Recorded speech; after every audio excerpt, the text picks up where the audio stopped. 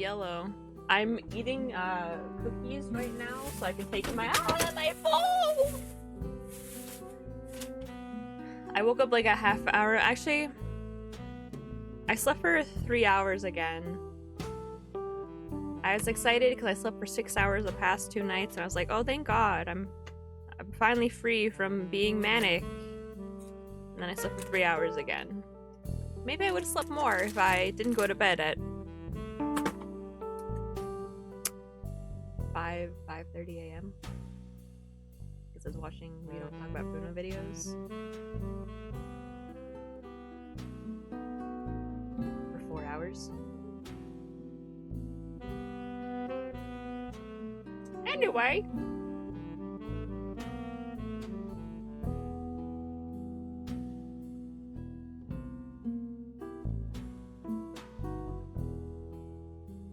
So I'm having my chai tea, the last of it, so I have to go back to coffee after that. And I'm eating my cookies. I had some mini muffins. Oh, that's loud. Now,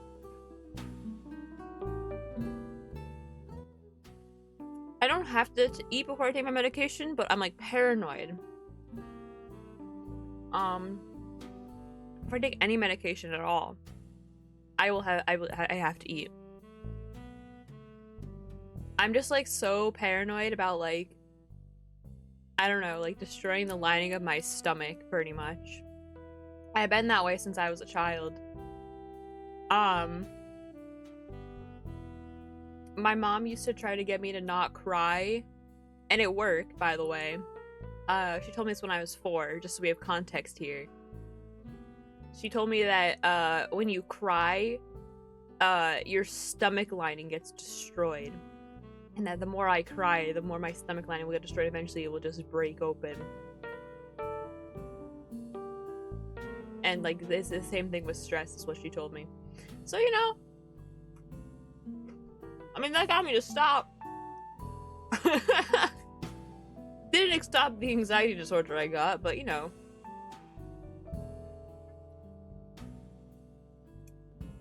I don't know.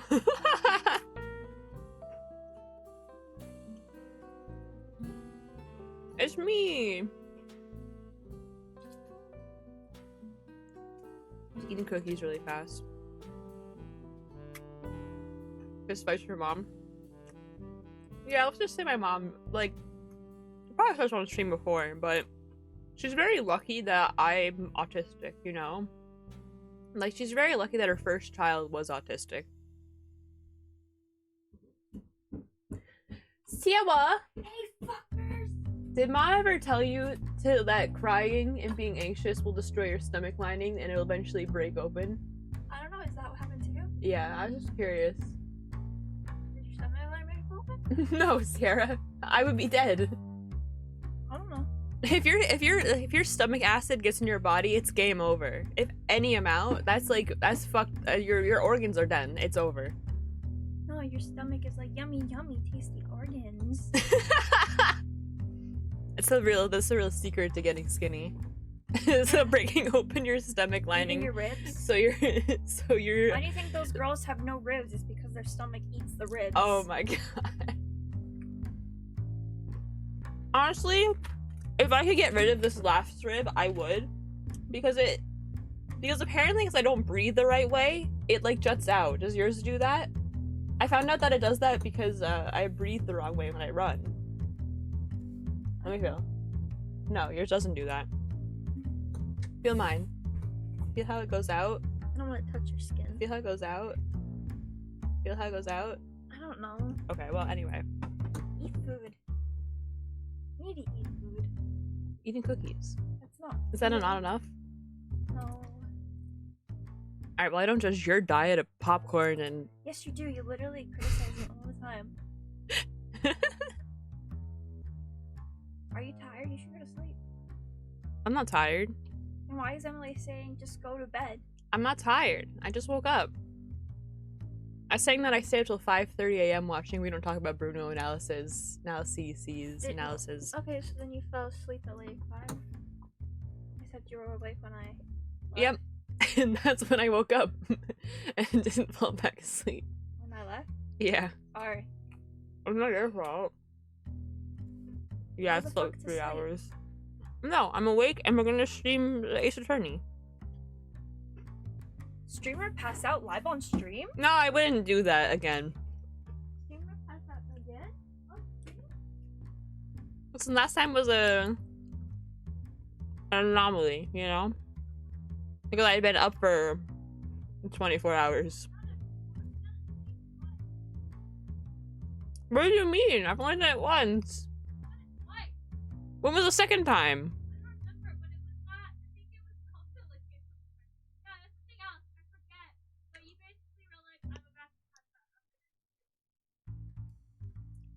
I say that a lot when I'm going to bed. It's just a thing I say when I'm going to bed, alright?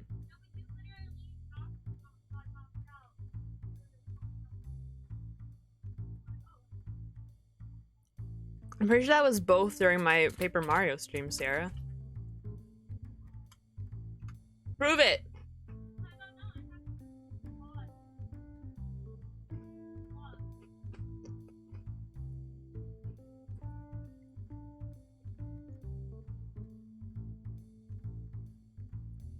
Prove it, you coward.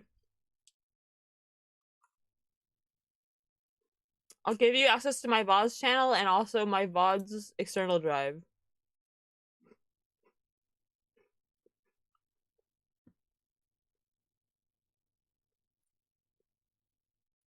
Listen. The Petite Collier European biscuits are so fucking good.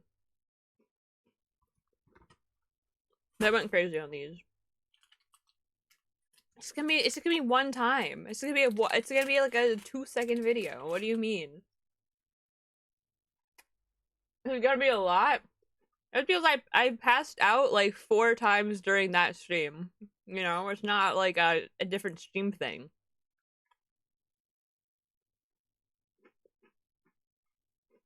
I did not. No. I say that. No. I didn't. You can't prove it.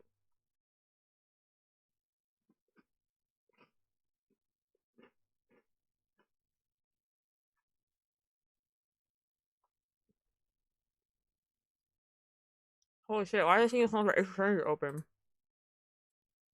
There we go.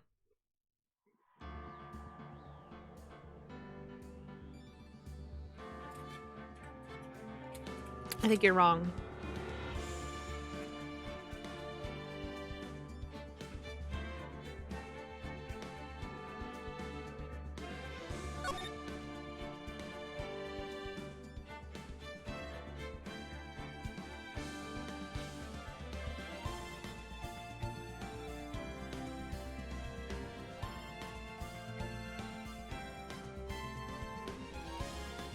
You guys want to see how long it takes me to swallow one pill?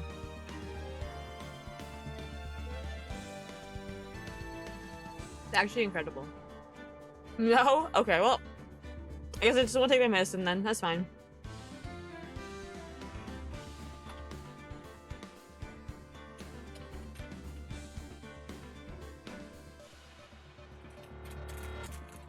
I just won't take my antidepressants. It's okay. Whatever.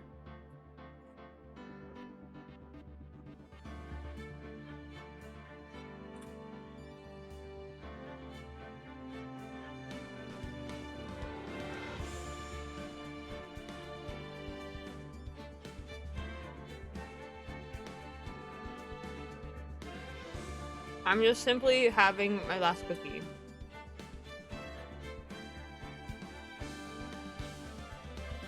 Maybe we were last time, so let's see.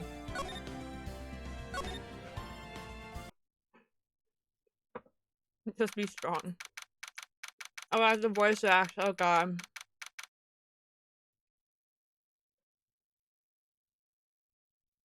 I like staying in the shower so I can stretch my vocal cords for this. And now I've ruined it by eating cookies, to be honest. So what do you think, Mr. Wright? I think the prosecution is as confused as we are. In fact, I'm extremely confused because I just woke up from like a 48-hour, maybe longer nap, actually. I can't do math. 76? 86. 96.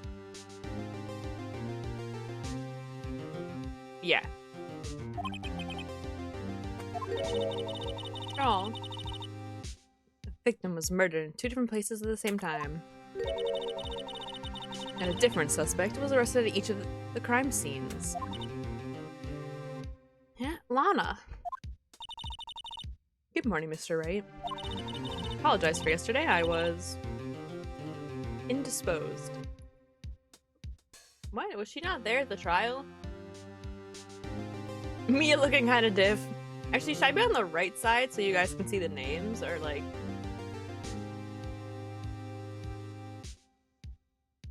I mean, like, it'll be okay.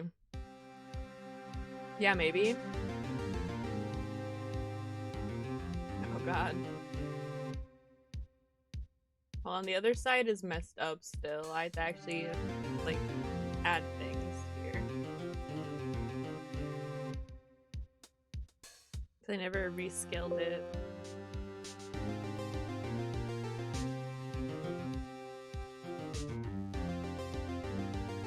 Oh god, never mind. I don't want to deal with that. I take it back.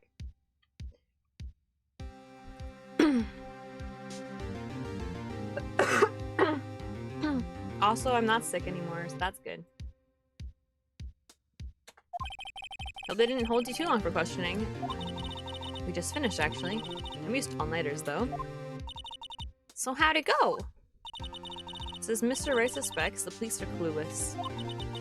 Figured as much, so I struck a plea bargain. Bro, stop! A plea bargain? What do you mean by that? I fear that if I told them the truth behind this simultaneous murder, they wouldn't seek capital punishment. That's what I mean, Emma. But Lana, don't tell me you did it!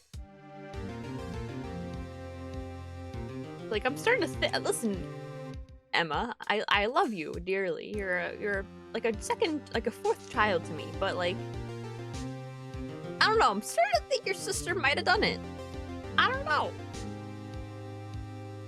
Much to my regret. As much as... Oh, she's probably being blackmailed, maybe. That's why someone would take the rap for murder. I just now, like, thought of reasons why. I'm as much in the dark about what this as they are.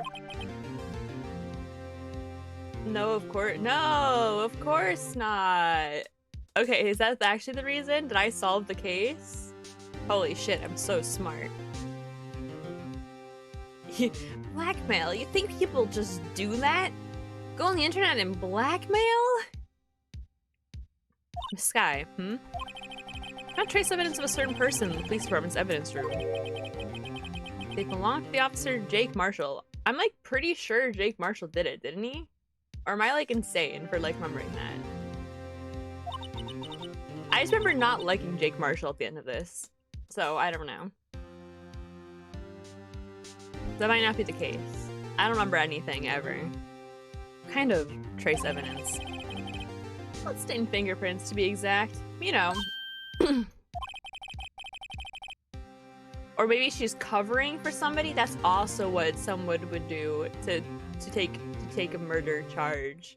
Oh my god, I'm so smart. My brain's off. Listen guys, I didn't need that sleep. My brain, full power today. I wasn't thinking of this shit on Saturday, alright? It's a trump card I have up my sleeve today. You know, you do understand what this means, don't you? I haven't decided voice fetus from now on, I've decided. In order to defend my sister, you're going to accuse Mr. Marshall? Good. Anything for my sister, fuck that guy. To play the cards we're dealt.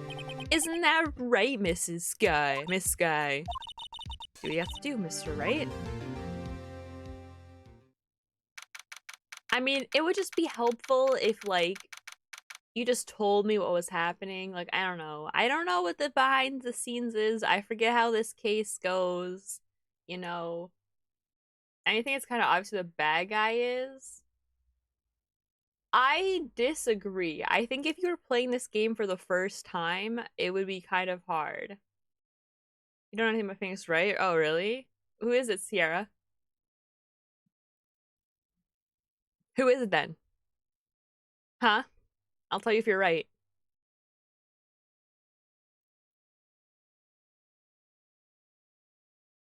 That's me nodding. My character doesn't really move their head up and down. Codes is now in session for the trial of Miss Lana's Sky. Guys, it's so weird that I can do that raspy thing, because that's like the only reason why I like didn't do singing is because I like can't do my voice is too smooth. And I'm like really impressed that I can do that, to be honest. For like so long too. Who's the chief? Oh, the chief is that guy in the orange suit.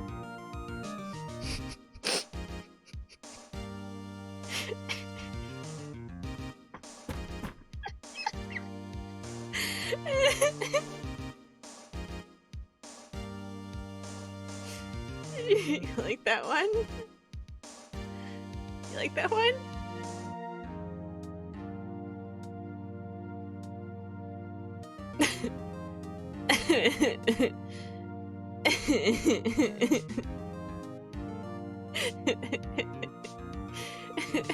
Holy shit, I'm so funny.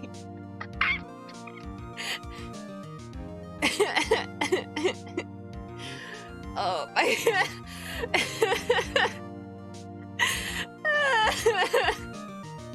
I'm at my A game today. Your Honor, I hardly bunker.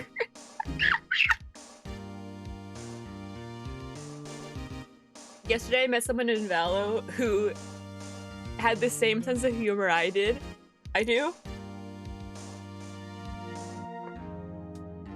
One of the funnest games I've had.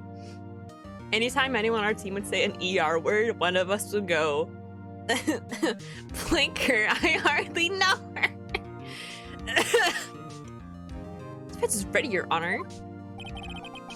Prosecution is something, that's for damn fucking sure. I'm afraid you'll have to clarify. It takes 30 minutes by car to reach the police department from the prosecutor's office. Yet the victim, Bruce Goodman, was slain at both places at the same time.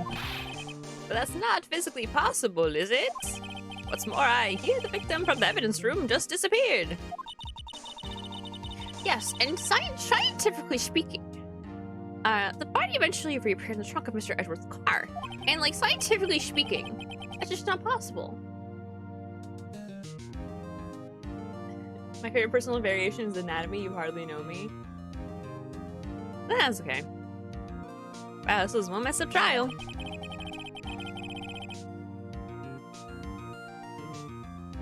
I don't think that oh, guys, hear me out. Here's my theory, right? I think what happened was he was stabbed in the evidence room and made his escape to the prosecutor's office to tell Lana something. Lana or the bento girl or Mr. Marshall.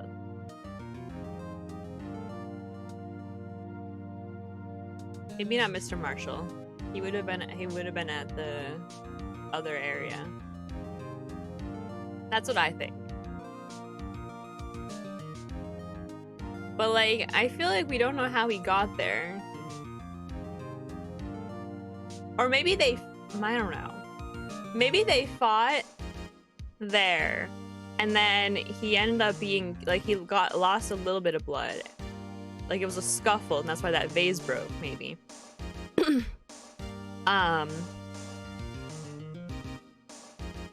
And then he went there and then was stabbed. And Lana's covering up for whoever stabbed him. Anything's possible! One of my duties as a prosecutor is to present impartial evidence. Today I will present evidence relating to the murder at the police department. In so doing, I believe the way in which we should proceed will reveal itself. Now that's what sets Mr. Edgeworth apart. He sounds so on top of things. Even though he doesn't know what's going on himself. And that's supposed to be an admirable trait. Very well, let the trial resume. On the day of the crime, what exactly transpired at the police department? Mr. Edgeworth, you may call your first witness of the day to the stand. First witness, prosecution calls the suspect of the murder that occurred at the police department. Oh no. The suspect? You mean the so-called murderer? Oh no. Oh god, things are getting wild from the get-go. Oh no. Oh, I need to stop giving characters like the most annoying voices, I think. I think that's something I need to stop doing. No, I've requested Ninja's help for the next game so I don't have to do every voice. Will the witness please state his name and occupation? Yes, sir. I am Officer Mike Meekins, sir. My occupation is, that would be murderer, sir.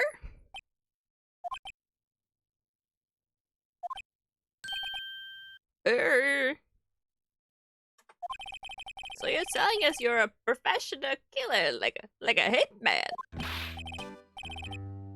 Sir, it was me, sir. I'm the one who did it. I'll never kill anyone again, sir. You gotta believe me, sir.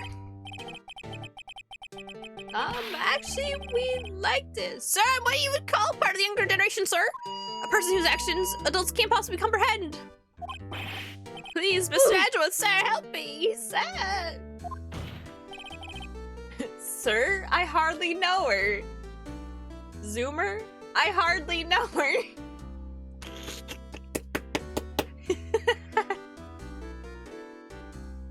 Officer Meekins. Yes, sir. Give us your report of the crime. Consider that an order. Yes, sir, as you wish. After all, I'm part of the generation that must be told what to do, sir. Alright. Chill? Chill? You can't fault him for a lack of enthusiasm. Sure I can.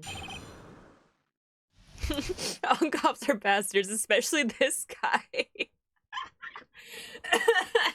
No, don't say that about Officer Meekins. He's trying his best.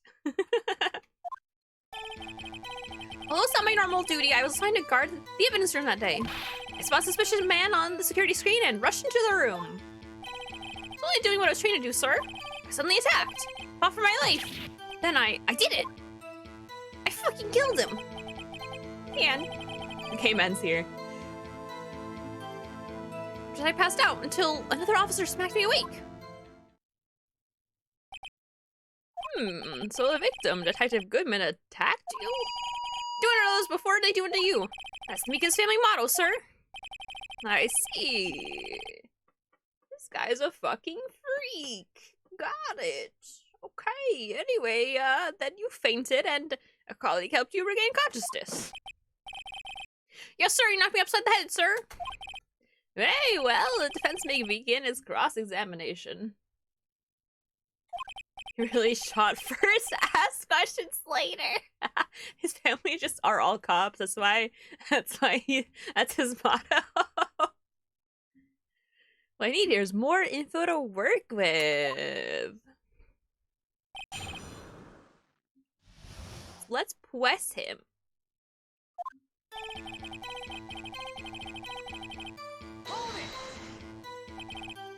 But why?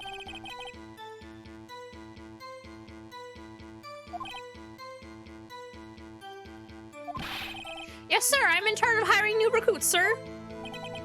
Thanks. Now there's a scary thought. Evidence transferal was taking place on the day of the crime. This meant many officers were given special tasks not ordinarily performed. I was in charge of guarding the Blue Badger, sir. The Blue Badger? Yes, sir, the lovely police mascot created by the chief detective, sir.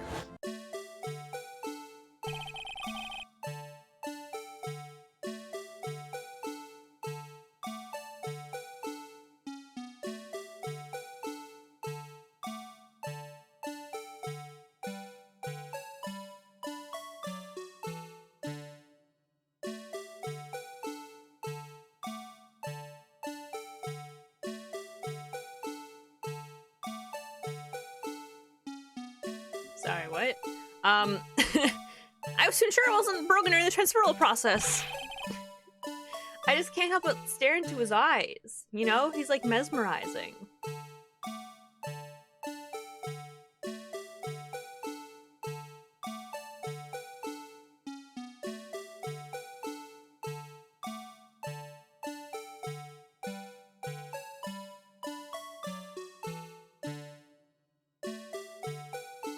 How does I move like that?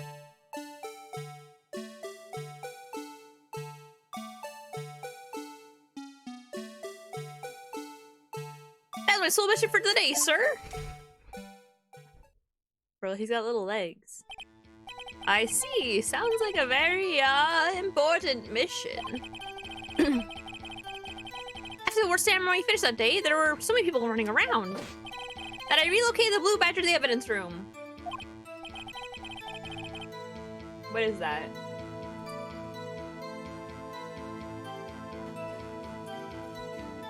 Oh, yeah, that's scared because the preview is just like a white space. What? What? Why'd you come in here? I'm going downstairs. Okay. Oh, so that's why you went to the evidence room. Tell us, what did you see when you got there? I spotted a suspicious man on the security screen and rushed into the room. Where is the evidence room? You need an ID card, am I correct? Precisely, sir. I have one right here around my neck. And your ID number should be listed on here, right? There it is! I found it! This is the one right there! Would you please read us the number? Yes, sir, it's 4989596. That's my number, sir. I see, huh? But the number 4989596 is shown as being used twice. Please explain, witness. It's no real mystery, sir. First time is when I relocated Blue Badger to the evidence room.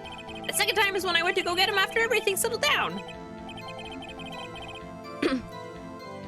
I see. So it was during that second time when... Yes, sir, that was when I spotted the man on my security screen.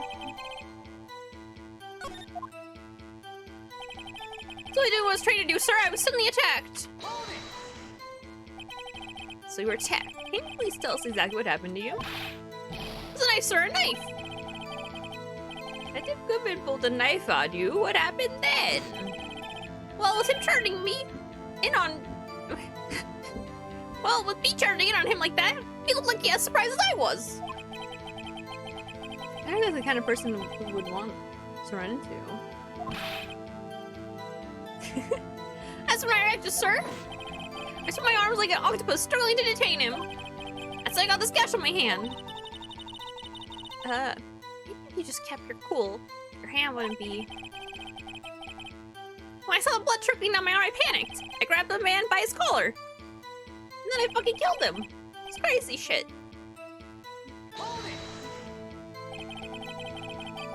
True, what if you said him turn the knife in as evidence? I don't know. What do you mean when you say you did it? Well, sir, we had sex. It was crazy. I don't want to look at the type, but, you know, sometimes a man just turns you on and you both consent and it goes crazy in the evidence room. Those weren't bloody handprints. No, they were bloody handprints, but the rest of the handprint, you know, was turned with luminol. What the fuck are you talking about? What do you mean? You know what else luminol works on, huh? Come. We're playing a kung fu film, sir. The man let his guard down for just an instant, so I snatched his knife from him. Disgusting. Took his knife. I spun around and performed a disarming maneuver. Made sure to close my eyes like a man. See. Must have been desperate. Next thing I knew was white coat was drenched in sea of my blood. And then, the next thing I knew... Yes? Must be right in my face, sir! Oh, he knocked you clean the fuck out. Got it.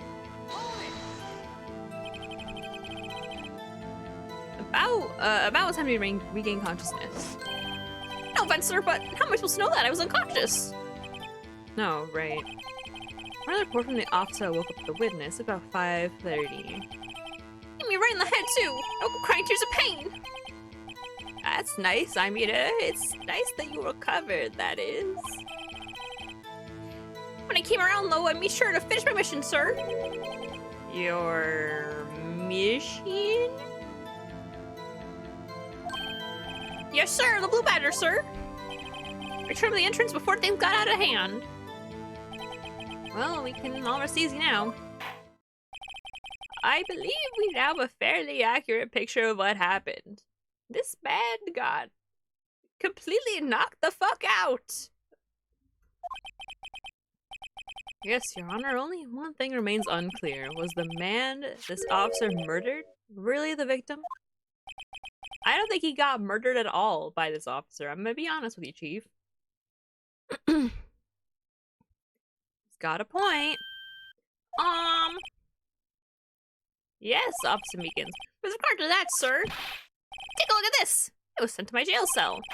Chief Gann delivered it to me just this morning. The chief delivered it? Aww. What is that, a newfangled videotape in the year 2016? Riveting technology, I just don't understand it yet. Brand new. Yes, sir, that's absolutely right, sir. The videotape, sir. Contains footage from the security camera in the evidence room. Objection!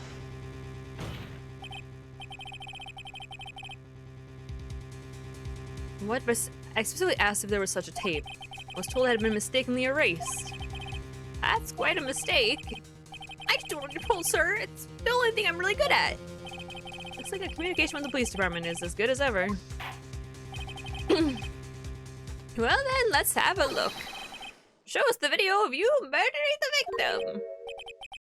Oh, please stop using that word murder, sir. It scares me. Video of a real murder. What are we getting ourselves into?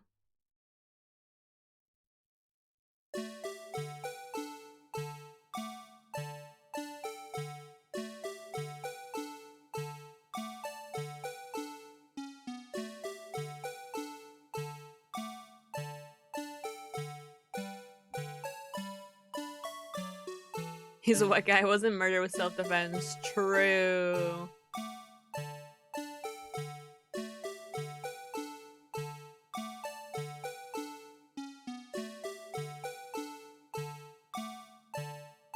They're 3D. They went crazy in this part of the game. Isn't this like not even in the original? It's like an extra. Oh shit, he really did do that. Oh my god, Meekins got fucking stabbed. That's a crazy. Meekins is actually just a fucking ghost.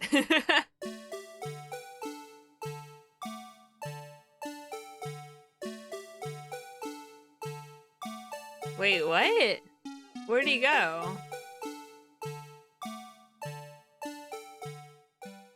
Did he walk behind the camera? What's happening here? Did he walk under the camera? My brain hurt. Well, I believe we're all thinking the same thing. How can we deal with these unsettling feelings stirred within us? What the hell was that wriggling piece of plywood? Sir, that's the pride and joy of the entire criminal affairs department, sir. It's the Blue Badger, sir. Why am I not surprised? This isn't going smoothly.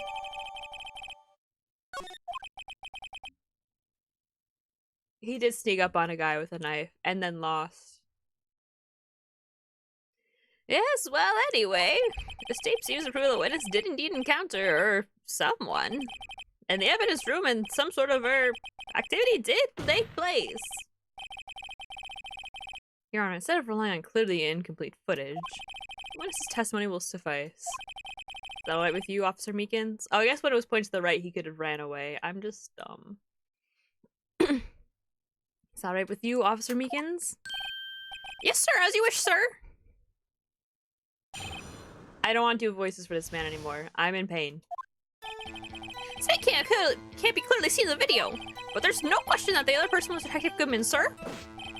I mean, he opened the locker, which required Detective Goodman's fingerprints, too. The locker he opened is unquestionably Detective Goodman's locker, sir. This must be him. No one else could have done it. What's this about a fingerprint? Each detective has been given a locker equipped with a fingerprint-activated lock. These locks ensure that each lock can only be opened by a detective it belongs to. Intriguing. That would mean the victim at the crime scene would have to be Detective Goodman. Except, we're all ignoring one very important thing here. The fact that the guy fucking left and very clearly didn't fucking die there. Is everyone just going to ignore that part? I don't know if cross-examination will lead, but everything begins with contradictions. That's where I'll have to start. Oh, is he trying to tell me I got to use clues here? Oh god, oh Jesus, oh god. No, I didn't mean to do that. I didn't mean to do that. I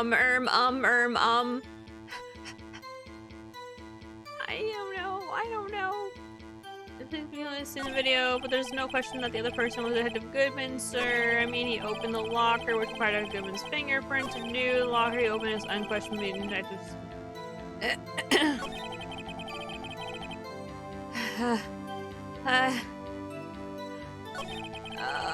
don't know. We'll just press everything. We'll just press everything and see what happens. I mean, in theory, another person could open it if you just have like a latex slip with a fingerprint on it, can't you? Tell me, will you really get a good look at him? The face of the man who attacked with a knife? So, sir, if you must label people as having seen or not seen the man's face, I believe I would be classified as the latter? The latter, but you were standing right in front of him, were you not? Well, the point, you are the person who fought him, aren't you? Oh, yes, sir, but I didn't get a clear look at his face, sir. I'm not the kind of guy who looks directly at people when talking with them. You see, I'm autistic. Yeah, it's a good trait for a police officer. Still, I'm sure it was him. I put my badge on it. Bro, his voice is ruining my life. Press? We're pushing everything. We're pressing every damn thing. We don't know that for sure, do you? You never actually saw Detective Goodman's face. Well, I suppose you might say that. That is, if you must label people as having seen or not seen it. His face can't be identified in the video. Only you can verify it. Whoa, why is everyone looking at me? If I had to label your stares as disturbing or... Meekins. Yo, he just made a chicken noise, huh? Reminds me of someone I went to high school with, but in a bad way. Having been shown a questionable video best, we are not in the best of moods. Now, please be more certain when you testify. Yes, sir! You claim the man who brandished a knife on you was Bruce Goodman. Tell us why you were positive it was him. Get a fingerprint to do. About these lockers. There's no way to open them? No, sir, I myself tried all kinds of methods in the past. You see, I am a kleptomaniac. They only responded to register fingerprints, sir. I said that I hate doing his voice, and then I just give him more voice lines. I wonder what kind of methods he's tried. The man opened the locker's lock, which only responds to its registered fingerprints, and he must be the person the lock was assigned to. Have these people never heard of, I don't know, magnets?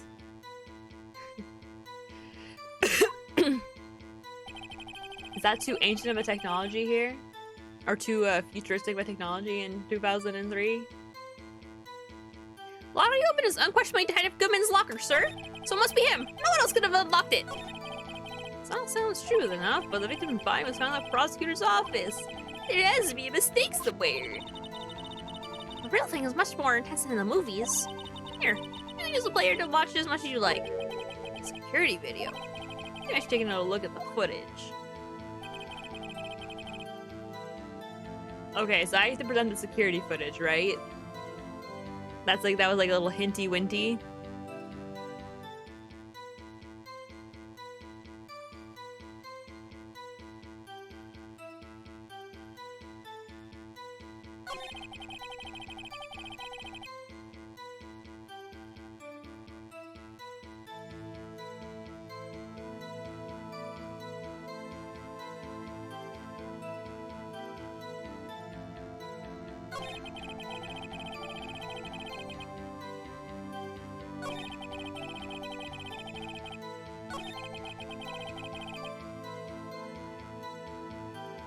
How do I look at the tape? I don't want to present anything right away. I want to look at the tape first.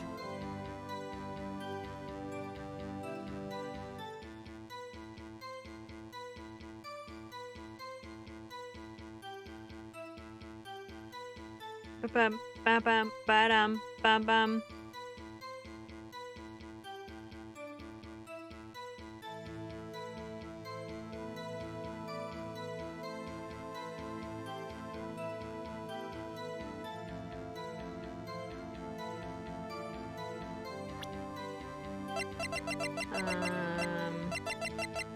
Oh my god, we have so much evidence. Holy crap. How do I enter?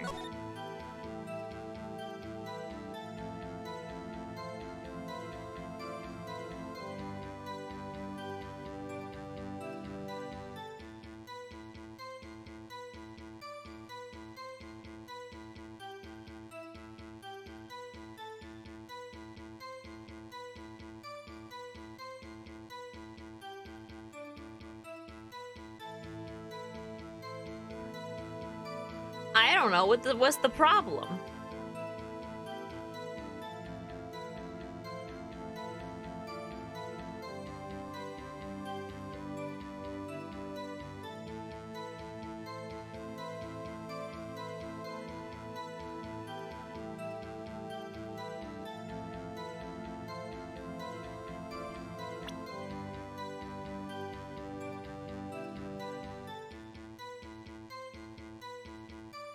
Okay, well, if it's not this statement, we'll try a different statement.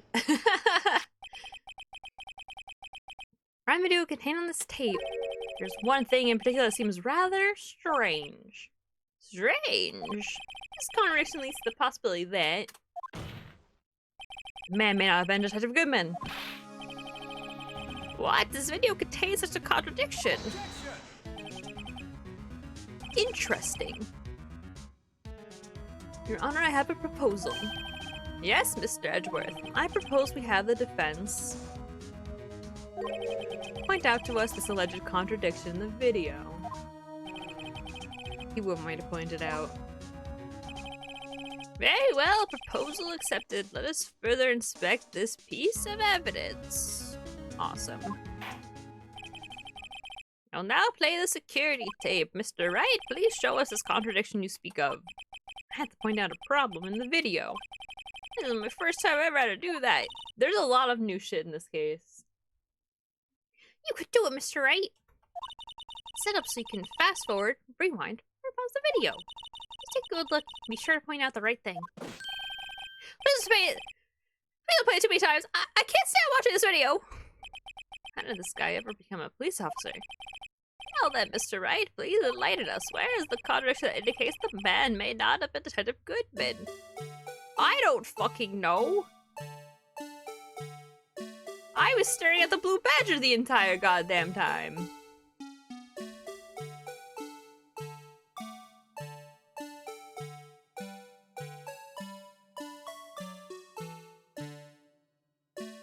Definitely didn't help that I was staring at the blue badger the entire time last time.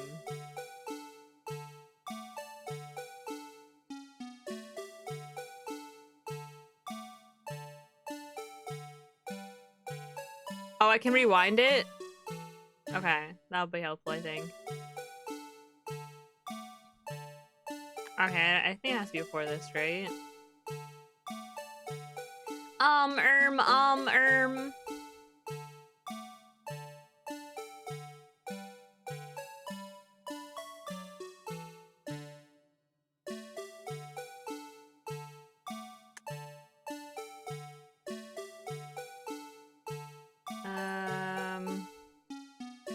Oh wait, the light's on. The light's on. I pressed space to pause it. Bro, they introduced so many things in this game. Holy shit. The next this video has gotta be this. Officer Meekins. Sir, do you mean me, sir? I understand that the locker apparatus works like this. You grab the handle, sensor reads your fingerprint. If it's a match, light turns on and the locker is released. I don't think I ever had Gumshoe do that. That might have been helpful in this instance. According to my very little experience, that's the way I understand it, sir. So then something is seriously wrong with this picture.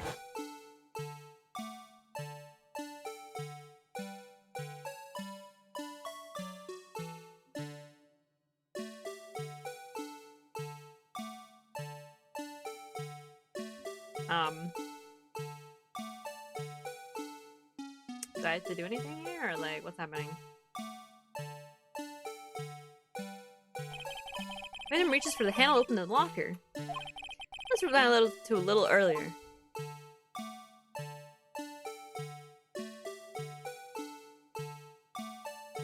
Oh, so he's definitely Marshall then, right? Because his blood's there. That would explain why his blood's there. Here, notice the light? What's this? It's already lit! 420. Precisely my point, Your Honor. The lock was already open before the victim grabbed the handle. I like his chicken noise. I feel like you don't need to cover that, you know? Order, what's the meaning of this? It's very simple, Your Honor. The locker wasn't locked on the day of the crime. Locker locks are controlled by electronic system. When the door is shut, a sensor is triggered, and the locker is automatically locked. Oh, I know, it must have broken down! Of course, I'm not an expert in this. It's not likely, Your Honor. The sensor would detect and report any malfunction. Oh, well, it just goes to show novices should keep their mouths shut. Anyway, so then, Mr. Wright, do you have an explanation? Me, Your Honor? Yes, why was the locker locked? Me, Your Honor? I know why. Yes, well, you see it. This isn't exactly my field. What do you think, Miss Scientific Investigator? Huh? Oh, maybe something like jam the system sensor? Something jammed the sensor? Say, there's something else that seems out of place in this video. The glove. Yeah, I thought so too, scientifically speaking. There's gotta be another clue somewhere in this footage. Very well, let's inspect the video once more. The locker wasn't locked, Mr. Wright. Please point out the cause for this. Easiest thing in my life. Oh, we can fast forward. That's awkward.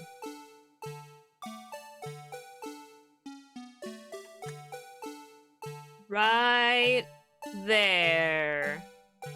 Lol.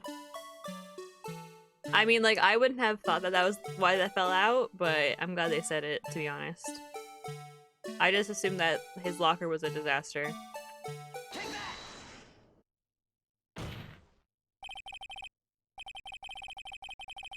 I don't know, maybe he was in a hurry, or maybe he left it open on purpose? I don't know. There's a lot of questions I have still. Please watch closely. This is the continuation of the part I showed you earlier. I don't like it when the blue badger music isn't there. It makes it very, like, depressing. Yeah. What's this? You're getting your medication out of your backpack. Because you still haven't had it, even though you had all those cookies. That's crazy.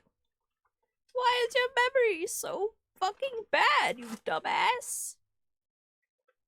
Real words. He said that to me personally. It was kind of crazy. What the fuck? I only have like 4 things in my bag. Why is it so hard to find my medication every time? What the hell? ¿Dónde está? There's no way that I would have left it at work, right? Okay, no, it's in the side pocket, so I'd have easy access to it. Because, like, I just don't trust my past self to be smart. I need a mom who's not gonna tell me my stomach lining is gonna destroy itself if I cry. You know how it is. Oh, this one was broken.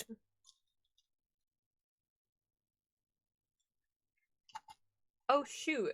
Wait. When did I start taking my medication? Was it last Wednesday? I actually am supposed to start taking 2 tablets by mouth for my antidepressants after 1 week. Okay, I'll have to check later. And then I'll be on like almost the doses that I was before too, which would be very sexy, I think.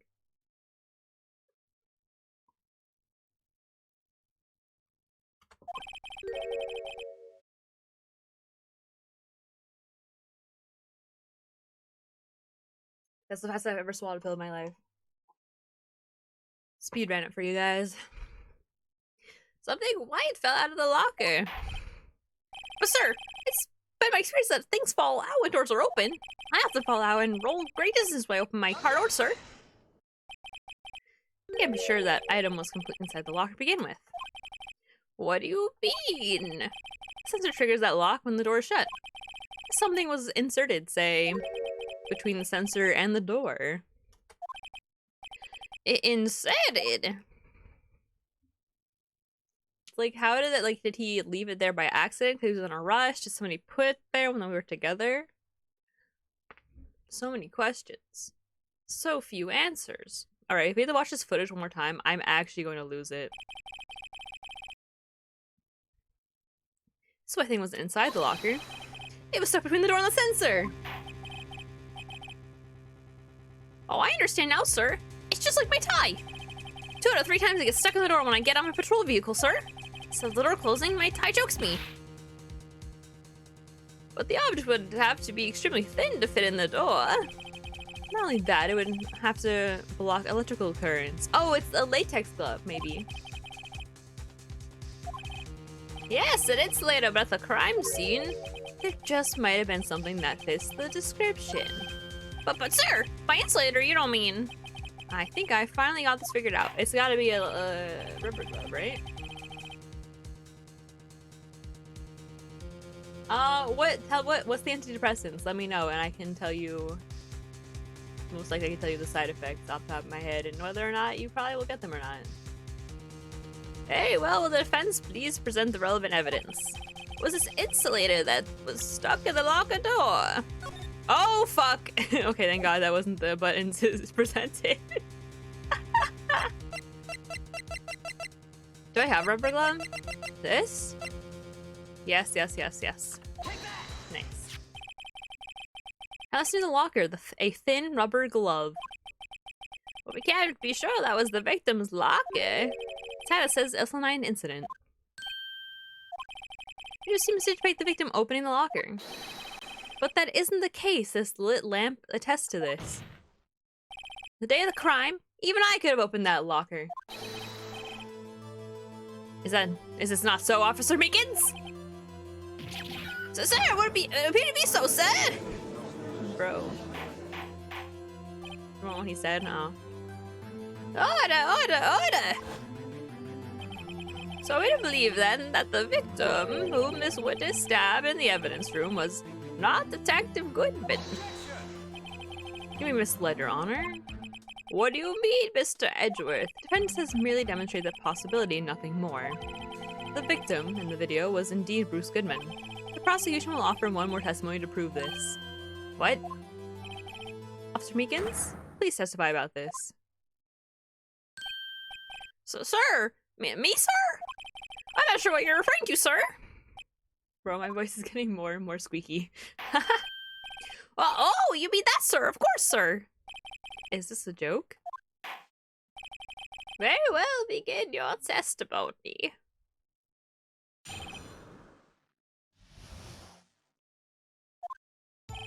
So I think that proves the man was Detective Goodman, sir.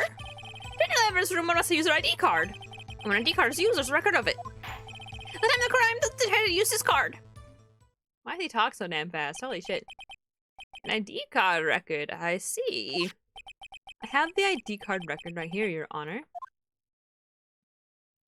His first name's Mike? Interesting. The ID user 514 is that of the victim. It doesn't prove shit.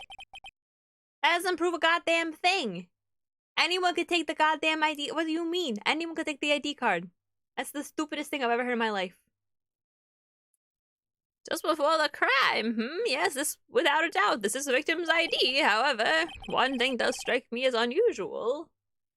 VTuber, Weber, Simper. I love that your greeting is just VTuber. 700 cases should have been due for transferal. Why were there so few people using this room? This particular evidence room is only used for storing special certain cases. Special cases? Extremely violent cases involving police staff. Just hearing that makes my hair stand on end. Me too, although it doesn't make much of a difference. Oh, haha, because his hair's spiky. Ha ha ha, I get it. Ho ho ho, he's so funny. There are only a few cases up to the fur transfer there, and most were cleared up by noon. Right, I see. Now let's move on to the cross-examination.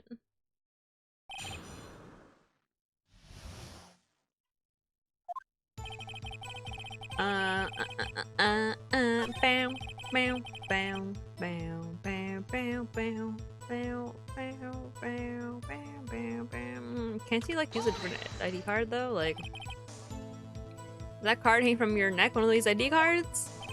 Yes, sir. This card right next to my cuff, sir. Keep it here so I won't ever forget it.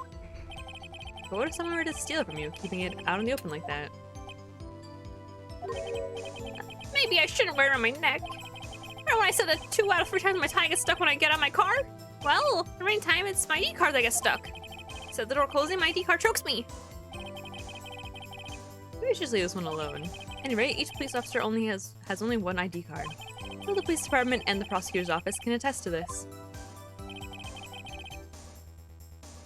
Please proceed with your testimony. When ID card is used, there's a record of it. I'm reading that. I don't have to read that anymore.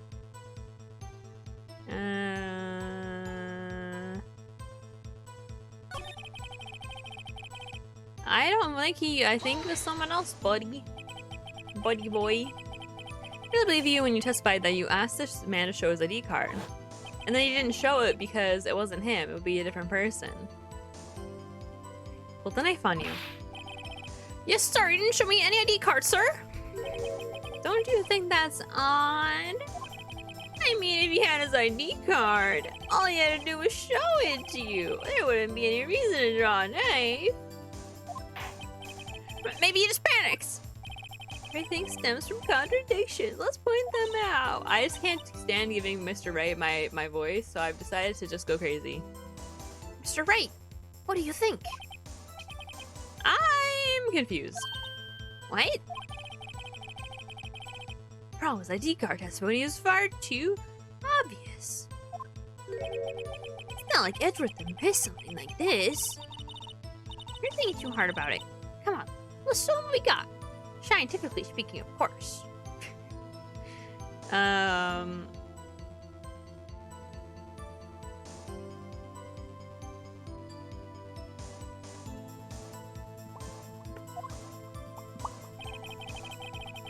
I had to look what evidence I have because I actually don't even know.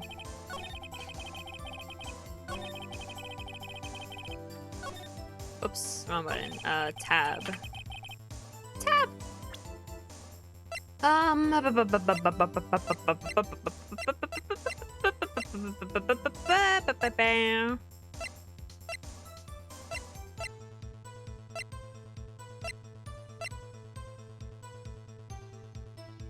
Oh, here we go. Maybe this. I actually don't even know what day today is in the game, but I just want to make sure.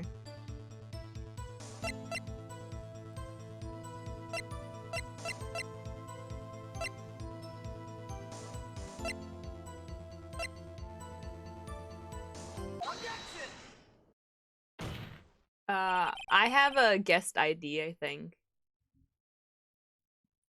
Wait one moment, Officer Meekins. I'm not good at waiting, sir. I have the victim's ID card right here. I found it at the crime scene. That makes sense. When I say crime scene, I'm not referring to the evidence room in the police department. I mean the other crime scene. The underground parking lot, the prosecutor's office. Your Honor, I have one more piece of evidence to present. It's a very important clue regarding the victim's ID card. A lost item report is only half completed, but it shows that Detective Goodman had lost something on the day of the crime. Something important enough to fill out this report. Let me guess, you believe this something to be his ID card, right? Oh, it's not filled out, it doesn't say. Can't say for sure, but there's a high probability. The day of the crime, Detective Goodman was not carrying his card. Order! So now, what does this all mean? Frankly, I'm very confused. I mean, one thing. It doesn't even require much thought. Please tell us, because I don't fucking know. The man Officer Meekins' account in the evidence room was not the Detective Goodman, but rather the man who stole ID card. Easy. Order! Does the prosecution have a response? Only one thing to say to the defense. You're so hot. Bravo, Mr. Wright. Bravo. Allow me to summarize the defense's argument. At 5:15 p.m. on the day of the crime, the man in the evidence room Officer Meekins encountered was not Detective Goodman. There are two grounds to support this. First, the lock in the evidence room was already unlocked. Second, the victim lost his ID card. Am I correct so far, Mr. Wright? Yes? What's he up to? That being the case, we must inevitably arrive at a single conclusion. The victim in this video is a fake. The murder in the evidence room is also fake. In other words, the security camera does not show the instant of the murder. That is, well, I guess that's right. So I guess it does mean Lana did it. That's crazy. Is something wrong, Mr. Wright? Shut up. Shut up. Well, moments ago, you seemed content to be pointing your finger around. This isn't going to end well. I just proved that Lana's guilty. Well, I guess if the murder couldn't have happened there, I guess Lana didn't really fucking do it. That's kind of crazy. Well, it seems you finally realize exactly what you've gone to such things to prove. Explain yourself, Mr. Edgeworth. The defense has already done the explaining for me. VTuber, oh my god, it's my favorite person! Yes! Hello. The victim in this video is a fake, which means the murder did not take place at the police department at 5:15 the day of the crime. So the real crime can only take place at one location. The underground parking lot. Prosecutor's office. The murderer being Miss Lana Skye, the defendant. Oh my god, guys. I just opened up this chapstick. My lips are fucking dying. I didn't think it'd be cherry, by the way. It's cherry, apparently. Because it's a Hershey Kiss themed lip chapstick, right? Lip balm. And it's, of course, not chocolate flavored for some godforsaken reason, but thankfully not. It's in the shape of a Hershey Kiss. Hold on, I should take a photo of this so you guys can see what the hell I'm talking about. It looks goofy.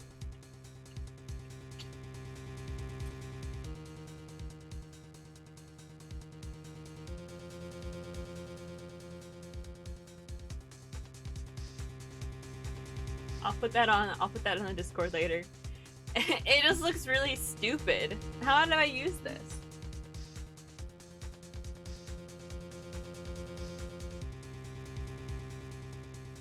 It like works.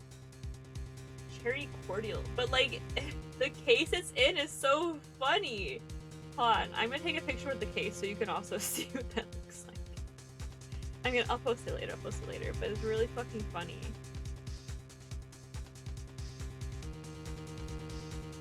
Oh, hold on, my foot's in the photo. We can't have that. That's not for free.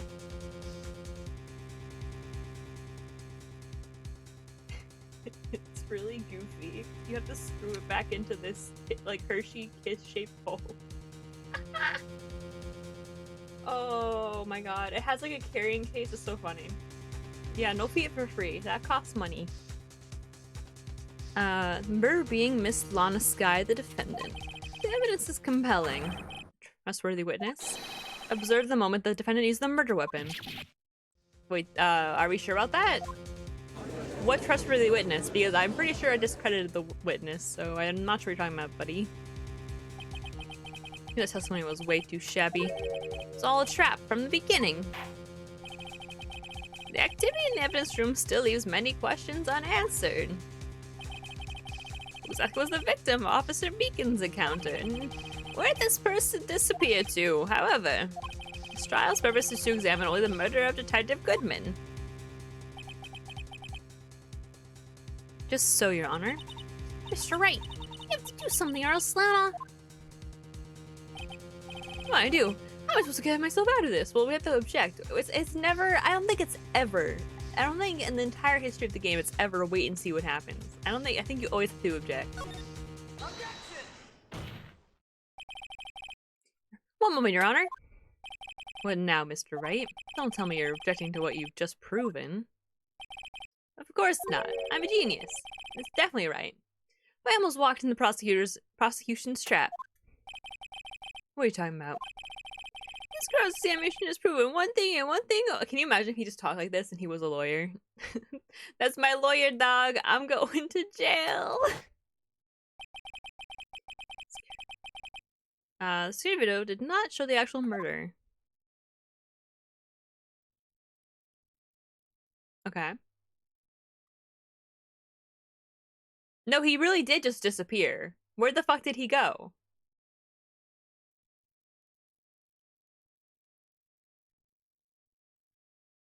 Unless the camera's just like in the middle of the fucking room. Like, where'd he go? However, it cannot be said that it is unrelated to the murder in the parking lot.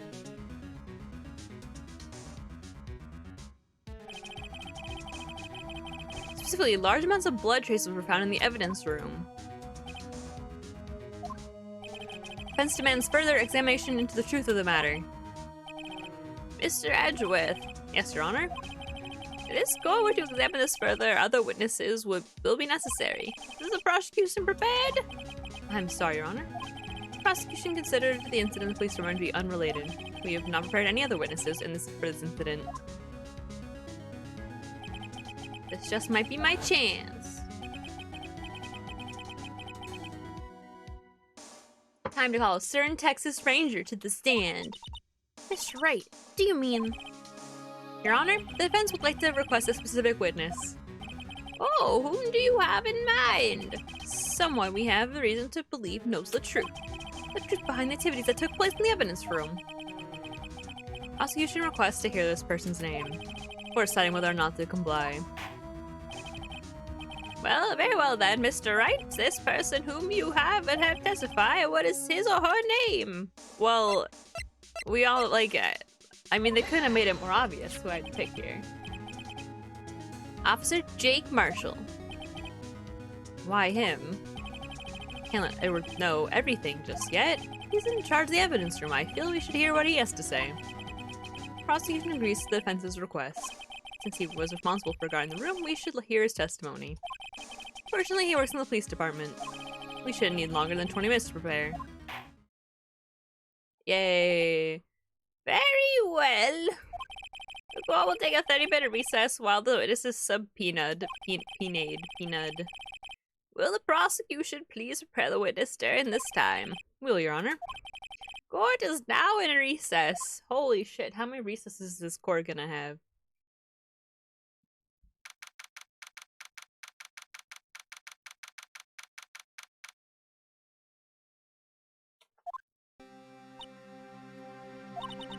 There's no stopping you, is there, Mr. Wright? Huh? What do you mean? You called for Jake Marshall. Seems you figured everything out. Yeah. Definitely. Lana, you're the one who knows everything. Emma, you always know everything. Why don't you just tell us? Mr. Wright is trying his hardest to protect you. I don't recall ever asking for his protection. How can you be so cold? Don't you trust us? Don't you trust me? I hope I'm not interrupting anything, pals.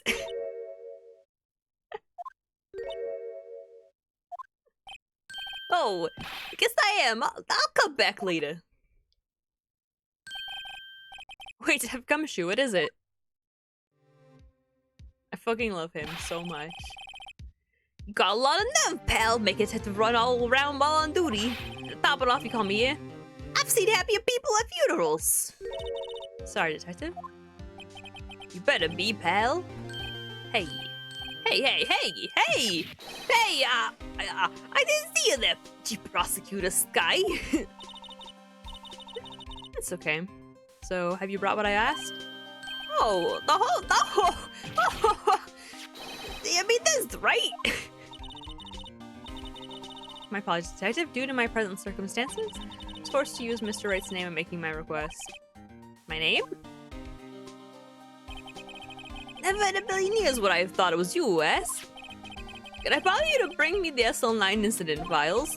I'll need them by noon. Talk about crazy. The SL9 incident? Lana, that's... I thought Mr. Wright might need them, so I had them brought here.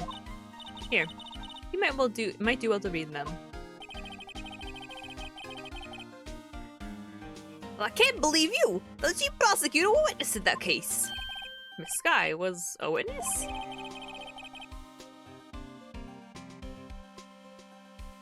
Is his name Joe Dark Killings, or is his name Joe Dark and these were his killings?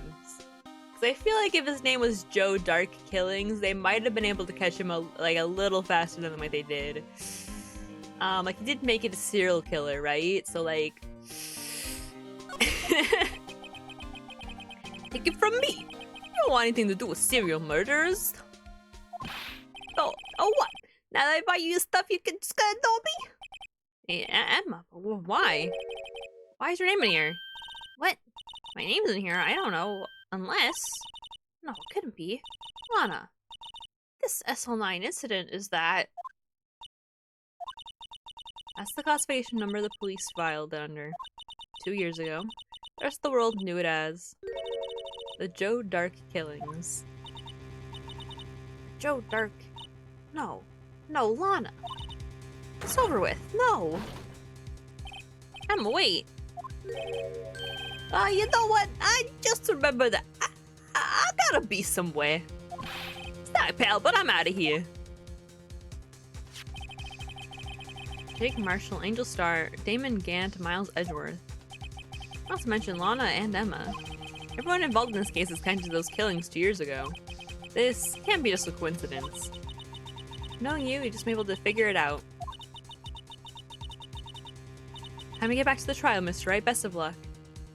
Maybe she's a serial killer, and Emma thought that she was done with killing, and that's why she freaked out. Maybe she is Joe Dark. Maybe she's a trans icon. Better take a good look at this file. This case is so fucking complicated. And for what? I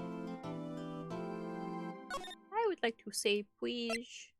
Let's save over Turnabout Sisters, mayhaps.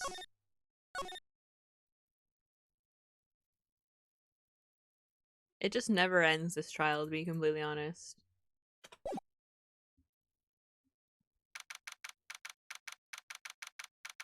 February 24th, 12:14 p.m. District Court, courtroom number 9. The court will now reconvene for the trial of Miss Lana Sky. Emma didn't come back. Let me call the next witness to the stand. The officer in charge of guarding the evidence room on the day of the crime. Oh god. Why'd I give everybody such an annoying voice? Witness, please state your name and occupation. Me, partner? Oh, I'm just a water man. Same as you, wandering the trails of civilization. Occasionally helping the elderly cross intersections when needed. Yes, we get it. Oh, I know you're a patrolman. As for my name, if you listen hard enough, you can hear the helmsman calling it out. Exact, it's Jake Marshall, Your Honor. Hollywood, I've never heard Edgeworth described that way before. Now, Mr. Marshall, let me ask you something. You were in charge of guarding the evidence room on the day of the crime took place. Is this correct? According to the papers, partner. What do you mean? The Desperado's soul is boundless as the desert sands. No paper can sum it up. Maybe it's best we get on with this quickly. Please share with us your testimony of the day of the crime, in plain old English.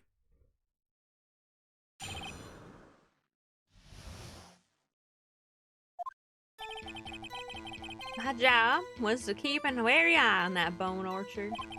I said I was supposed to make rounds 3 times a day, but that ain't my style. Besides, the room's protected by 2 security systems anyway. Remember, right? I was at a street side saloon down the time I went down. I'm a innocent traveling man, so if you're out of ammo, it's time I hit the trail. Can't say I particularly care for your attitude. I can't say I care for your beard, but you don't see me complaining. Wait a minute. What do you mean by 2 security systems? I mean the security cameras and the ID card reader. I reckon even a cowpoke like you know about those. Yes, well, what about the finger-activated locks on the evidence lockers? Fingerprints-activated locks? What kind of newfangled doohickeys are those? He's not being very helpful. He's not good with machines. Or following orders. Everyone's got their weaknesses, now don't they, Mr. Prosecutor? This one seems like trouble. Okay, Mr. Wright, it's all yours. Man's is just straight up drinking in a courtroom. We can't tell him no, he's just too hot.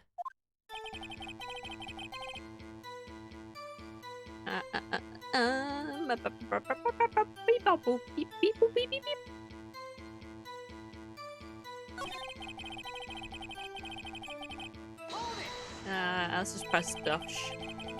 You did rounds on the day of the crime, right? Ain't you heard a word I said, partner? I told you that ain't my style. I'm afraid I don't understand. No, Desperado, I know No Desperado, I know let's rules get in his way. No Desperado, I know joined the police force. So, Officer Marshall, the day of the crime? Just between you and me? I didn't set foot in the evidence room that day. There was a rubber glove stuck in the victim's locker. Do you know anything about that? Sorry, partner, I can't say I do. I haven't been in that crypt in weeks. How does this guy avoid being fired?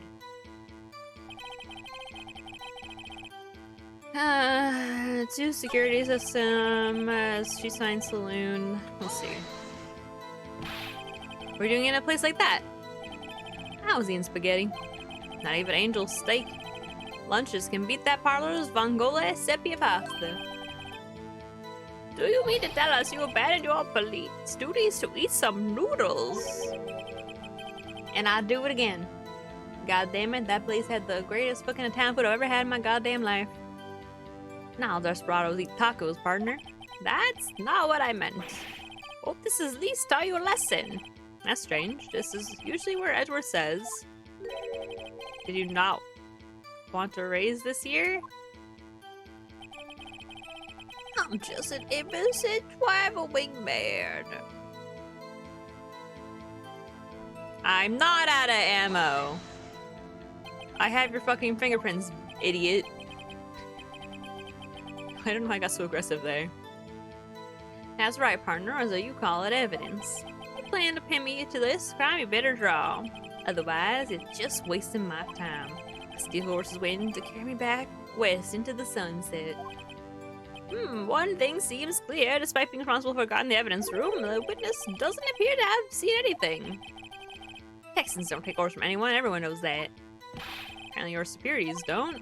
Okay, I have a trump card on my sleeve, so I best keep my cool. Before I use it, though, I'd better up the ante.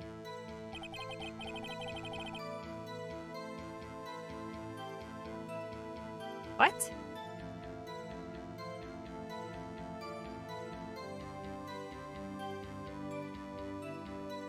Up the ante how? What are you talking about?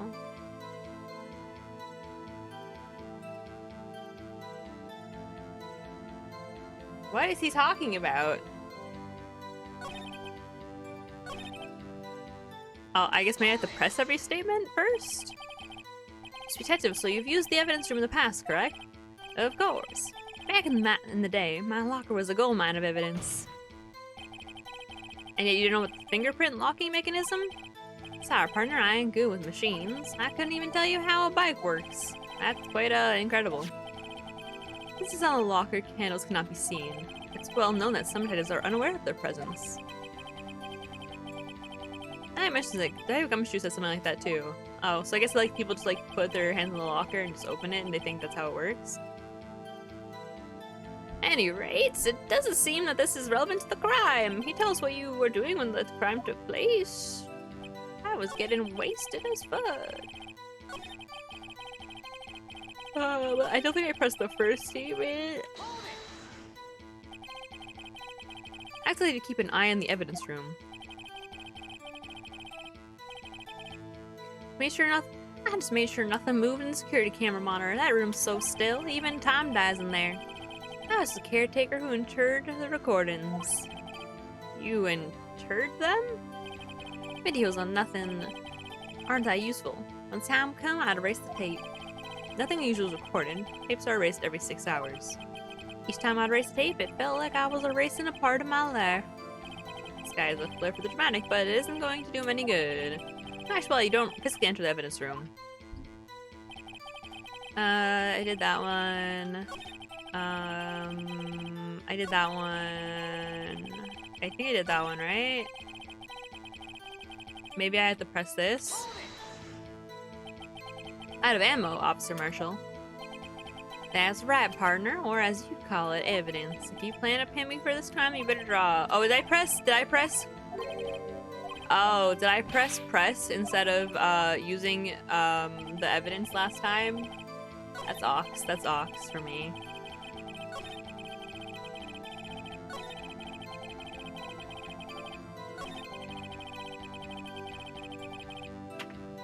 Yeah, okay, that's exactly what I did. That's I'm just a little goofy, a little silly.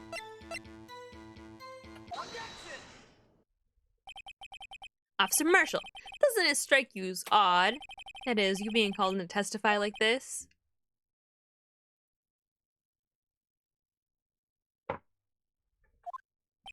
After all, you were in the security room at the time of the crime. And yet you dragged me down here. Explain yourself, partner. It's quite simple. You left a very large trail behind the scene. Or to be exact, a handprint. Listen real good, partner. Like I said, I'm the caretaker of that crib.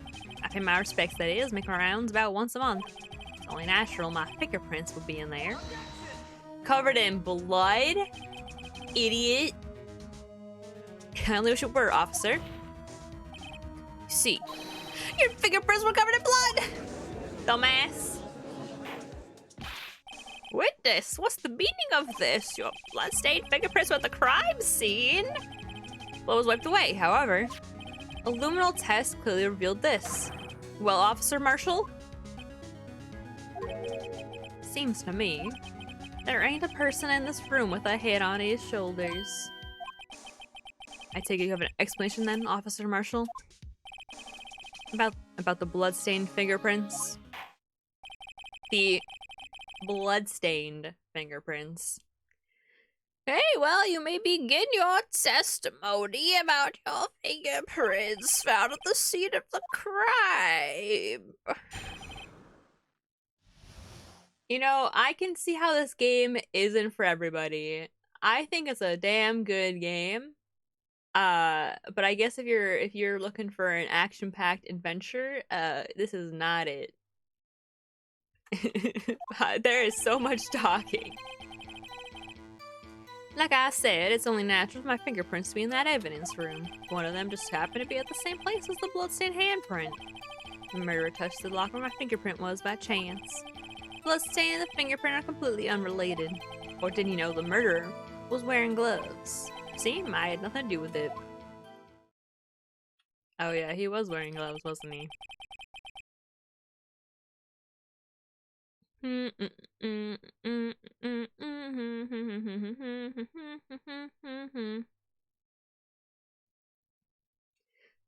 The witness's explanation appears valid, although there's room for doubt. My life wouldn't be fun without any doubt, partner. Let's may now cross-examine the witness. This guy's hiding something. I can feel it. Now's my chance to prove it.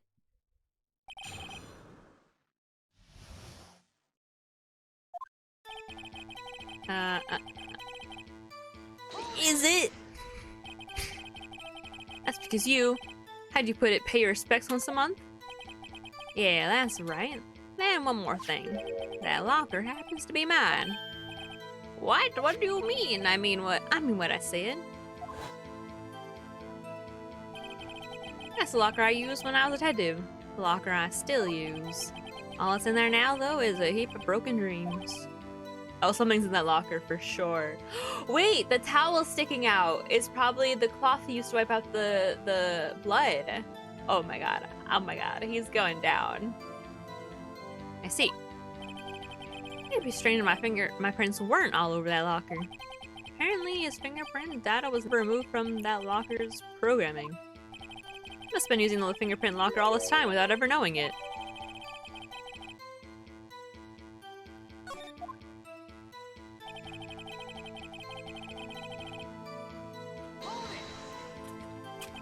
So then, what about the bloody handprint?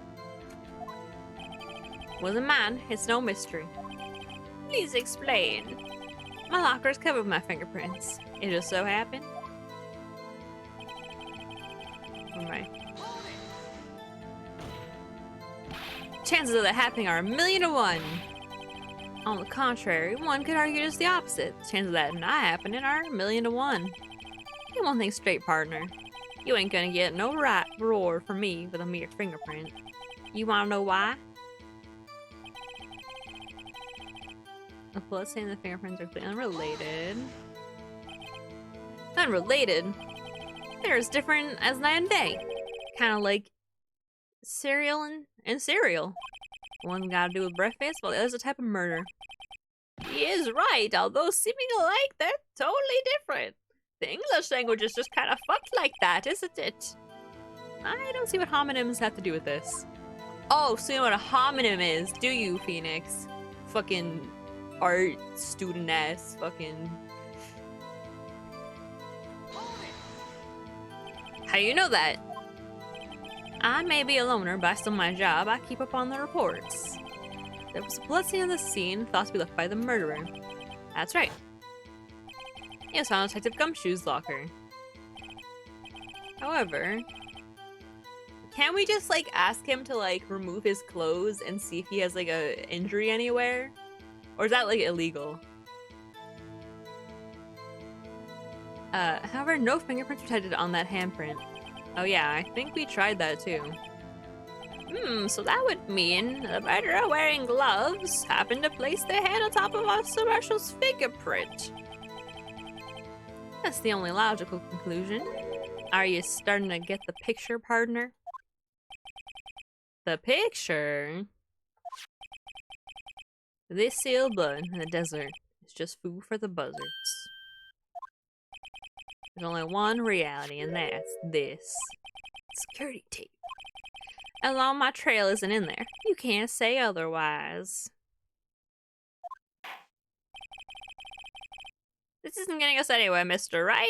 Please consider carefully where you're going with this cross-examination. Yes, Your Honor. Now then, continue your testimony, Officer Marshall.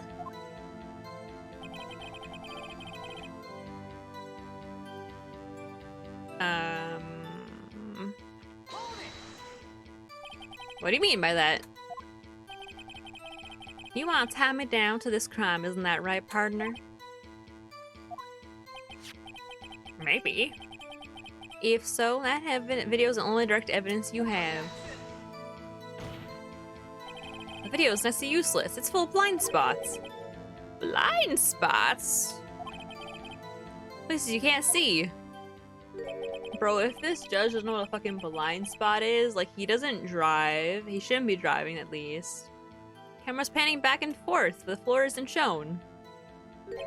Someone was familiar with the camera's position. They could leave the room without being caught on tape. But, like, how do they leave the handprints then if he wasn't caught on tape? Like, I feel like there's, like, a few things here. Especially, like, if he had to wipe the prints away. I don't know. No time for your speculations, Mr. Wright. Well, Mr. Wright, if you can show us evidence in this video that indicates Officer Marshall was present, please do so now. Sure. Okay. Yeah, I know what it is.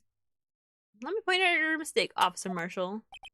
Tread carefully, Mr. Wright, or you might wind up being the one making the mistake. Now then, let's have a look at the video.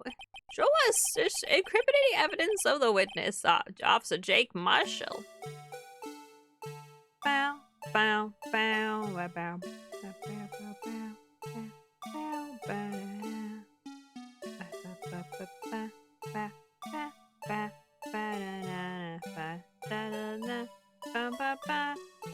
I mean, I know, like, it has to be the cloth in the locker, right? That's the only thing I have.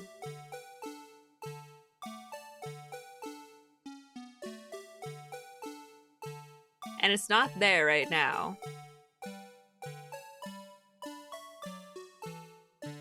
I forgot we can fast forward it. Because he uses the, but I'm just still confused.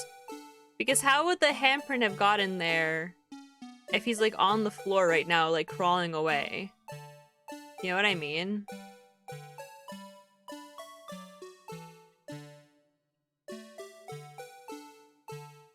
Like, how do you do that in that time? Like, he's fast as hell.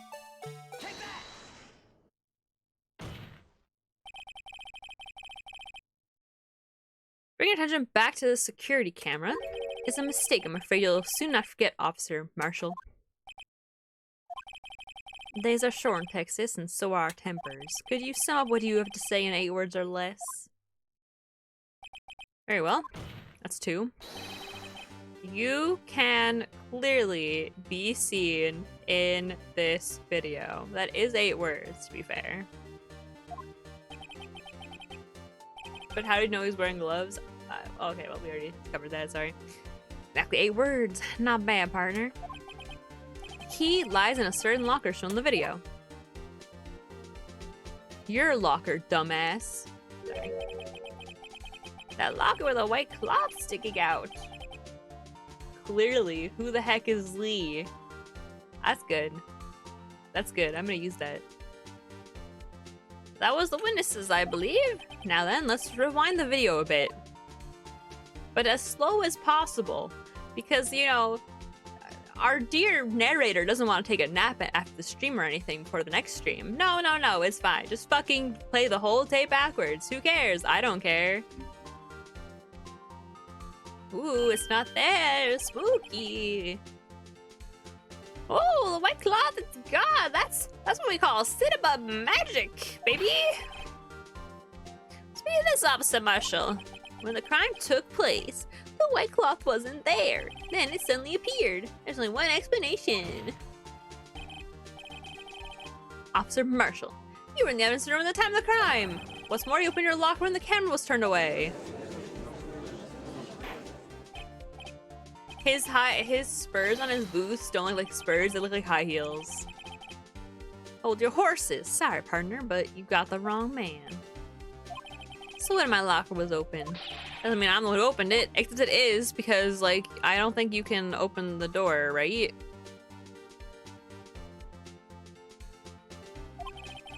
Murder needed to hide something, so opened a locker and stuck it in. It's not my fault you happened to choose mine. Why is everyone staring at me like I'm a wanted man? Cause you're a fucking dumbass, idiot. Guy isn't just playing dumb. He really doesn't know. Even the judge knows. And he doesn't know shit. I hate to rain on your parade, but you're the only one who can open that particular locker. Like, I hate to be that guy, but like, you are the only one who can open that locker. Like, I hate to be that guy, but like, yeah, like, I'm sorry, but like, yeah, I hate being that guy. Oh yeah? I call your bluff. Should I open that locker? Now prove it. Oh shit. Oh, you know what?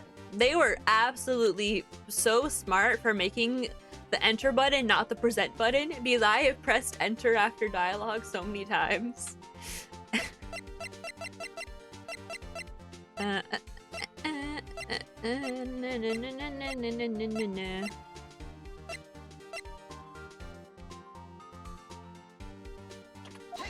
Easy. A fingerprint sensor? Talked about this earlier today. Lockers can only be opened by the detectives they belong to. What kind of crazy talk is this? Well, Tech Gumshoe did mention something about this. In any case, the locks aren't that obvious. Even some people at the force that don't know about the fingerprint locks. So, Sheriff, what do you have to say in 8 words or less? Got him. I only got 1 word for you, partner. No!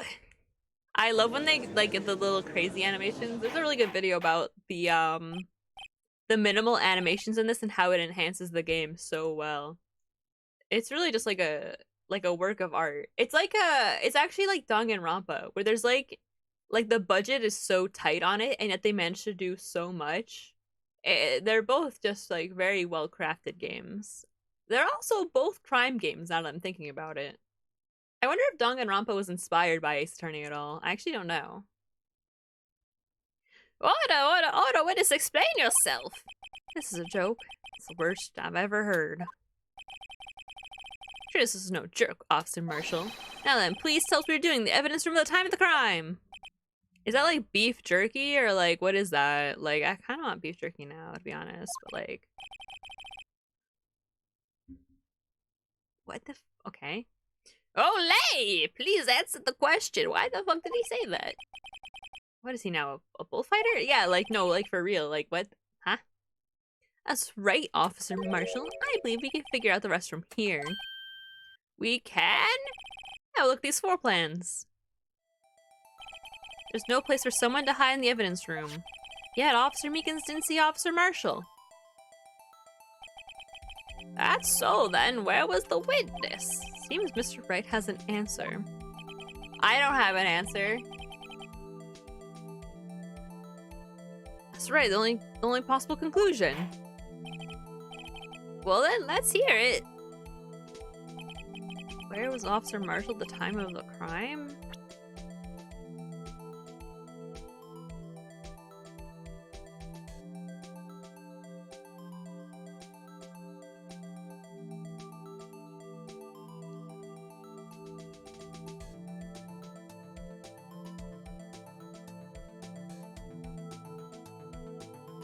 What?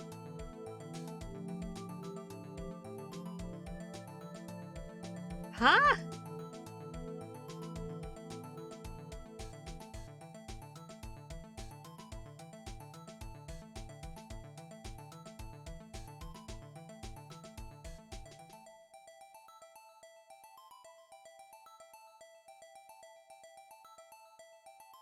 Am I insane? Like, was it not in front of the locker? Like, what's happening here?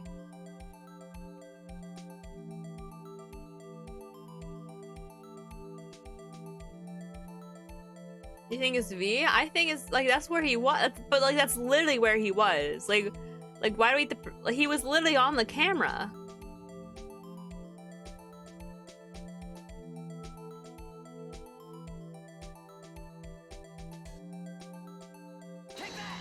I feel like I'm going crazy here.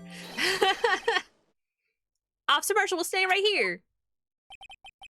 Yeah, but that's what the victim Detective Goodman was. Correct, unless the man wasn't Detective Goodman. I believe the victim in the video is. Oh, wait. I had this. Okay, I see, I think. Oh, okay. I see what they're asking now because okay, yeah. I was thinking the victim was Meekins and I had the killer as the guy. Okay, see, I get it now. I believe the victim in this video is Officer Marshall. I missed a lot of this case from last time. Oh. Oh yeah, you were doing stuff, weren't you? It was you! Just like Detective Goodman! That's preposterous. Officer Meekins witnessed the time of the crime scene. Once he saw the man's face, he'd know for sure. May point out, though, that Officer Meekins did not know Detective Goodman. He also testified about the man's reaction when confronted. We entered the evidence room. I asked him to show his ID card, sir. Yes, and how did Detective Goodman respond? He suddenly pulled a knife on me. Ooh. It's okay. This case is like long. I think it's like literally as long as the other 3 cases. This about the officer's story puzzled me. The man had his ID card. Why didn't he just show it? Yes, he would have needed it to enter the evidence room, so he must have been carrying it. The answer is simple. He couldn't show it. As you can see, Detective Goodman's picture is on his ID card. Yeah, I can clearly see that, actually. Right there. Right there. You can see him perfectly. Yep. Oh, I get it. He showed that his cover would have been blown. Officer Meekins would have realized the man wasn't Detective Goodman. Do you have anything to say to this, Officer Marshall? He's a vampire. You've got quite an imagination, partner. We've got a term for that. It's called circumstantial evidence. Circumstantial evidence? He's still denying it. You're gonna have to do a lot better than that to break a detective. Unless you have hard evidence proving I dressed up as the victim. I can't say I particularly care for your uncooperative disposition. I can't say I care for your beer, but you don't see me complaining. Well, Mr. Wright, do you have any evidence proving beyond a shadow of a doubt that Officer Marshall dressed up as the victim? Well, who am I kidding? I don't have anything like that. I can see the fear in your eyes, partner. Seems you're the one who couldn't take the dessert heat. This can't be happening. So obvious he's the one. What can I do?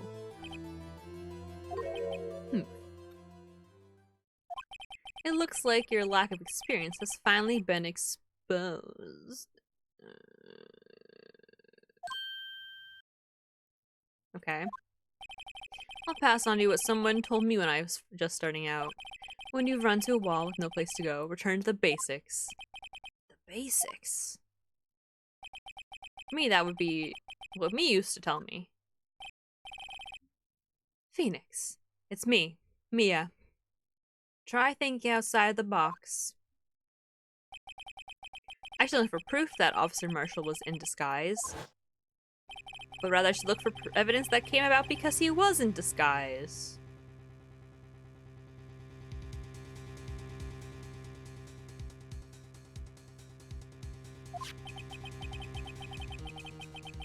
Why this locker was open in the first place?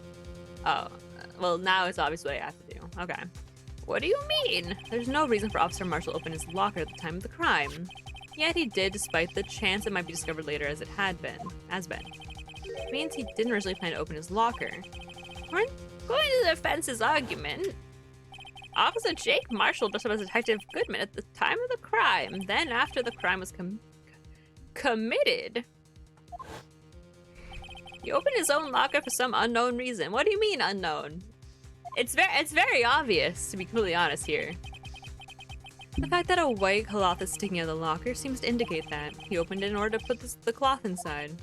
So, just was that this piece of cloth. Well, they've just laid it all out here. Perhaps the video is the key to all our unanswered questions. I mean, so my video is my only shot. Well, yeah, it's because he got injured and he's covered in fucking blood and he touched the locker by accident. and how to wipe it off, I guess. I don't know. I'm just confused about the glove part. Like, he had gloves on, didn't he? I don't know. I'm a little. Oh wait. Oh wait. I've solved it. I solved it. Very well, let's take yet another look at the security tape. After committing the crime, the witness opened the locker to put away the white cloth. Please show us why the witness had opened his locker. I thought the white cloth was used to wipe it up, but now I'm thinking that it's his stupid, ugly, fucking white coat that he wears with his god-awful white shoes.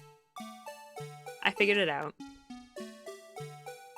I thought it was just like a regular cloth to wipe it up, but now I understand what's happening here. I noticed it before, I think the second time I watched the video, where his shirt is like absolutely fucking covered in blood. Oh wait. Hold on, I have to do this. Pause. This is really difficult on keyboard. Okay, hopefully this is good enough. For some reason, you disguised yourself as Detective Goodman and entered the evidence room, though I don't know to what end yet. However, something unexpected happened. Officer Meekins barged in on you. When asked to show your ID card, he pulled the knife on him. However, Officer Meekins watched a lot of kung fu movies, and he did manage to spin you around and injure you. It's kind of crazy. The white coat you were wearing was soiled with blood. Oh, I guess it'll be his blood. He didn't actually injure him. A bloody white coat. See, that's why I said he was injured before, because his shoulder was. I thought it was his blood that he like Meekins had like injured him, and like we could just take off his clothes and see the injury. But now I'm understanding that it's Meekins' blood because he grabbed his shoulder to spin him around. Got it. Okay, I've solved it. You couldn't just walk out like that. So you had the coat in your locker. Not bad, partner. Look, he's wearing high heels. Now then, Officer Marshall, are you ready to tell us the truth? Looks like I underestimated y'all. I hope you're happy now, Mr. Edgeworth. Okay. 2 years ago, if you were only half as persistent then as you are today, we all wouldn't have to be here now, would we? What the I mean, I know it's a DL9 incident or whatever, but I still don't remember what happened. You got those apple bottom jeans, boots with the spurs, True. So Marshall, tell the court what you did, all of it. Alright. Seems the time has come.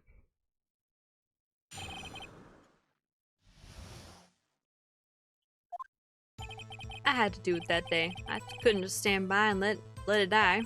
I stole Ted's ID and dressed like him. I planned to take out the evidence. I wasn't expecting Officer Meekins. I knocked him out and managed to escape.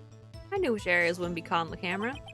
There wasn't any murder in that. Well, wait, so maybe he didn't murder the other guy then, the detective. He just wanted the evidence, I think, from the locker. I don't think this had anything to do with the murder that happened.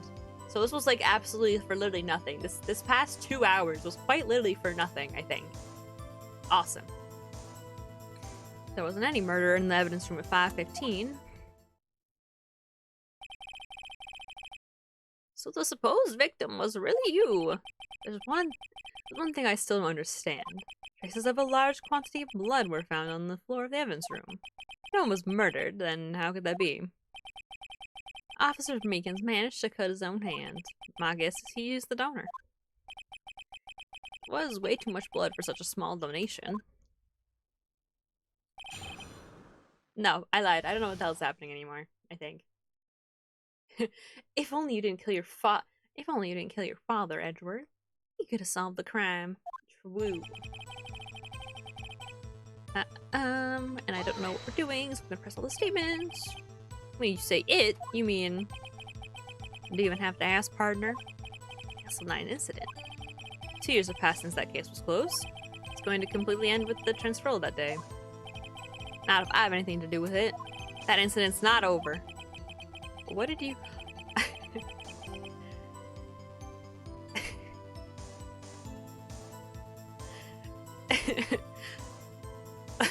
Sorry, I was just thinking, like... They got the wrong guy, right? What if it just really was Lana who was a serial murderer? Like, that's why Emma ran away.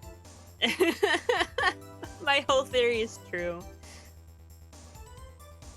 What did you hope to accomplish by seeing the evidence room? When the case is closed, only that case's lead detective can look through the evidence. I wanted to have a look at it myself one more time, no matter what the cost. I don't care what anyone says, partner, that case is mine. But Officer Marshall wasn't in charge of that investigation. Why does he care so much about it?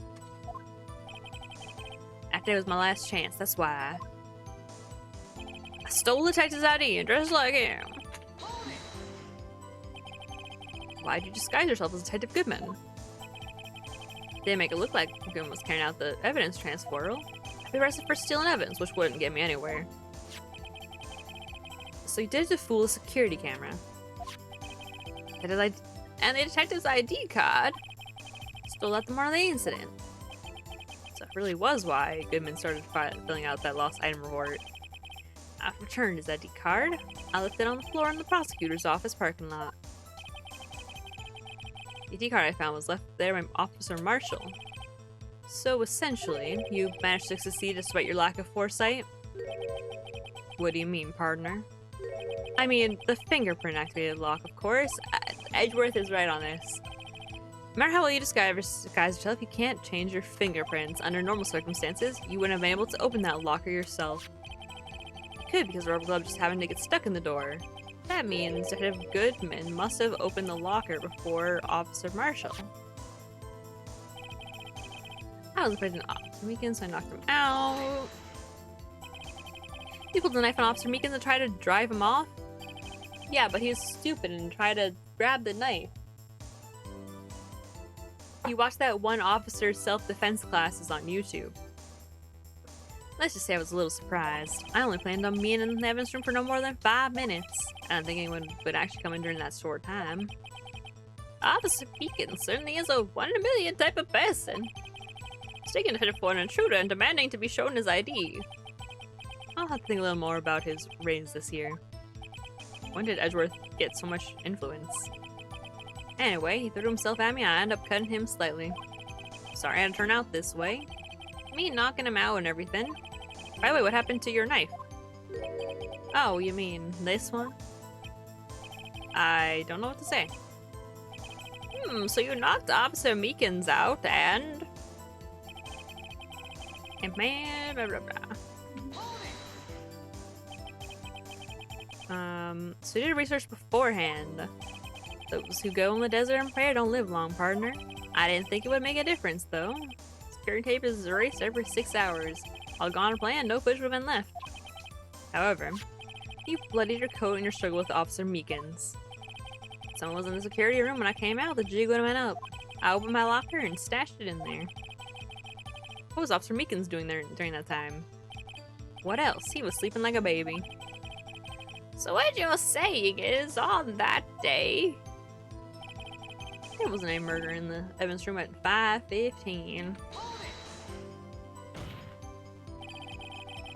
But the blood found at the scene certainly indicates a crime took place. Why did he become southern for a second there? What, are you blind? Victim, show him that tape is me and I'm not dead yet, partner. So you stole the evidence from the locker? Actually, no, I didn't. Why not? When I opened the locker, the evidence was already gone. What? Mr. Edgeworth, where is that evidence? It's still missing, Your Honor. Because I think he wanted to give it to Lana, maybe. I don't know. I don't think Lana killed him, guys. I mean, I'm just gonna throw it out there. I think she might not have done it. I don't know.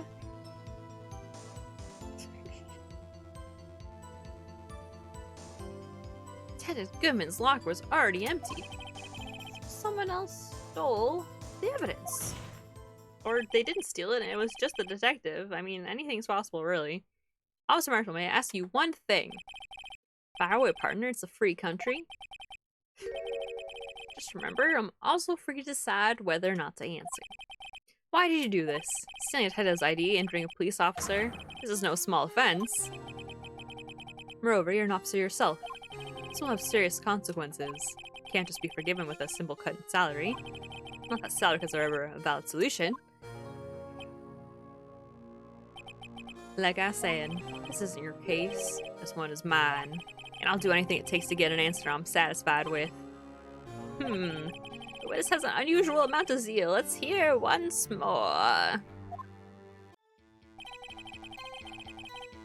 Can't just forget the S9 incident. You know why?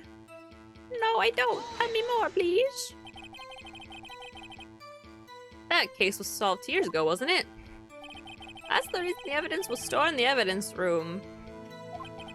Joe Dark was convicted for his crimes. One thing I can say for sure is he deserved his sentence. I remember the Joe Dark case. It involved serial murders, didn't it? I don't know. I don't tend to complain about how it turned out, but there's something that still bothers me. Something went down that trial. Something no one will talk about. What happened? I don't know. That's what I'm trying to find out. Why is he so concerned with that incident? Maybe I should present him with what I think his real reason is. I'm feeling we'd wind up here sooner or later. Everyone involved here is related in some way to that case. Better take another look at the files.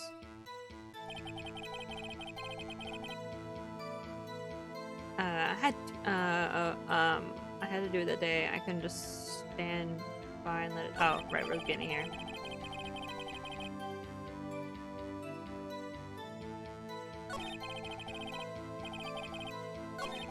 This game.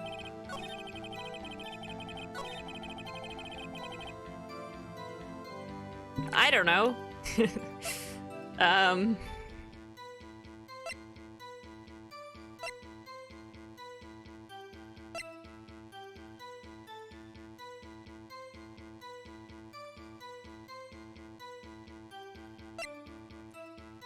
Bam, bam, bam, bam, bam, bam, bam.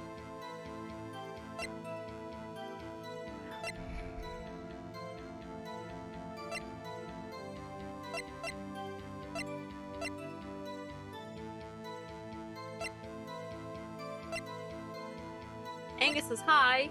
I say hi to Angus.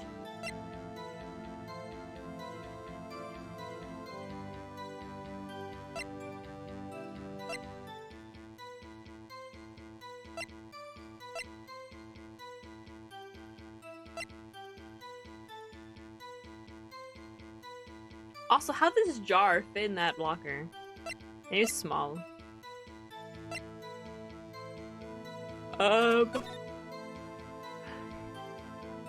Perpetrator, Joe Dark. Crime, still a murder. Sentence, death. Victims, Edward Jones, Edith Kirby, Jeb Bates, Jason Knight, Rachel Moss, Neil Marshall. Oh my god, the way it all makes sense now.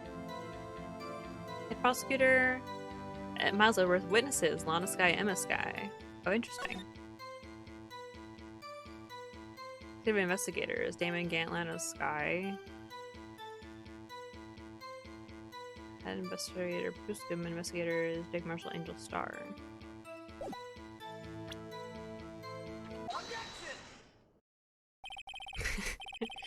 Let me, Office Marshal, I think I understand. Let me bring up some traumatic memories really fast for you, okay?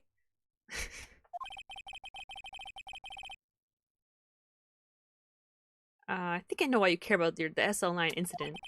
Sounds like you've been sipping too much cactus juice, partner. I have the SL9 incident file here. The name Marshall is mentioned in here.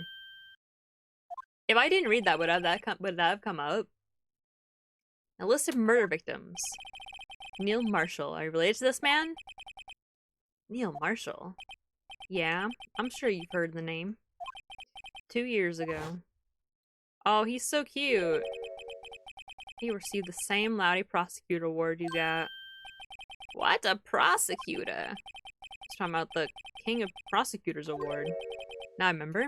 Prosecutor Neil Marshall. He held the SL9 case before I did. That's right, he was killed, and the case fell into your hands. Well, what's his relation to you? He was my brother. He was investigating the murders with Damon Gann, the then Deputy Chief of Police. Detectives I was part of worked under them. We're desperate to prosecute the killer. Joe Dark. Brother fought Dark and was killed. That was the first time Dark left behind any evidence. That was all we needed. He was arraigned and incarcerated. The case— this is actually really sad now. I'm actually kind of sad. Case was finally closed, at least according to the public records. What do you mean? My brother couldn't have been killed by Joe Dark. I know my brother better than anyone. No one could have beaten him in a fight. And that's it? That's your reason for the insane accidents? There's more to my brother's death than what the records say. No matter how much you try to hide it, you can't fool me. Well, at least one thing's for certain. Now we know what happened at the police department on the day of the crime. That's the last day the SL9 case could be reopened. That's not true, right? The statute of limitations is like, what? Like, they said it was 10 years or 12 years or something, but it only been 2 years since they closed the case. So, like, I don't think that that's true. I think it could still be reopened regardless if the evidence was moved or not, right? Oh, I guess maybe if it was closed, it's different? No, because wasn't another guy also, like, claimed guilty for the other case? This is confusing. Not satisfied with this resolution, Officer Marshall planned to steal the evidence. Disguising himself as Detective Gilman, he entered the evidence room. Officer Meekins confronted him, slowly rendered him unconscious, and fled. Yes, this mystery has finally been cleared up. No murder took place at the police department that day. That's what I'm wondering. But the other guy was also— was he not? Oh, was he not declared guilty? Oh, that's right, he wasn't declared guilty. He ended up— but his name was, like, still slandered, so he ended up, like, losing his job and stuff. Right.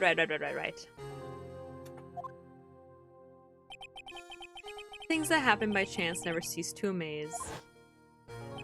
Exactly the same time as the murder at the prosecutor's office, this fake murder was going on at the police department. Chance? It's gotta be more than just that. So if Noah was murdered at the police department on the day of the crime, that means the murder in the prosecutor's office parking lot was the real one. Which in turn means only one person could have committed the crime. Chief Prosecutor Lana Skye. But wait! Verdict wasn't reached in yesterday's trial. Which is why we examined the incident at the police department today. But there's only one reason the defendant was not convicted yesterday. There yet remained the mystery of the simultaneous murder at the police department. Seems to me, this boy's got the draw on you, partner. All the mysteries of the police department have been resolved. No doubt about it. I don't think that's true, King. I think there's very clearly a thing happening here, I believe. I don't know, man. So murder took place at the prosecutor's office. The only suspect is Lana Skye. And the testimony of Miss Angel Star is completely incontestable. Isn't it? Isn't that not true at all? Actually, didn't we, like, prove that she's, like, not a reliable witness? She lied, like, 80 times. If a response may get a single word or less, it better be objection, right? Ah! True. I rest my case. Seems this trial has reached its conclusion. There's no room for doubt. Well done, Mr. Wright. Thanks to you, I didn't need to waste my time disproving the alleged murder at the police department. No doubt what I proved today is true. Apparent murder on the security camera's tape really was fake.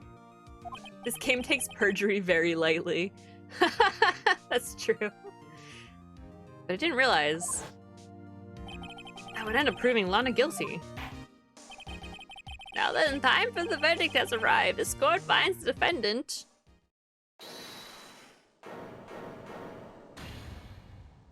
Oh my god. Your Honor, wait! Emma? The defense has an objection. A scientific objection, right? What do you mean, right? Mr. Wright, are you this girl's guardian? Your Honor, in a sense. Please, Your Honor, all I'm asking is for a minute of your time. Please hear me out. Mr. Edgeworth, please. I don't want to leave any loose ends. You want a minute? I'll give you 3. Oh my god, he's so nice. I was kind of in shock. I mean, finding out the SL9 incident referred to the Joe Dart killings. Ash mentions it. Names of both Sky Sisters were in that file. That's when I figured it out. I mean, what Officer Marshall was trying to do that day. So I knew this fingerprint had nothing to do with the crime. And that's only one thing. The other handprint. Oh yeah, that's right. I forgot about the other handprint.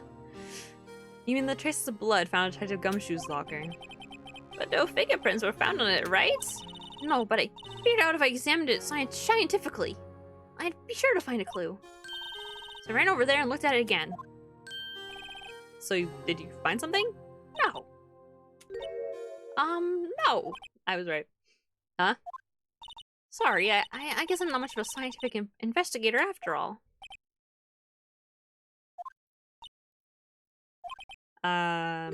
Is that all? Please don't be mad. I'm just a high school student. I mean, she's right. I'm just an attorney. But Mr. Wright, those traces of blood are the only clue we have. Can't find something wrong with them. Please, Mr. Wright. You're a professional. Anyone can save Lana as you. I have an idea, but I don't know if that's the right answer here. Time's up. Now then, Mr. Wright, with regard to the incident in the police department, does any reasonable doubt remain?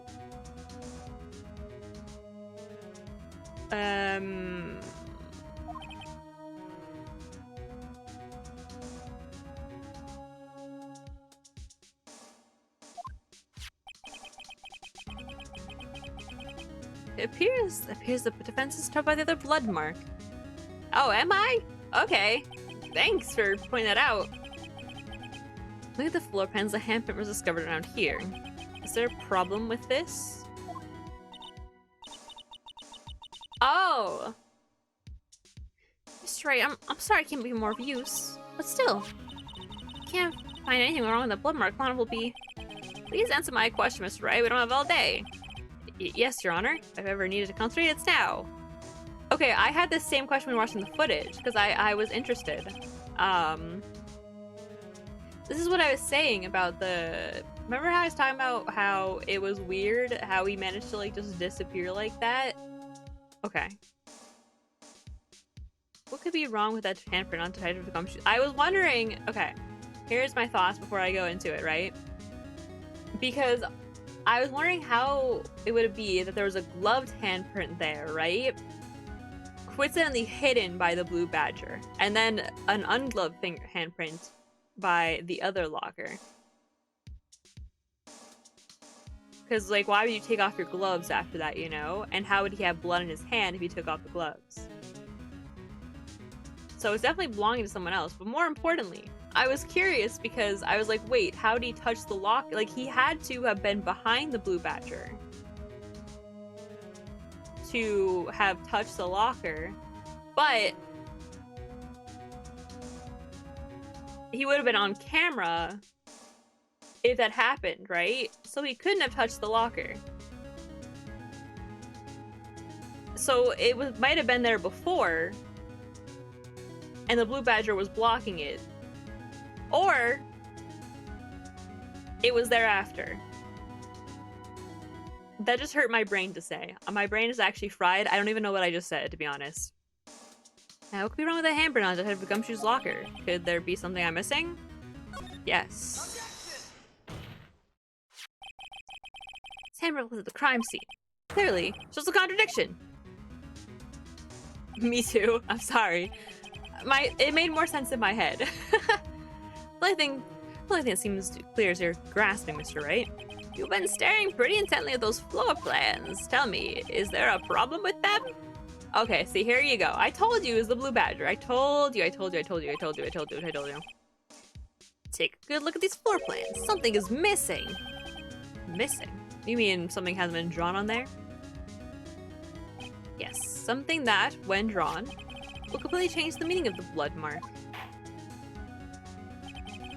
That is spray the fences and simply trying to buy time. Very well, Mr. Wright. More like Mr. Wrong. Got him. All this evidence here, there's gotta be something I can use. The question is, which item can be proved? So, do I just put this? Yes, there we go. Easy. Squeezy lemon peasy. Okay, I hit the wrong button again.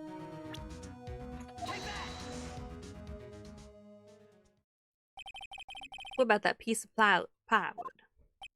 Blue Badger, mascot of the police force. Defender of truth, guardian of proof. Oh my god, he's destined to be a father, to be fair. Explain yourself, Mr. Wright. Please look at the floor plans of the crime scene. The Blue Badger is not here. So watch what happens when we put him in. This is where he was dancing at the time of the crime. Well, what? That's right. As long as Blue Badger's dancing here, it would be impossible to place a handprint at this spot in the locker. What? So that means, just exactly what does that mean? It means it can't be done. What are you saying? Blood traces were undeniably found in that locker. Don't look at me, I didn't put it there. Mr. Wright, think about it. Think it through scientifically. Emma, on that afternoon. Officer Meekins was the one who brought the Blue Badger to the evidence room, right? After you put it down, it would be impossible to leave that handprint on that locker. This must mean this blood mark was left there before the Blue Badger was brought in. That's what I was saying! I was just like, wait, but how would Meekins miss it? But then I was like, okay, actually that sounds like something he would do, to be honest. Just one moment, I will not allow such far-fetched balderdash in my courtroom. May sound far-fetched, Your Honor, but it's the only possible explanation. You know what Sherlock Holmes said. February 21st, in the police department's evidence room, blood was spilled not once, but twice. But how? One time was captured on this tape taken by a security camera. Officer Meekins cut his hand, from which a trivial amount of blood fell. But I'm just confused because, like, did they not notice the blood from before? Like, what's happening here? Like, are they just that blind? Problem is, the other time...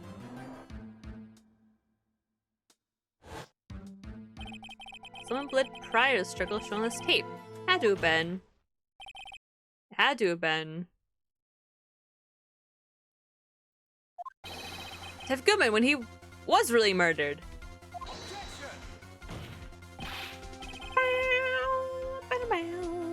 It's ridiculous. I refuse to accept your absurd claim. The murder portrayed in the security tape has been proven to be a fake. However, it's not explaining the blood mark found in the locker. So then, assuming this murder you purport really happened, when did it take place? And when you show evidence that proves when it occurred?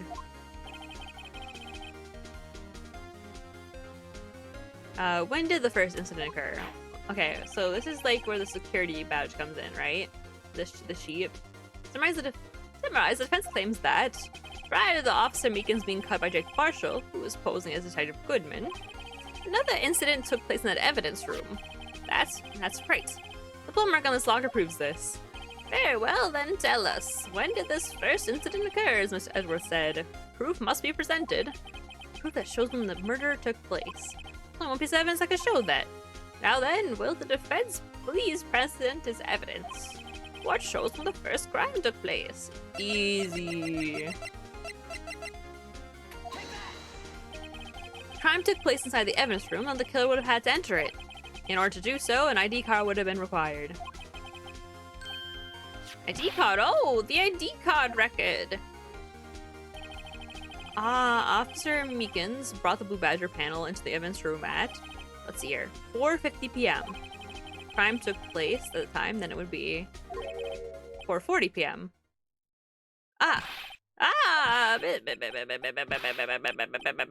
Miles Edgeworth, what have you done?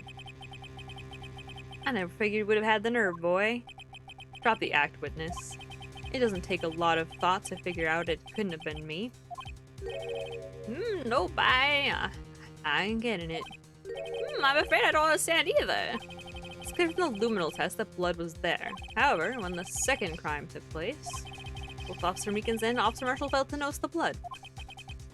That means the first crime was wiped away by the real murderer. Oh, that's right, there wasn't any blood on the crime scene floor, it was just luminal test. Okay, my brain doesn't work, I lied. I would have had just 10 minutes to murder the victim, carry his body away, and clean up the blood. Unfortunately, that's physically impossible. You would need 20 minutes. That would mean the crime must have taken place before Mr. Edwards entered the evidence room. Let's look at the chart again. It has to be 777 7777. So one other card number remaining. Talk about a lucky number. But wait, that doesn't make a damn sense. 20 minutes is still not enough time to carry. And also, wouldn't people have seen him leaving with a fucking body? What's happening here? How could the detective get him into the evidence room? Since there's no record of his card being used beforehand, he must have entered along with the real murderer. That's the only plausible explanation. Wait, this makes sense. He lost his ID card, right? So, and you fill out the report of your lost item to the chief of the police or detectives, whatever one he is. I don't fucking know. And he didn't finish it because the guy was probably just like, "Oh, let's both go to the locker room, take out the evidence, and then don't have to worry about it, and we'll figure this out later." Oh my god, I'm so smart. Holy shit. He went with a 777 7777. Mr. Edwards, please look at this ASAP. Find out whose ID number is 777 77777. That's 1 7 too many, Your Honor. Fortunately, I'm able to look the owner of that ID card, at least at present. What? Explain yourself, son. The ID number 7777777 belongs to someone with a rank of captain or higher, someone who is a so-called executive officer. You don't have the. I'm not gonna lie, guys. I didn't make that connection. I think as a child, for sure. I only just now realized it. They might say it later on, but definitely did not pick up on that. We don't have the authority to inquire into such a person's identity. That's ridiculous. Just how... I'm not finished talking, Mr. Wright. There's one situation in which we can be granted such authority. With a judge subpoena, obviously. Official charge filed against an executive is accepted. An official charge. You're all alike, aren't you? With your cover-ups, your forgeries. That's how the prosecutor's office operates. I take pride in my work, Officer Marshall. I would appreciate if you would keep your slander to yourself. Slander, is it? Okay, let me ask a question. Yes? No, not to you, to her, the defendant sitting over there. Your own little executive. But Lana? Don't be stupid. She's been charged with murder. Of course we've looked up her ID number. And it's not 777 7777. Don't play me for a fool, partner. That's not what I want to ask. All I want to know is one thing about that incident. The SL9 incident. Answer me this, Chief Prosecutor. In that trial 2 years ago, did you really only use legitimate evidence? Oh my god. Do you need the witness to repeat his question, Chief Prosecutor? I heard him fine, Mr. Edgeworth. 2 years ago, I was in charge of the prosecution for that trial. At the time, occasionally, we felt the powerlessness of the law. At least, I did. Lana? I became a prosecutor in order to suppress crime with the law. But before I realized it, we were the ones being suppressed by the law. I mean, she's making points here, to be fair. Defendant, just what are you saying? I'll ask you again, Chief Prosecutor. During that trial 2 years ago, did you really present all the evidence to the court? Can you look at me, investigating that crime in the eye and state you did? Chief Prosecutor, you didn't... Don't have to, Officer Marshall. Why won't you answer him? Drastic crimes require drastic measures. That's just the way it is. We did what we had to do, in order for him to get the verdict he deserved. But Lana, even if it involved forging evidence. Oh my god! So Edgeworth's bad name was actually because of the chief prosecutor. That's so awkward. Everyone owes him a damn apology. See, that's what I'm talking about. No. No! Oh, that's loud. Order! Order! Order! Lana's remarks caused such a stir. Case. Oh, shit. Well, would have to wait until the following day. Oh my god, who could have seen this coming?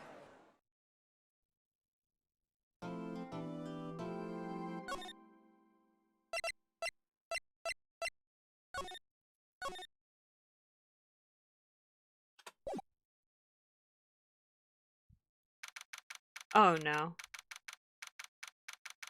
Please tell me I'm just in the law office for fun.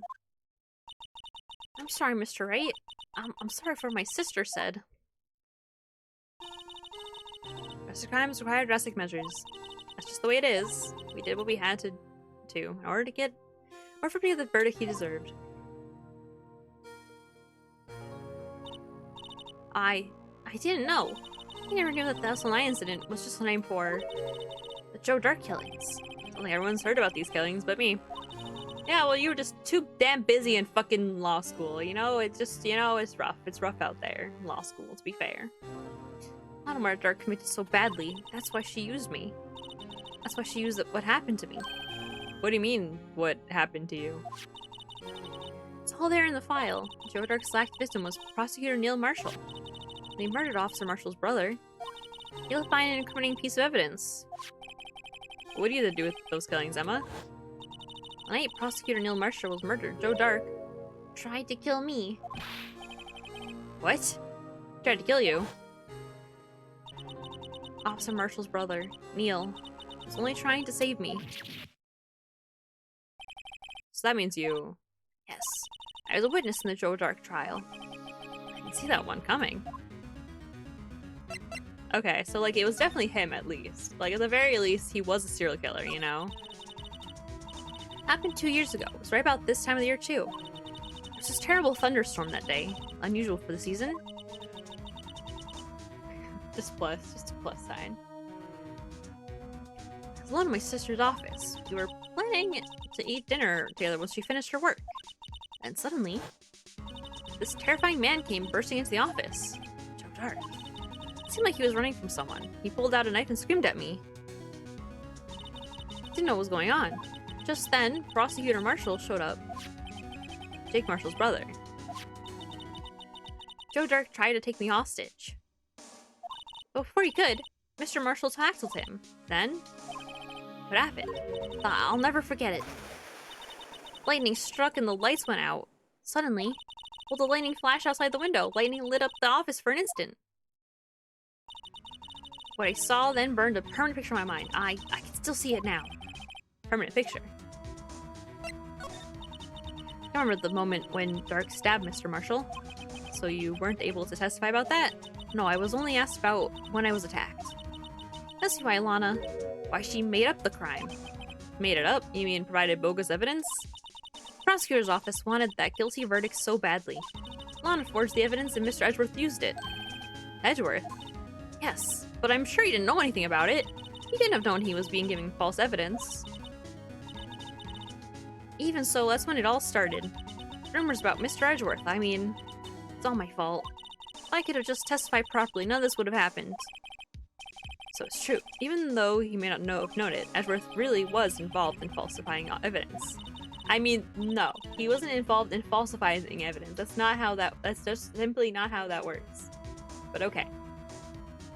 After her case ended, Lana was never the same. She became cold, like she is today. She must not have been able to face up to what she did. Especially not to Emma. What did you see in the instant the crime occurred? Dark knocked down Mr. Marshall and raised his knife. Mayor Marshall was stabbed right in front of this poor girl. I don't remember what happened after that. Apparently I passed out. I came to, Lana was cradling me in her arms. Wait, but how did he not kill her? Karma, you've been through so much.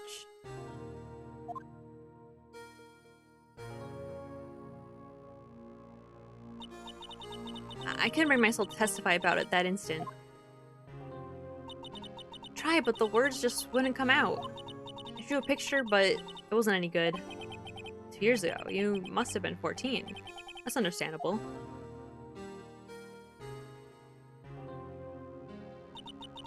Once it was all over, I made up my mind. I decided that when I grow up, I'd become a scientific investigator. I won't be able to fight crime with my testimonies. Find the evidence to make an airtight case. That way, Lana would never have to forge any. I see. I think I'm probably starting to understand what makes Emma tick. I'm about to cry. That plus was anger. I must go to work. Oh, bye, Emily! Something that still bothers me about that crime. Something that's puzzled me, Emma. What is it? You said you were in Lana's office at the time, right? That's right. Why then would a serial killer come running in there? Not only that, but he was being chased by a prosecutor? Oh, there's no mystery there. Joe Dark had been taken in for questioning that day. Taken in for questioning? You mean by the police? Of course. This happened at the police department.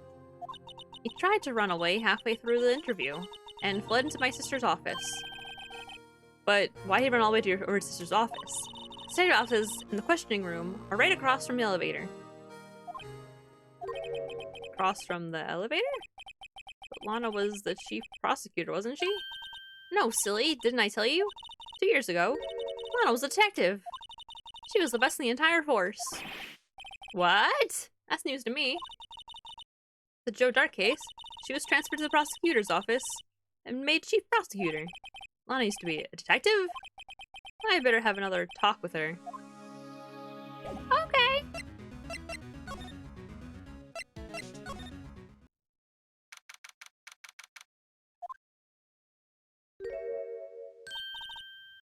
Lana. Mr. Wright. Seems I keep causing you trouble. Falsifying evidence. Didn't think you were the type. Criminals don't mind playing foul, so why should we? But Lana, if you're wrong, an innocent person might be found guilty. Believe me, I understand the risk. Lana, Emma told me about you. Oh? About how you were a detective 2 years ago. And how the SL9 incident was the reason for your transfer. Oh my god, I caught my cup of water. Holy shit.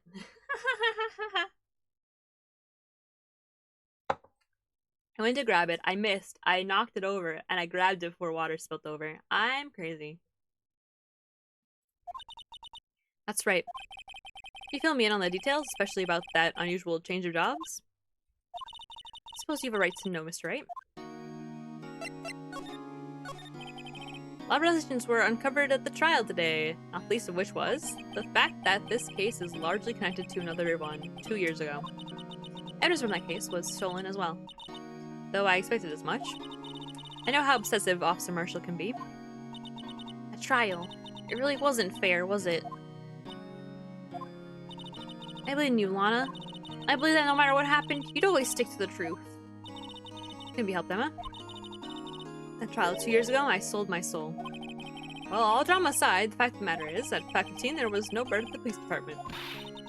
Tell me it's not true, Lana. What the witness, Miss Starr, said. Are you stabbing Mr. Goodman with a knife?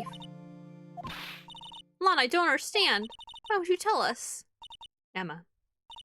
This doesn't involve just me. I don't think I've ever seen Lana look so phased before. It's true. I was a member of the police force 2 years ago. She was amazing. Still talk about all the cases she and Chief Gant cracked together. Chief Gant. He was a deputy chief of... Oh, he was deputy chief of police back then, but he still worked the crime scenes. Him and Gant, he's everything I aspired to be. They're the best team ever. They solve crimes before the reports can even be filed. Emma really idolizes her big sister. But now you're chief prosecutor. What happened? I always planned on becoming a prosecutor. The reason I became a detective was... Gain experience investigating crime scenes, so you could use that experience in court, right? Gant's help in the SL9 case was crucial to his resolution. After that, he became chief of the police, and arranged my transfer to the prosecutor's office. Oh yeah, she did go to law school, right? Maybe I should ask more about this investigation of theirs 2 years ago. 2 years ago, I was second in command of detectives investigating Dark. Second in command? That means the investigation lead was Damon Gant, right? Yes. Deputy Chief Gant and I shared the same office and the same investigations. They even had the same office. We led a team of the best detectives on the force. Detective Goodman, whose case I was, Jake Marshall, and Angel Starr. His first time, Marshall worked with his brother. He was quite gung-ho. Without a doubt, Joe Dark was a serial killer. We asked him to come in for questioning. We were desperate for evidence. That was when his final murder took place. We tried to murder Emma. Prosecutor Marshall was trying to save me from Dark. You see, the first person who happened upon the scene of the crime was me. Now you tell us. Well, yeah, I mean, like, it wasn't in discussion before. Damon Gant and Neil Marshall were the ones questioning Dark that day. The investigation was in its final stages, and Dark must have suddenly panicked. So he waited until Gant and Marshall let their guards down, then fled the room. From there, he ran straight to the office shared by Deputy Chief Gant and myself. That's where he found me. So you were the first person to run to the scene, Lana. It appears so. Let's find some papers while Gant and Marshall were questioning Drake. Oh, he like knocked him out, I guess. When I turned to the office, I saw 3 bodies on the floor and smelled blood. 3 bodies. Prosecutor Marshall, the victim, Emma, who had passed out, and the suspect, Joe Dark. During the struggle, it seems Mr. Marshall struck a final blow before he died. God bless them, then. God bless, you know? Joe Dark had incurred a minor concussion, lay unconscious. Well, like, there you go. Then, I mean, he did kill him, so, like, did you really need to forge evidence here? Like, what's happening? Like, did you, like, it's, I mean, unless Emma did it and, like, self-defense is, like, the only thing that could have happened besides that. What'd you do? To be honest, I panicked. Picked up Emma, carried her out of the room, and just held her. Can't blame her, after all. Her sister must have gone through. After that, I placed Dark under immediate arrest. Let me get this straight. You were all involved in the SL9 incident? That's right. Quite a coincidence, hmm? I don't buy it. But what are you saying? There's no way everyone involved in this trial was also involved in that incident. Just by chance. The case was solved 2 years ago. At least one person went to extremes because they didn't believe it was truly solved. Officer Marshall. Yes, his actions came as a surprise to me as well. Ever since his brother died, he's changed completely. Guess he wasn't convinced with the ruling against Joe Dark. Life doesn't end with the closing of a case. Everyone has to live the rest of their lives with their memories.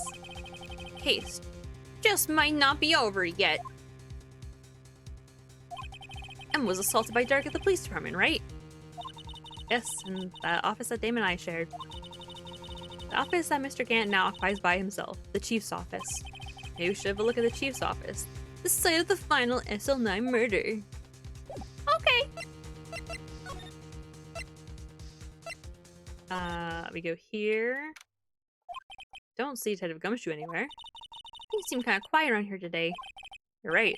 Chief Detective seems the same, though. Let me go look for some other people to talk to. Right. We can come back here later. Okay. I guess we'll come back here later.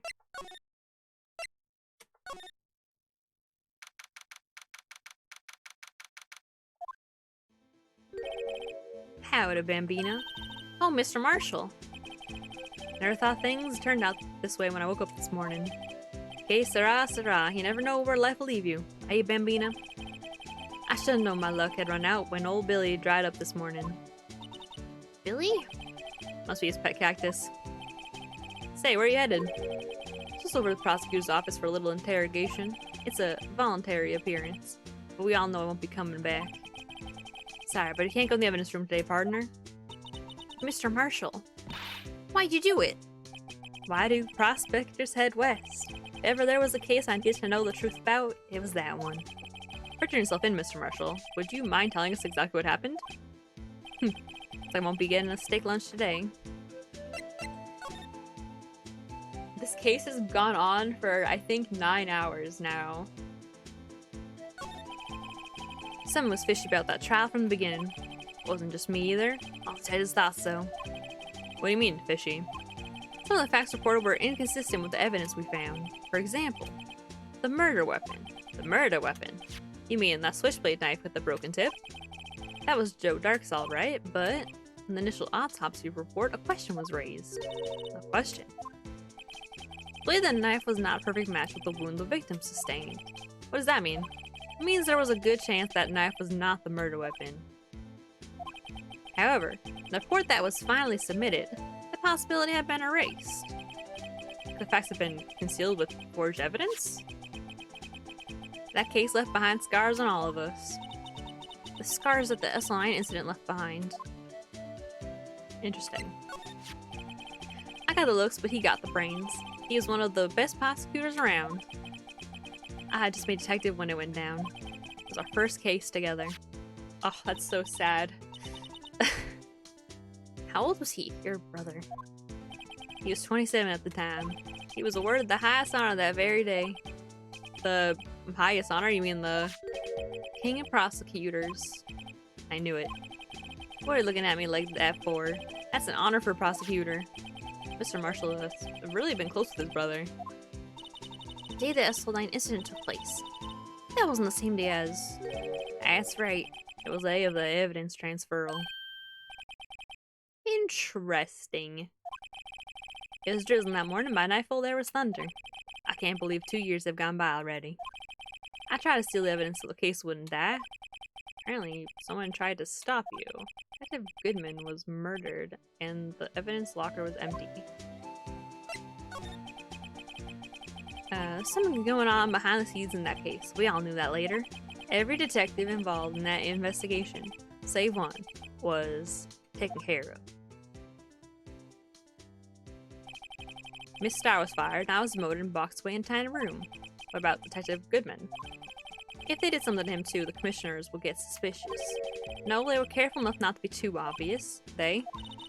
Who are you talking about? Don't get upset, Bambina. I mean Damon Gant and Lana Sky. The investigation lead Damon Gant and his second in command, Lana Sky.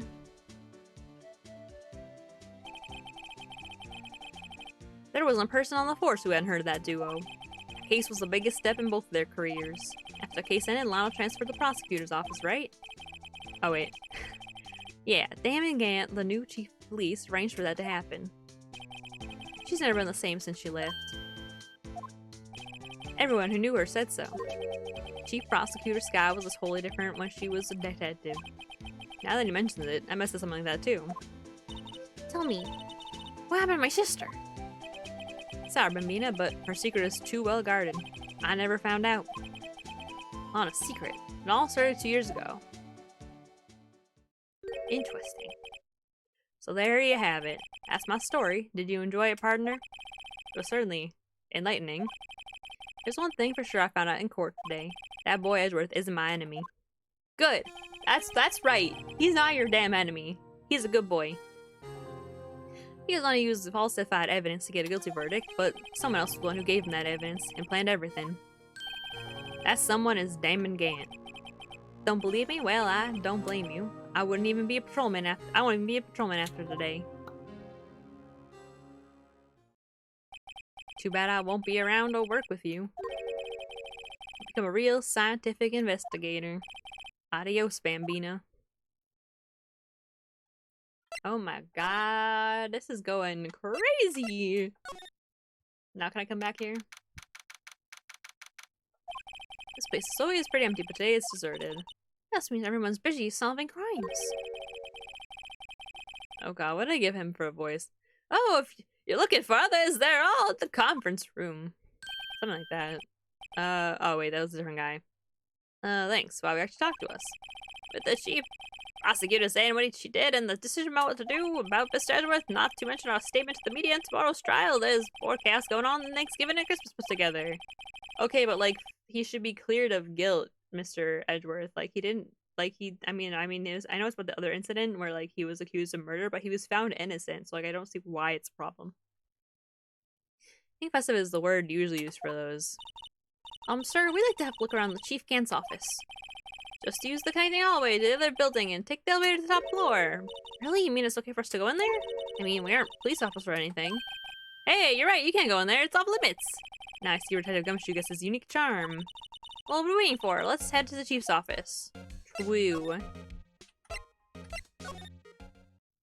What the fuck? Why is there just a whole ass pipe organ? What the hell?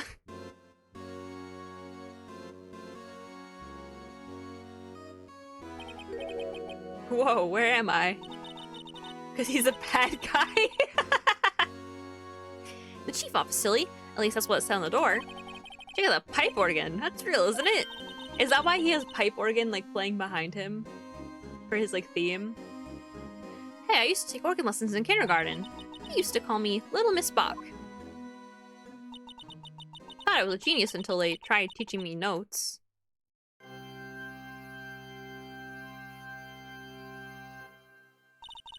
I don't remember where C was. Hmm? Oh, it's you two! Chief Gant. The paper he was reading in his desk. So, Righto! Have you been swimming lately? No, I haven't. I've been kind of busy. I can appreciate that. I've had my hands full too with Mr. Marshall's misconduct and Lana's provocative statement. Provocative statement? Oh, you mean about the forged evidence. 2 years have passed since that incident.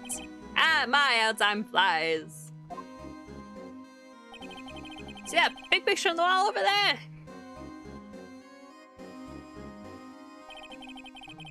That's a picture of Lana, Neil, and me. This is Mr. Marshall's brother, Prosecutor Neil Marshall. We took it to commemorate our work together. Oh my god, the vase! The vase! I'm tapping my screen. I'm like tapping it, like you guys can fucking see me do that. He looks like a character from Hellsing. He kinda does. Something's not right with this picture. Can't quite see my I literally put my finger on it. It's the vase.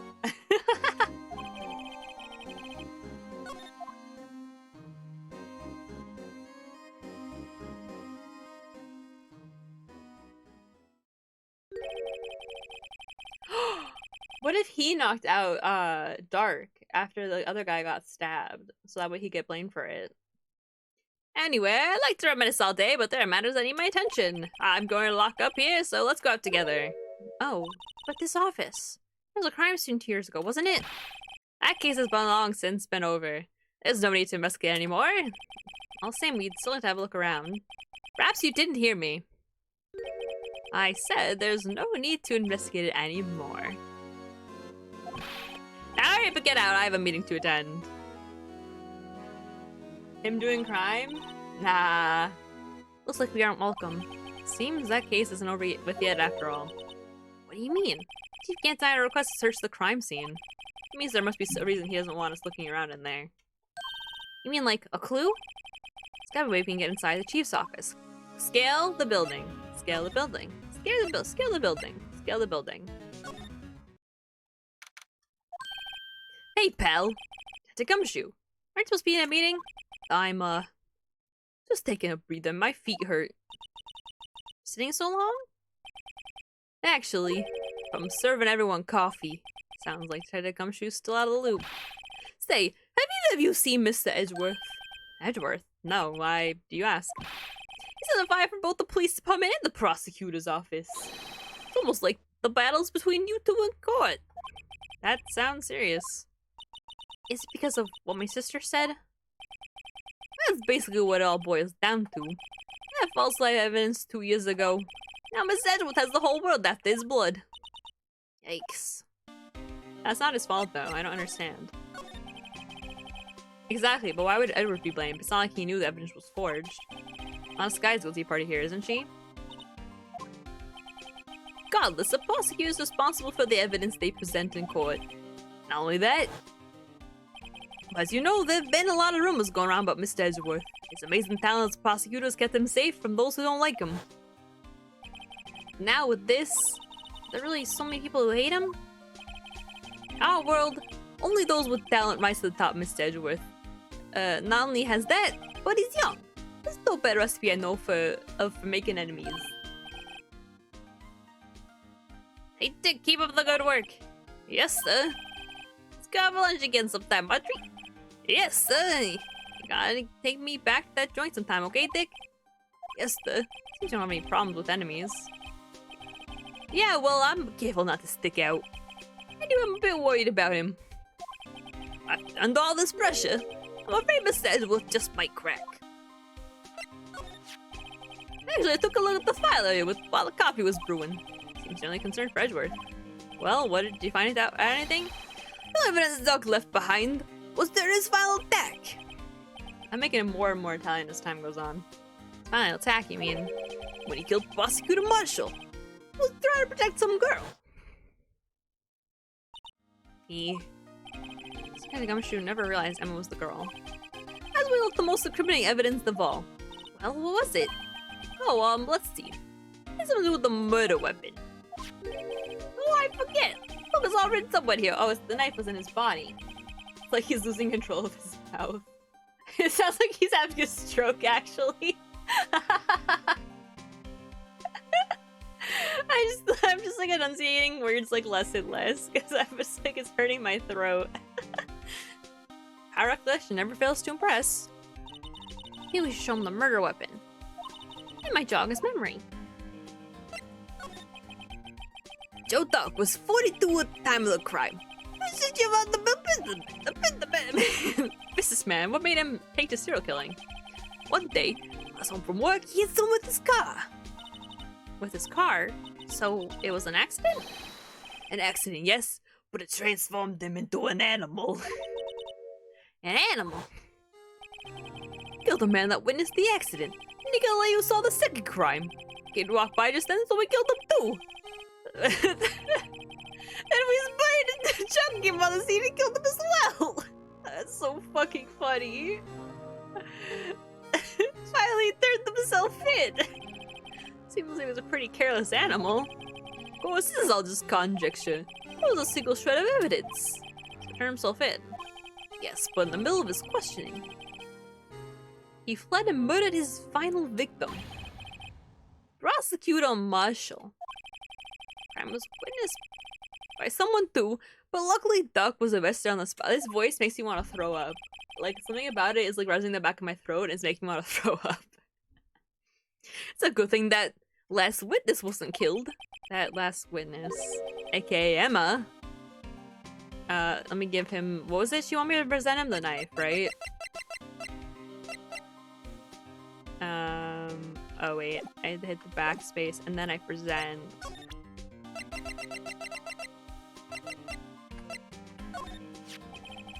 Oh god. Let me see. Time of the crime. No crab game, I'm sad. There'll be crab game sometime. I want to do crab game again. It's fun as hell. Hey, is that tag attached to it? Label S9 incident on it. Today? Probably not today, but maybe tomorrow. I'm trying to think. I have to get art done. And like I've scheduled a bunch of streams. Saturday. Maybe we'll do it either tomorrow or Saturday. Wait, what's today? Yeah, either tomorrow or Saturday. Please be the broken murder weapon you're speaking of? What are you doing with that? Ever since that case was closed, that knife's been locked away in a locker. The day Isaac Goodman was murdered, it suddenly disappeared from the locker. It's found in Mr. Edgeworth's car muffler. That's it! I remember what that incriminating piece of evidence was. When you showed me that knife, it all came back to me. Stop! I'm trying my best! Isaac, by the way. Oh, okay. Should we... What is it? What was it, Mr. Detective? Quick, before you forget again!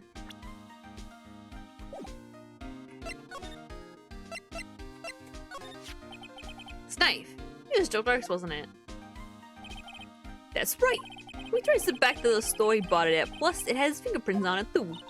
But no one actually witnessed him using it to murder anyone, right? That's where his luck ran out.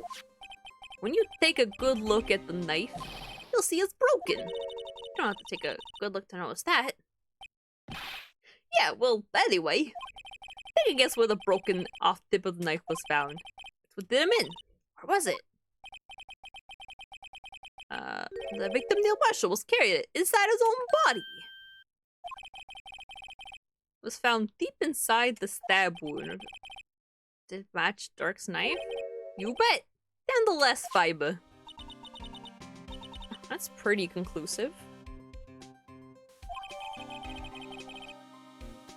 Ooh, punctured heart and lung? That's rough. That's rough, buddy. Well, there you have it in a nutshell. That's all I know. Here's one more thing. What is it? Somebody you should ask Chief Gant. It's not money, but it does concern the chief. His office is a crime scene, right? The prosecutor near Marshall was murdered. Chief's out now, and his office is locked. But we'd like to have a look around if that's okay. Well, I detect his ID card can unlock the door. What, really? What if I let a civilian in there? I'd be charged with breach of trust. Breach of trust? Simply put, I'd be canned. Oh. Sorry, pal. I don't plan on getting fired because of you. Now, but this ID card, it was Detective Goodman's. That won't work either. That was the day he died. No. So in other words, Gumshoe's our only chance getting into that office. What if first maybe we could show him that would make him change his mind? Is there?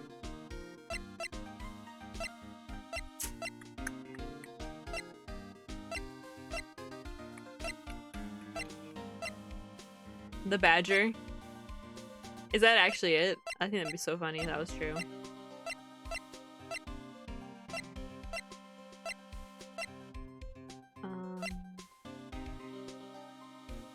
Oh, maybe it's this? Maybe the missing piece is in there. I'll try. About that jaw. I've seen this somewhere before. Somewhere. Well, maybe it's one of those memories people have from previous lives. This must be the most uninformative detective I've ever met. Something about that.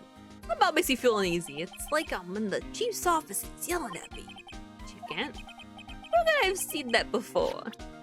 Okay. Wait. Oh, the photo. Let me share a little bit. Oh. Oh. Oh.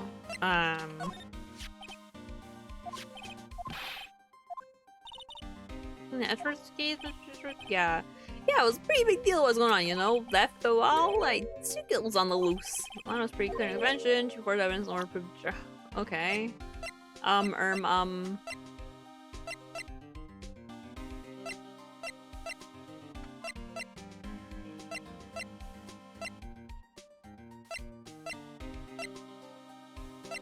The thing is in the... Wait, maybe I have to look at it? This is a kid's game. Here's the hint. There's a hint. Can I, like... I mean, like, there's very clearly, oh shit, I did the wrong thing. Oh, wait, maybe I have to talk to him again. No. Oh shit. Okay, let's try doing the Blue Badger. This guy almost made us lose our case today.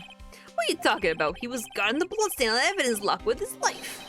That's more than you can say about most officers nowadays. It would have saved us a lot of trouble if he hadn't guarded it so well. I admit he's right, though. Thanks to the Blue Badger, we were able to prove another possibility today. Possibility that another murder took place prior to 5:15 p.m.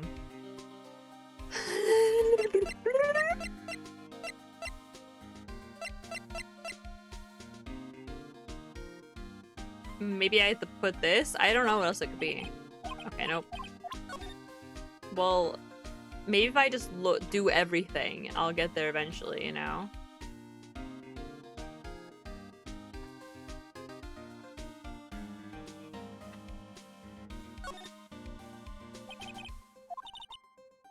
Nothing apparently, at least is what Edward said. Makes it seem all more suspicious. Who knows? This might turn to be the clue that breaks the case. Wouldn't that be nice?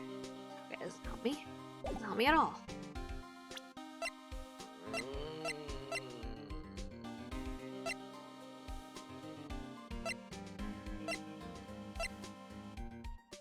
I have not even the slightest of ideas. I'm gonna be completely honest with you.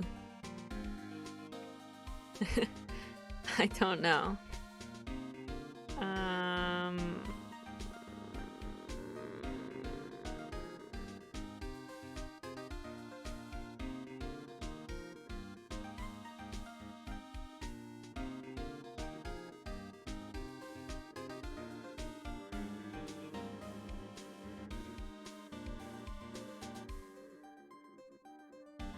Maybe we have to go somewhere else, just find stuff. I have no idea. When in doubt, go other places and talk to other people. That's what I always say.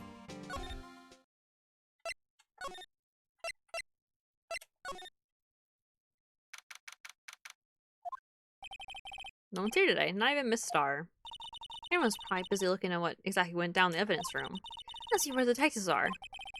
In court today that, on the day of the crime, no one was murdered in the evidence room at 5:15 p.m. Yeah, they're finally making some headway in our case. But instead, it looks like just end up making Lana look even more guilty. Hang in there, Lana. Gotta find all the answers by tomorrow! Can I go somewhere else from in here? High Prosecutor's Office? Is my boy, Edward in here? Here he is, looks like he's writing something. What? What are you doing here? Sure was quick to throw that paper on the floor. Okay. Little sussy, little sussy. Tough day in court, huh?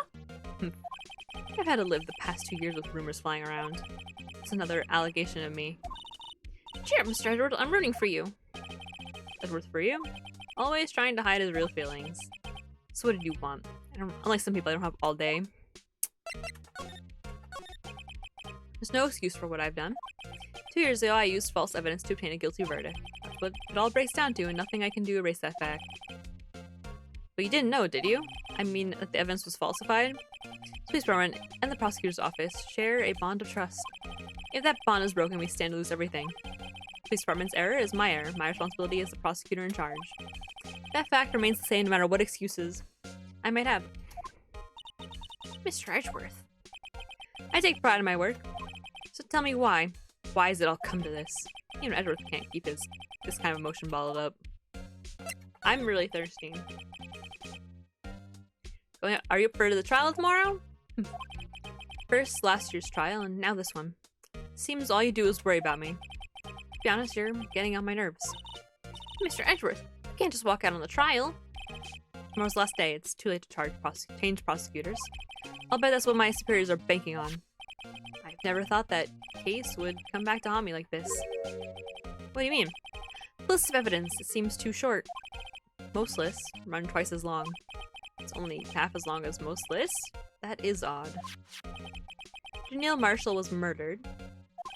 I became prosecutor for that case. I may not have been part of the investigation, but I knew what I had to do. Use the evidence I was given to prove the suspect guilty. That was really the only thing on my mind at the time. Say, we just saw a picture taken around that time. That picture? Something strange about it. Tell us again about what happened that day. They really do be giving me clues, to be fair. Today, Detective Goodman was murdered. You were participating in the ceremony over the station, right? I've never cared for ceremonies, but I had to attend that one. Because you were awarded this? Those receiving awards, can't I skip out on the ceremony? I finished up the office in the morning, then drove over to the police department. You finished up the office? Yes, just odds and ends, clerical stuff. I didn't plan on returning to the office that day. That is, until I was asked to take something back. Take something back? This. Oh yeah, Chief Gan asked you to hold on to that, didn't he? Yes, it was a piece of evidence in a case that was closed half a year ago. He asked me to bring it back to the prosecutor's office. That's the story we heard yesterday. So you came back here to the prosecutor's office because the chief asked you to? That's right. That seems a little sussy. He wanted to be you to be here where the crime took place. Oh wait, was he trying to wait? Was he trying to frame Edgeworth then? Like they were both trying to frame him? Because like he's like the only person left that could possibly solve like the case. Who knows? Why don't you know, Sierra? God damn it!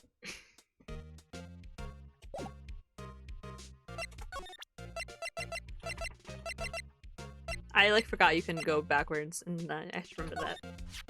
Edgeworth is the ultimate patsy? What the fuck does that mean? Also, I'm gonna go get some water really fast and use the bathroom.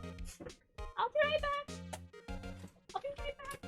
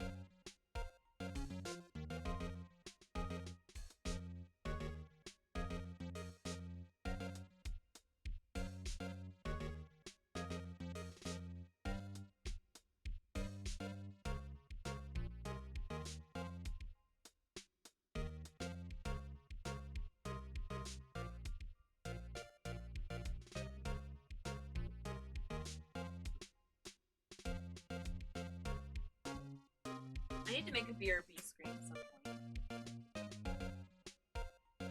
Okay, I did spill water everywhere. I fucking knew it. I tilted my cup over when I left, and I was like, wait, I'm pretty sure there was water in there. Why did I do that? And guess what? There fucking was water in there. Now there's water all over the ground. And on my tablet. And on my planner. Such is life, you know? This picture's hanging on the wall in Chief Gant's office. Prosecutor Neil Marshall. Prosecutor Neil Marshall. He just started making a name for himself. Looks like this was taken when he received the King of Prosecutors trophy. Speaking of that, there's something that bothers me. Yes? The trophy Mr. Marshall's holding. It's a little different than yours. Yes, you're right. It's missing the sword. I remember now. Remember what? That was what the official prosecutor's trophy looked like until 2 years ago. The story behind its design? Story? Sounds interesting. Mind telling it to us? It's simple, really. Contradiction. That's what the award's based on. Okay. That really... I mean, you really simplified that. I think probably more than you really should have, but okay. This award originates from an ancient Chinese tale. Okay, we'll see now you're going to elaborate. Chinese, the word contradiction is written in 2 characters. The first means halberd and the second means shield. Have you heard this story? Me, sure, everyone knows that. Why don't you tell it, though? For, Dadma's sake. Very well.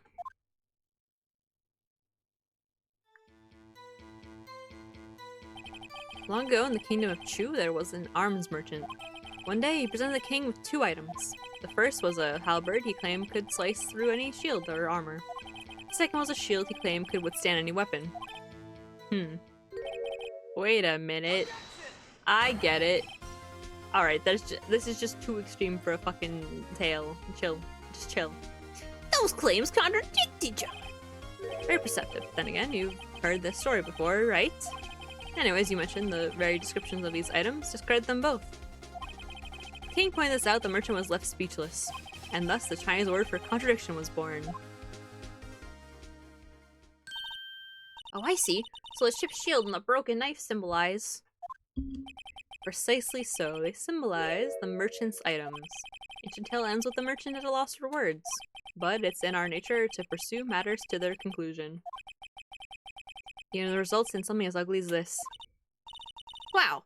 Thanks, Mr. Edgeworth. I learned something new today. That's funny. That's so, then why were you only given a shield? You'll have to ask Chief Scamp. 2 years ago, he had the halberd part of the sword abolished. Chief Gant.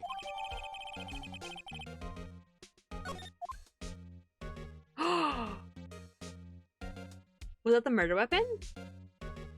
Wait a goddamn minute! Wait a goddamn minute!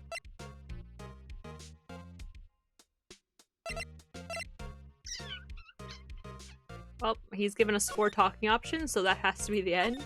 That's how you always know, guys. There's always 4 talking options, to be honest. I think, anyway. I don't know.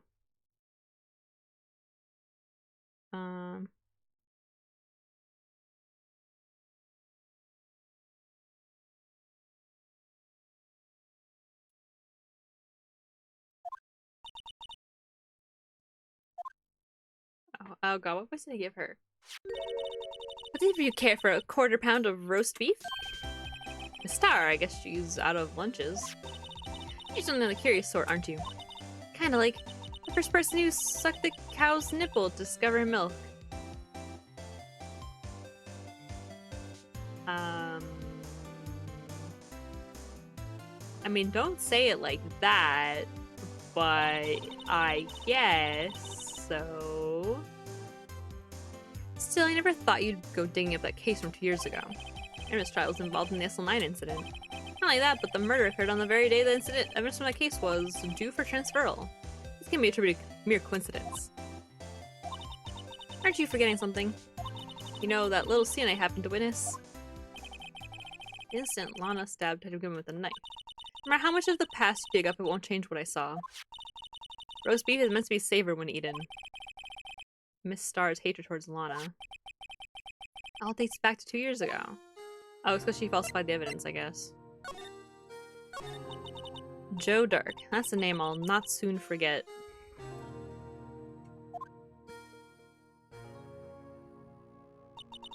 We trailed him for half a year. Oh, the pressure.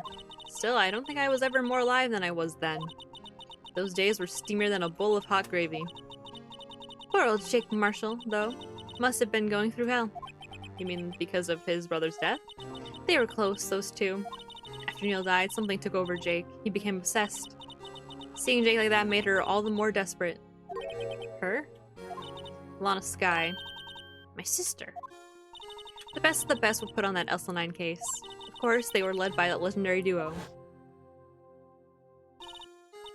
Lana and Chief Gant.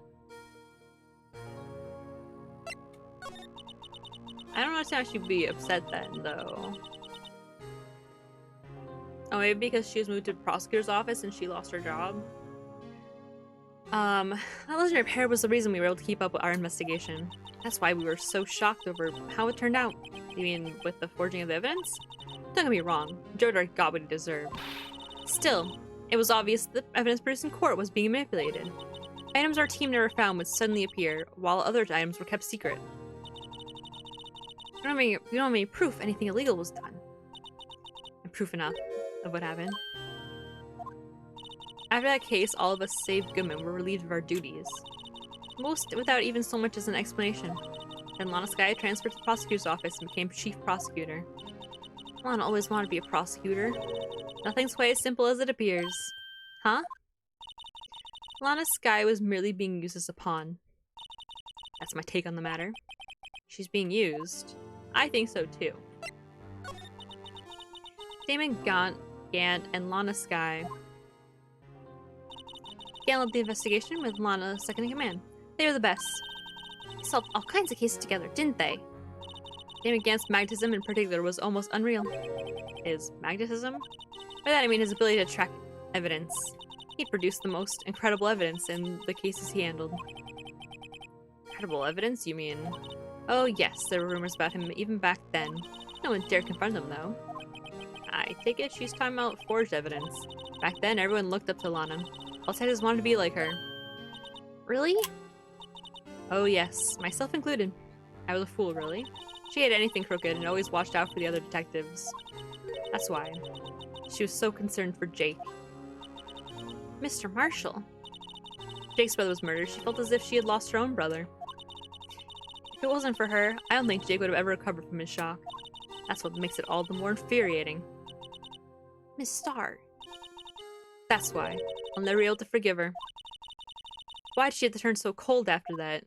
Oh, okay, I got it. She was also a lesbian for Lana. Understood. Okay. Clear. Got it. Understood. Lana transferred to the prosecutor's office 2 years ago, didn't she? Yes, thanks to Chief Gant's powerful influence. Chief. That's right. Having solved the SL9 case, his position as chief was secured. There's only one thing left for him to control, and then no one could stand in his way. The prosecutor's office. What? You mean that's why Lana was transferred? If he could control the chief prosecutor, he can control the prosecutor's office. That must have been his goal all along. But how can he control Lana? Oh, maybe she thinks Emma actually killed the guy in, like, self-defense? I don't know, but one thing's for sure. Ever since that case ended, she's never been the same. It's only logical to conclude. There must have been a reason for her change. At last, I'm finally getting close to the bottom's ugly mess. Thank you, Miss Starr. You listen to me, rookie. It takes more than just ingredients to create fine cuisine. I hope you turn out to be a better chef than I thought. Or than I've been. Don't worry, I'm a god, so don't even worry about it. Okay, dokie. Let me just examine the room. I don't think there's anything new here, but I just want to make sure.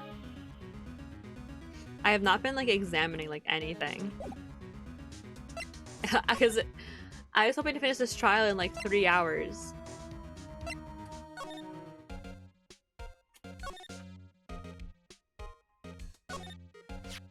He wants us to proceed to war, but why would you sleep on the couch? Yeah, you think blah blah blah blah. What is it? This is a key blah blah blah. Okay, well I already know where it is, buddy.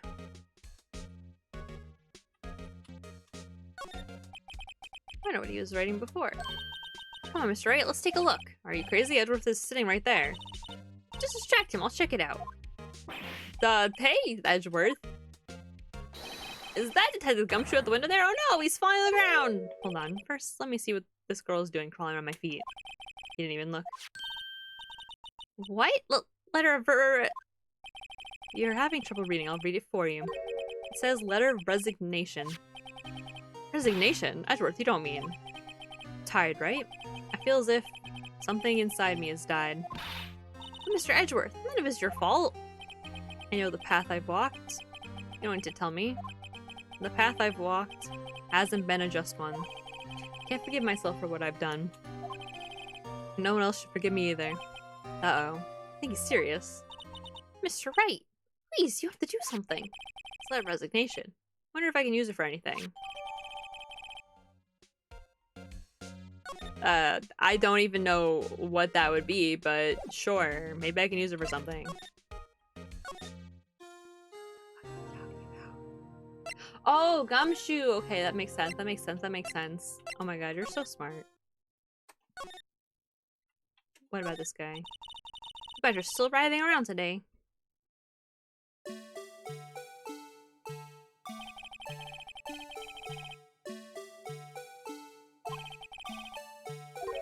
The whole police department has been dancing about like crazy since the other day. Can I take out his batteries?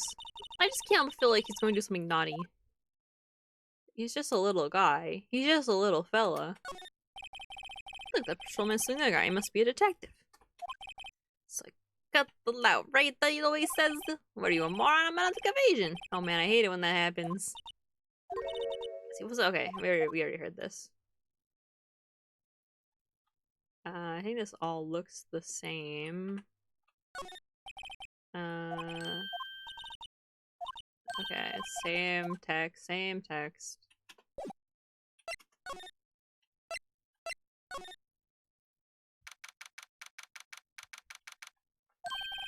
No, you're back! Still here? I gotta make 150 copies of these files. Brewing coffee, copying files. I've done a regular DJ. You're a DJ as well? If I'm not mistaken, I think he means desk jockey. Oh, that DJ. Got my persistency, but my answer's still no. I'm not letting you to the chief's office, period. Keep my neck on the line. This is the last crime scene, the SL9 incident. I take a look in there. I'm just saying, like, I'm sure the evidence was hidden from the other crime scenes. There's something we can do to make the detective change his mind. There is.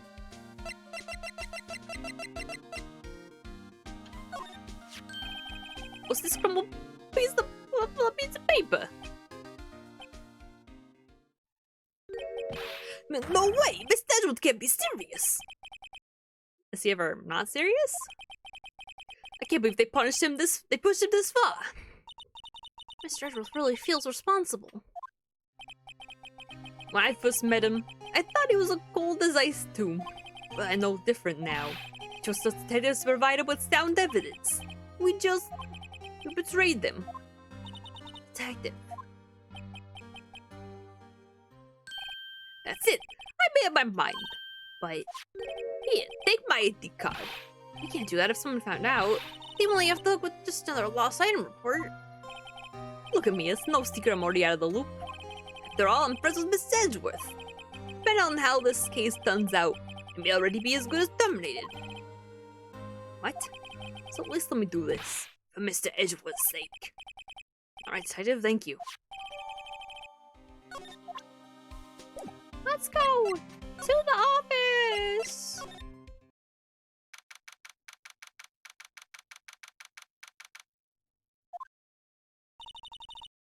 Here goes Mr. Wright. Fucking organ. It's so fucking goofy. We're in. If anyone finds us now, Detective Gumshoe's a goner. The habits of counting you to bail me out. Eee! Ah! Sorry, I thought you were a ghost. I didn't even know you could slap a ghost. Ah, Detective Gumshoe. What are you doing sneaking up on us like that? I wasn't sneaking. I was just worried something might go wrong. What came through? You're here, then what's the point in giving us your ID card? Gumshoe's ID crushed and rendered unusable in pocket. Was that, like, absolutely necessary to do that, to be honest with you, Chief? Hey, don't do that to my card! Yeah, he kind of still does need it. That was a little rude. How'd they ever get a chance to come in here? So I figured I'd have a look around myself. Besides, we're all in this together now. You really do want to get... you really do want to get fired, don't you? Not overlucky. Now come on, let's see what we can find out. Got a bad feeling about this. Wait, can I talk to him still? Can. Just on the other side of the room. Was that your sister's? Yes, that's where I was waiting for Lana. A day 2 years ago. Is anyone using it now? No, sir. This is entirely Chief Gant's office now. He just hasn't had time to redecorate. You know, we're very busy. After all, we do have one of the worst crime rates in the entire country. He practices a strict policy of preserving the crime scene. That's a strange reason to leave it there. He leaves that as a warning to everyone else. He wants us to always be alert. Well, he saw himself at a New Year's party. Of course, he was pretty intoxicated at the time. See. So ever since Lana left, no one's touched that desk. No one except Chief Gant. And the cleaning lady who was in here this morning. Still, 2 years have passed since that incident. There can't possibly be any clues remaining. Can I ask you something? Sure. only came here to look around, right? Because it's one of the SL9 crime scenes? I mean, that's your only reason for coming here, isn't it? Why do you ask? You don't think... Nah, you wouldn't be. No. No, there's no way. Never mind. Don't worry about it. Okay, now let's look around a bit more. Hey, hold on. Not so fast, buddy. Huh? What is it? When someone tells you don't worry about it, it's supposed to start bothering you, pal. You don't just let it go like at that. I'm so sorry. This guy's starting to get on my nerves. Okay, so what's bothering you? You two don't think Chief Gant might be a suspect, do you? What? He's right, Mr. Wright. What do we think of him? Chief Gant. So it's finally come to this. What do I think of him? Perhaps it's best I don't divulge my feelings. Get it? There you go, ignoring me again. I miss the psych locks. Like those are like the best part about the game. Let us examine. Let us examine. It's a safe, isn't it? Safe. That word is ripe with intrigue. Okay, if you say so. It looks like a code needs to be entered in this panel to open it. Okay, guys. I'm gonna take a guess, right? I'm gonna take a guess at this one. I'm gonna take a guess. Do you know what it is? I have a hunch. So I know. You want to talk my birthday? It's... Guys, I just have a feeling, okay? I just have an inkling of a feeling, right? Now hear me out, right? Here's what I'm thinking. I think that it's 777777.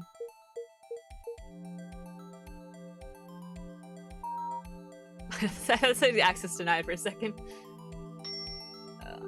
Because people are dumb as fuck, and also, like, what else could it be? What number do you enter? Whose birthday was that, pal? 777 7777. The final ID card number on the record. Remember the mysterious executive officer who entered the room that day. Oh, wait, I wasn't supposed to know that. I just thought it was obvious it was his. You mean 777777, that ID number? I think you're 17 shy this time. I mean, one thing, that's Chief Gant's ID number. Say, anyone care to look inside? Me. Actually, let me look at other stuff first, because I don't know if it's gonna, like, trigger a cutscene. Wow, look at the size of Chief Gant's desk. Thinking of that when we were here earlier. Oh, it's Tutu. Gant. The paper he was reading in his desk. Wonder what he was reading. This looks like a list of evidence. A list of evidence. In most cases, the list runs twice as long as this, though. Hey, look at the case name. Huh? SL9 incident. I wonder what this is doing here. Hold on, detective. What did you just say? I said I wonder what... No, about evidence lists. Normally they're twice as long. That's right. I guess there wasn't a lot of evidence. A half-size list of evidence. List of evidence seems too short. Most lists run twice as long. What would the other half of the list be doing here? I knew it. She must be hiding something about that case. It would appear so. I see. This is the real deal, isn't it? This armor and these weapons? Sure is, pal. She doesn't care for imitations. First the pipe organ, now this armor. Do you know how many taxpayer dollars must have gone into this room? What? You are paying for this? That's it. I'm not paying 1 cent of my taxes. You don't have any taxes to pay. Shh, careful what you say. Who knows? The chief may be hiding this armor as we speak. I don't think he'd fit in there. If he did, he'd never be able to get back out. Get out. You guys don't know how scary that guy can be. You're usually pretty far from 15 stories up. You better drop that suit of armor from here. What if the chief wanted to use stained glass for this window? Really? Why didn't he? He said he changed his mind because he wouldn't be able to see the view. Oh. Stained glass not, it's a huge window.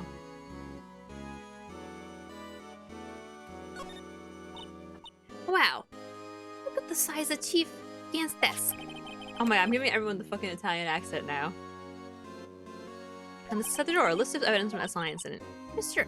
Edgeworth, at the other half of the list. What does this list be doing here? We better look a little more into this list. Okay. Let's look at the pipe organ. His organ shows a sight to behold. Occasionally we hear him playing it from the criminal affairs department. That's on the 2nd floor, and this is the 15th floor of an entirely different building. Let them screws up, the chief calls them to his office. Makes them listen to the yoga for hours. What's so bad about that? Just excuse the soul. And after that, Seth can't hear anything for days except for the ringing in their ears, so it's an instrument of punishment, literally. Why aren't the chief ears affected? He never listens to anyone anyway. Oh, that's why he takes so long to respond. He just can't hear people. Interesting. Look at the giant window. Makes you want to crash through and jump outside. This is the 15th floor. I know, I was just saying. Saying what? Ever since making detective, I've always dreamed about doing something like that. Oh yeah, maybe he got injured and he can't hear. So the organ doesn't bother him at all. Note to self. I think I'm sure has a lot of dreams. As long as he doesn't go crashing that window when he gets fired. Don't say that. That's just not right, Phoenix. That's just not right. You can't say that.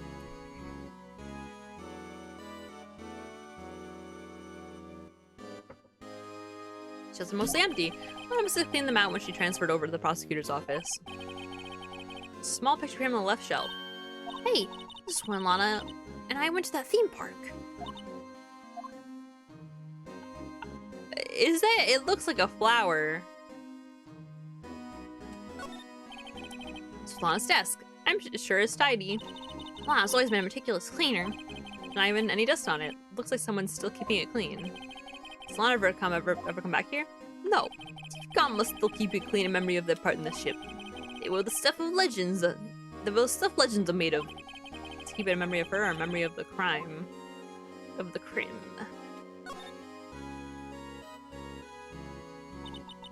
This was taken on that day 2 years ago. The day Joe Dark went out of the questioning room and tried to kill Emma. After receiving this award trophy, Mr. Marshall took a picture here, and then went along with Chief Gant to question Duck. But he never knew he'd be dead just a few hours later. Gee, you think? Anything else?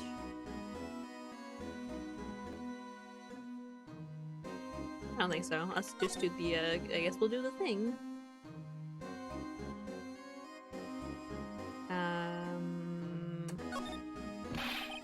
Is there any money in there? How much is he stashed away? Look, it's a... I fucking knew it. I fucking knew it. Shot from a broken cup. Somehow it looks familiar. Where have I seen this before? There's something else in here, too. This, it looks like a piece of leather cloth. It's a handprint. This is a handprint, isn't it? Hey, I saw someone wearing a shirt like that once. You think the chief made up the design? I don't think so. Oh. Well, it was just a thought. Is that it? So, it was in the safe? Apparently so, it's empty now. A piece of cloth with a handprint on it. And a broken shot from a cup. They look like pieces of evidence. Yeah, but once you can prove they have something to do with this case, I'm afraid I can't just let you take them. After all, it's my neck on the line here. Great, now I have to prove their relevancy to get the problem. How do these two items relate to the SL9 incident? I don't know about the claw, but... Come on, this would be something you show the detective. I know, okay, so let us, present the vase. I don't know if I have to attach the piece to the vase, or I just present the vase. Let's see. Detective Gumshoe, could you have another look at this jar? I remember when the three of us put that back together. Ah, those were the days. Kind of early to be nostalgic. Wasn't this jar a piece of evidence from that case? That's right. One of the shots had an SL9 incident sticker on it. Doesn't this ring any bells? You know that fragment we just found? You mean this one that was in the safe? Yes, that one. That was in the safe.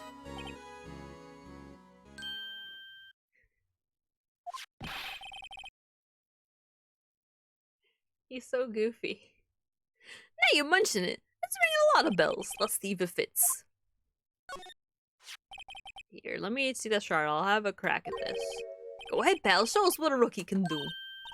Don't worry, I was an art major before, so don't even worry about it. I was an art major. Mr. Wright, here's some glue. Piece this together again. It'll prove Chief Gam was knowingly hiding evidence. Here goes.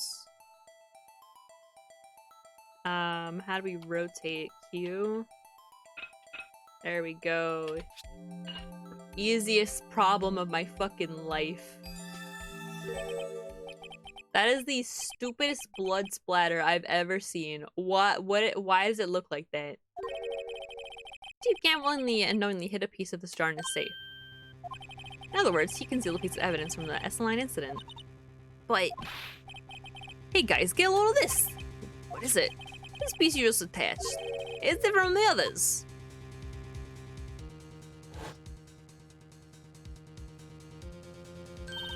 Oh, maybe it's not blood splatter. Ooh. Probably should have thought about that. There's a reddish line on it. Reddish line? That's blood. I don't get it. Why would Chief Gam hide this in his safe?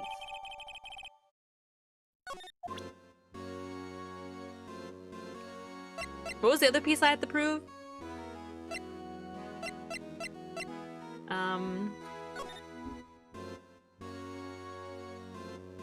Maybe he had this?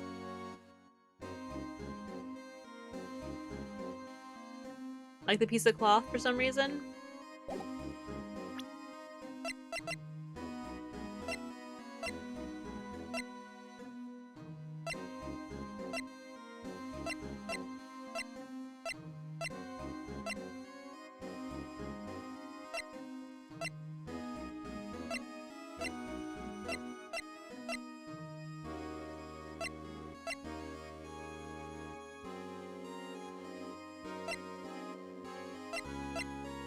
I'll just show this. I'm not really sure.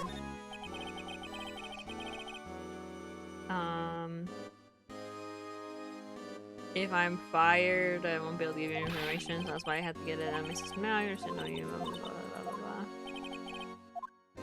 Oh my god. Oh, maybe I should look at the evidence list.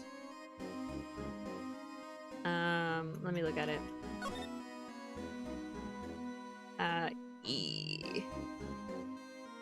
Okay, that didn't help actually. Like even the that actually. Oh, what the fuck? Oh, this is the picture that she drew.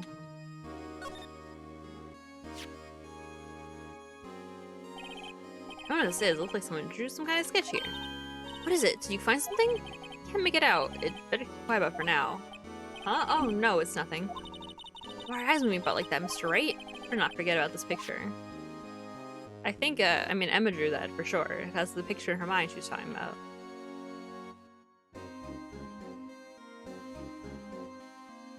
Oh, maybe I might be stupid. There were literally fingerprints on that cloth. I'm sure I'd like you to have a look at this. Hey, I know what that is. So you want to take some fingerprints? It's a great idea, detective. Alright, go to town, sheesh. Sheesh. What are you doing? Why are you sticking out your hand like that? Go ahead, take my fingerprints. It's not your fingerprints we want to take. Huh? Come on, this isn't time for jokes. Them about the cloth we— oh wait, shit. Now that cloth we found in the safe. Oh, that— I knew that. Woke up with the handprint, right? Jeez, where's your sense of humor? Okay, Mr. Wright, let's check our prints. Turn the pound on the cloth. Then once they've been absorbed the prints, blow the rest away. For my mom, I don't have to told a million times. Alright, let's get this over with. I'm a little confused because I feel like, we wouldn't really be able to get prints from a cloth that well. But maybe it's leather, so maybe it's better. I guess leather does have like a smoother texture and you can get grease on it pretty easily.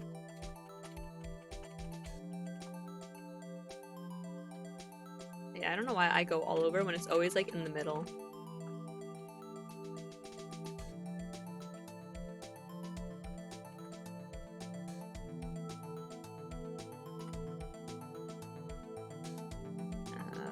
Yeah. Alright, let's see.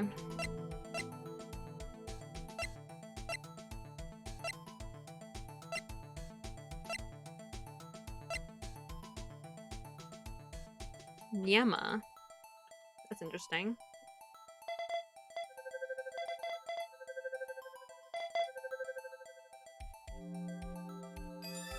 Huh. No. How can this be? What are Emma's fingerprints doing here? Hey, you found a match? Whose fingerprints were they? Huh? Oh, it seems the prints are too old. They're clear enough to get a match. Oh, that's too bad. I thought it'd be Dirk's fingerprints. I'm thinking that, like, I don't know, she did something, but I don't think she killed him. I think that Lana just thinks that she did. And he was like, oh, I have evidence that she did. Here's her fingerprints. If you don't comply, you know, I'll prosecute her. Stay you, over here. What's going on here? What are the kid's prints doing inside the chief's safe? Don't ask me. Let's just keep information from Emma for now. Yeah, maybe you should hold on to this.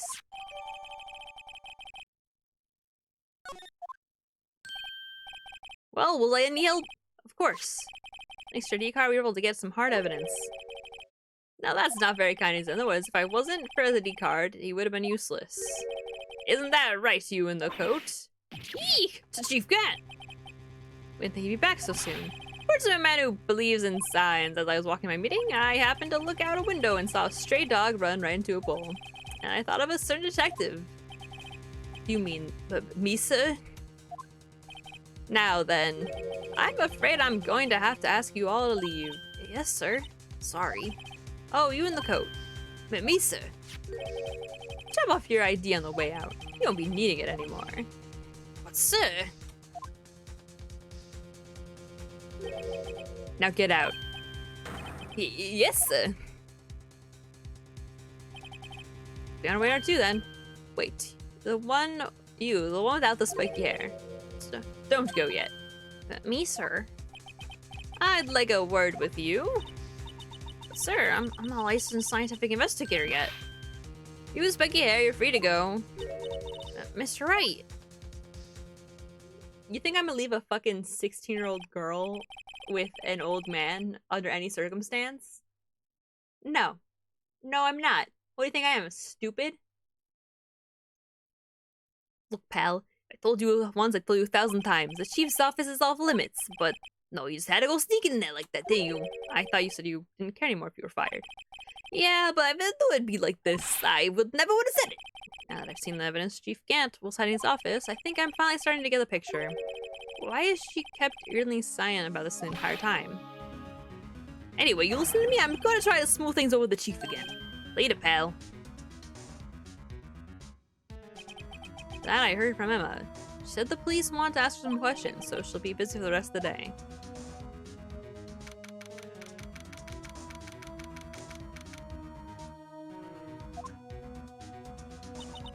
I see. So Chief asked Emma to come for some questioning. No use thinking about it, it's tomorrow's final day in the court. I'm really doing everything I can to defend you, which is why I'm here. I already told you all I can. What you told me over these past couple of days is absolutely nothing. Not a single useful thing. Really? I believe I did mention something quite important. Something I told you right at the beginning. It's that I was the one who stabbed Detective Goodman. You know, I think I finally figured it out. I know who it is that's lurking behind your words. We did a good job mentoring you. I'm rather jealous. Seems Edgeworth was right. Edgeworth? Once you're convinced you know something, no one can persuade you on otherwise. Thick-headed is the term you used, I believe. Now's my chance to get her to say shit. Tell her the rest of the story. I have to admit I was more than a little perplexed at first. You insisted you did it, yet there was no incriminating evidence. That's when it hit me. It's not that you're unwilling to tell the truth, that you're incapable of doing so because of a certain individual. What an intriguing notion. A certain individual, you say? So you think I'm protecting this person? Protecting? No, I think afraid of is more like it. I knew it! It was blackmail! Not mistaken. The person in question may have persuaded you to silence. For argument's sake, Mr. Wright, who may I ask is this person you're speaking of? Who I'm supposedly so frightened of? What's this person's name? Well, duh. Well, Miss Sky? Mr. Wright, you were addressing the chief prosecutor. Do not forget your place. I take it she's still not ready to spill the beans. My apologies. Could you please tell me a bit more about what you think you know? We were partners until 2 years ago.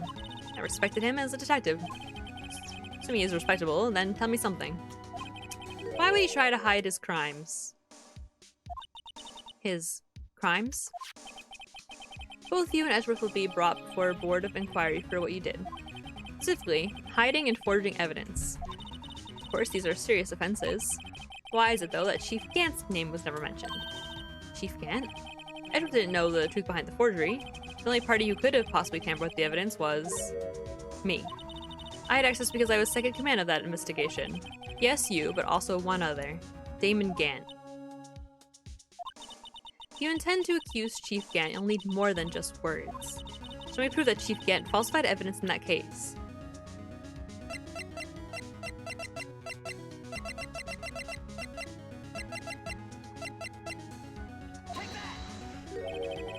I just found this in his safe in the chief's office. This jar piece and this piece of cloth. Do you know what these are? They're pieces of evidence from the SL9 incident. Oh man, my throat like really hurts.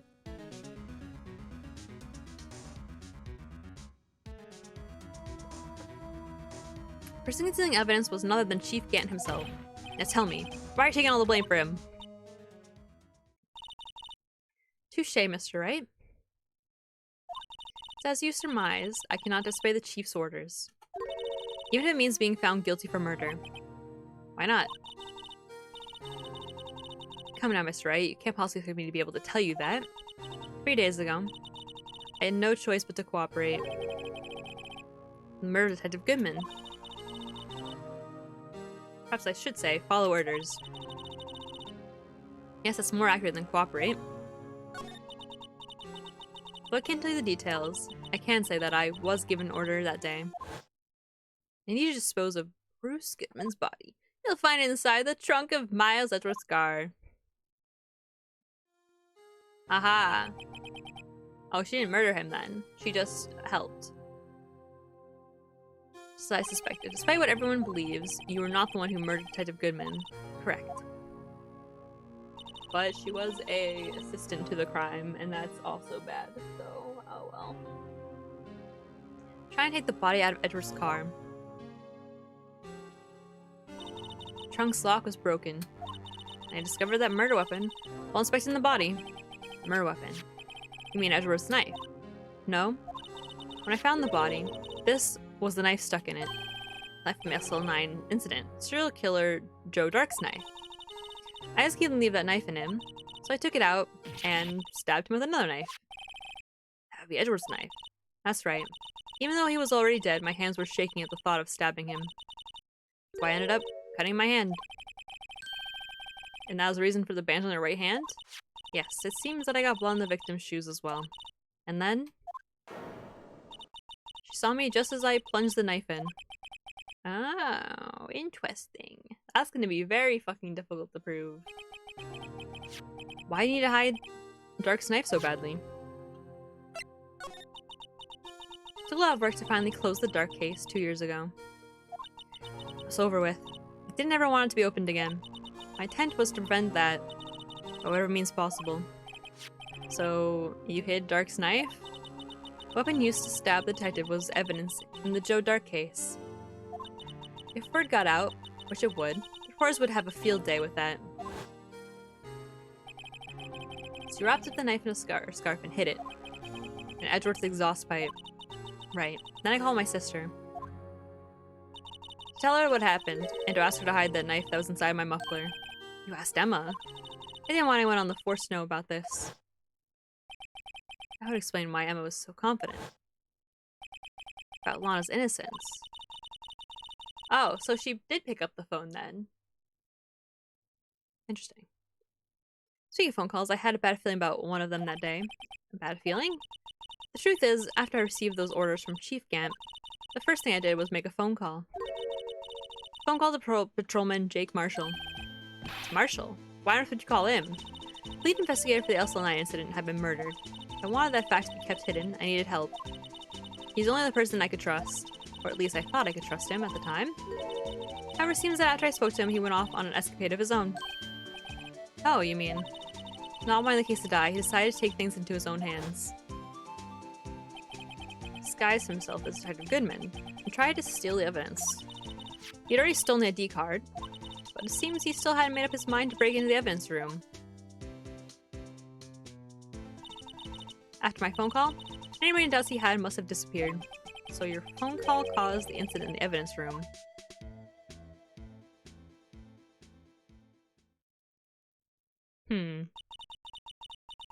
Right, that's all I can tell you. But Lana, give my respect to Mr. Wright, both as a defense attorney and an investigator. Now please, don't pursue this any further in court tomorrow. Or it's trial. There's only one way to drive off Lana's demons. Gotta get to the bottom of everything. Nah, sorry, bitch. You know, it's just like the case with Edgeworth. You know, I just gotta get to the truth. I can't help it, you know. Detective Goodman's real murderer.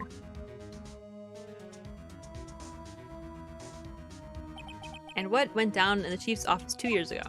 Well, we do know who the murderer is. I just don't know what went down in the chief's office 2 years ago.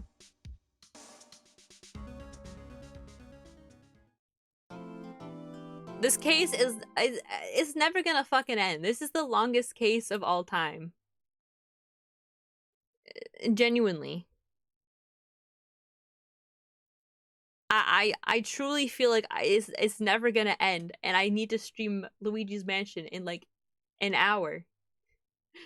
It never ends.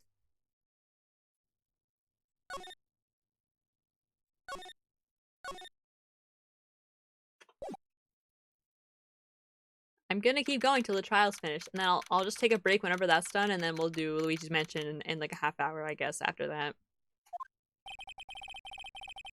Defendant lobby alright, but there's no defendant. Been trying to reach Lana all morning. Where could she be? And where's Emma, for that matter? It almost seems as if. Since I'm behind the scenes. Oh. I'm behind the scenes. Edgeworth! Knowing you, you've already figured it out. Who the owner of the 7777 ID number is, that is. Well, I have a pretty strong hunch. See, I'm not the only one who's figured it out.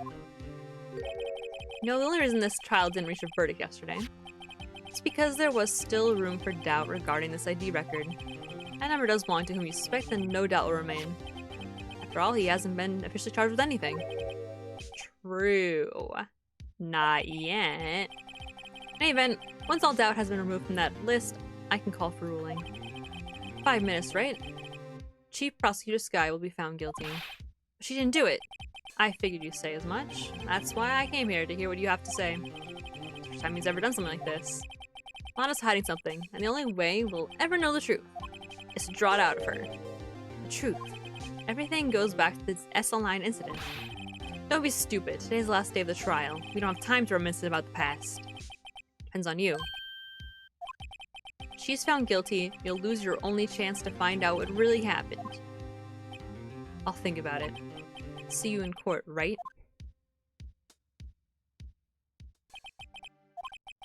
If I'm ever going to find out what Chief Gant has on her, it's now.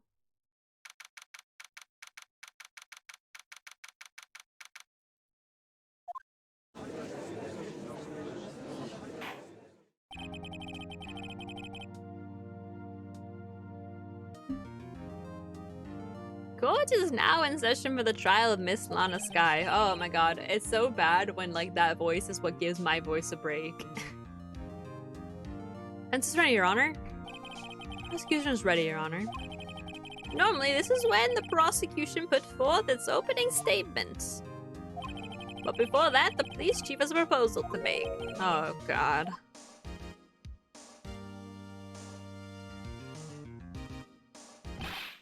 Morning, folks! How's everyone doing? Hey, Ajib, been back to the pool yet? No, I've been drowning enough as it is in my own work. Oh, that's a good one. Don't think I can top that. Don't mind me asking, Chief. Exactly what is this proposal of yours?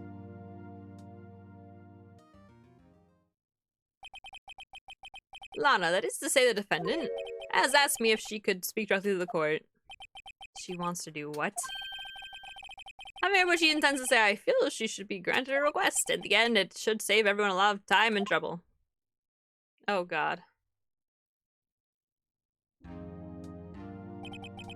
What's this all about, defendant? I'd just like to make one simple request and I'll be finished. Well then, what's your request? Your Honor, I'd like you to put an immediate end to this trial. Huh? Institute all charges against me.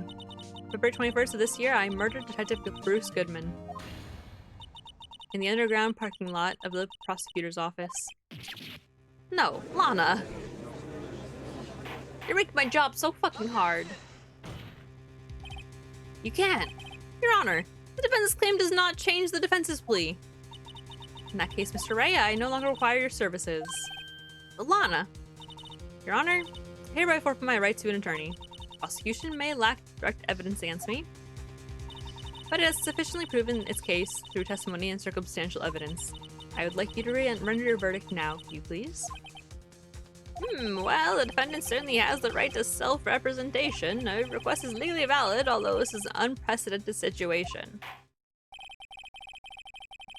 This is like the 5th time.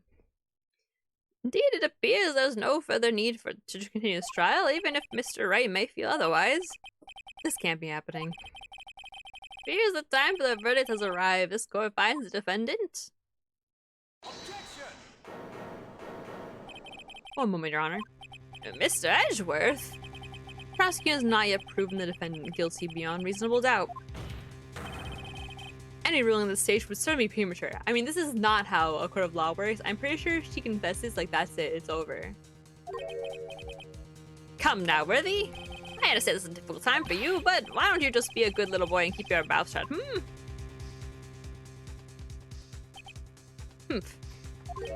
I don't think I care for your tone, Chief Gant. What? No, really, what? I can't hear you. My hearing is fucked up.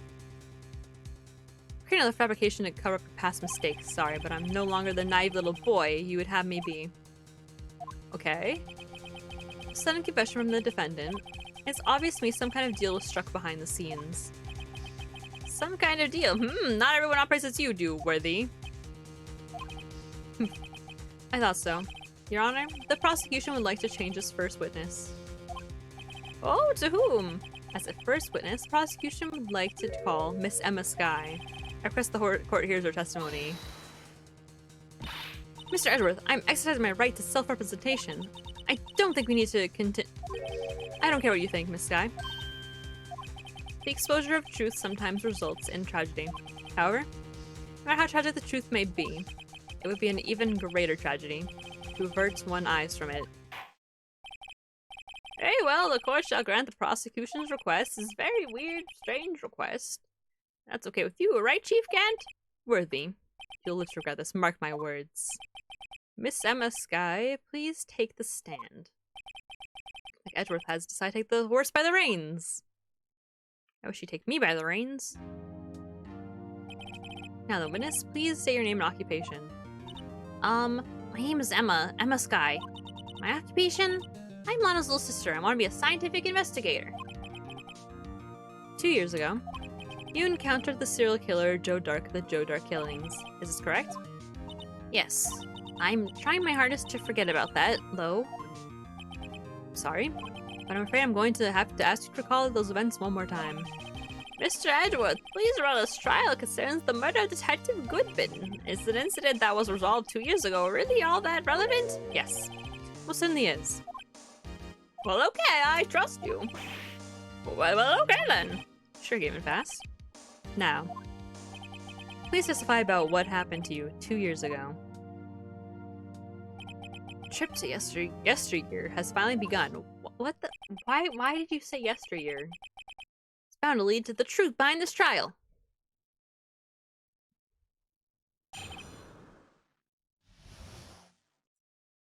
I was waiting in my sister's office that day.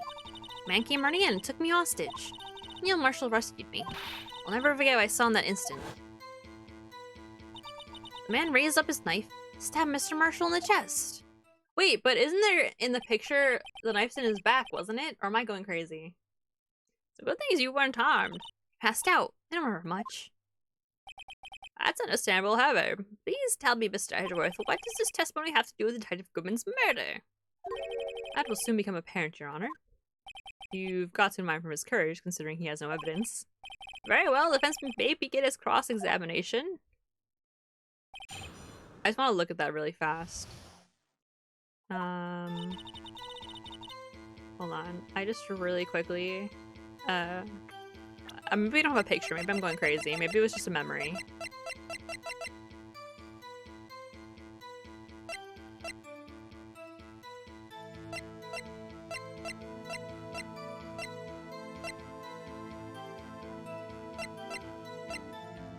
Okay, no, I'm not crazy. Stabbed in the back, right? I remember that because it was weird. Because it would be weird to die from a punctured heart and lung if you were stabbed in the back, usually. Because, I mean, I don't know if you felt your back lately, but there's like a lot of shit there. Like your ribs protect a good amount. It's really hard, basically really hard to stab somebody in the heart if you're not doing from the front where there's like more space. You know what I mean? And you also have your spine there. Anyway, okay, so that's definitely it for sure. Z is. Ryan took me hostage, Neil must arrest me, but I'll never forget what I saw in that instant. The man raised up his knife and stabbed Mr. Marshall in the chest.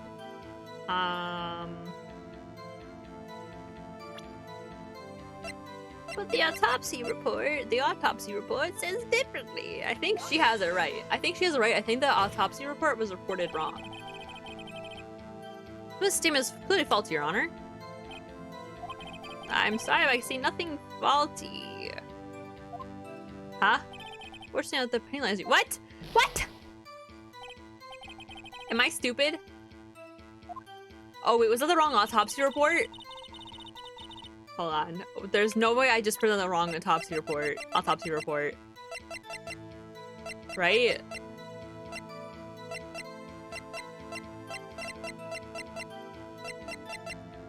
Oh, it's gone now. No, I did this one, right?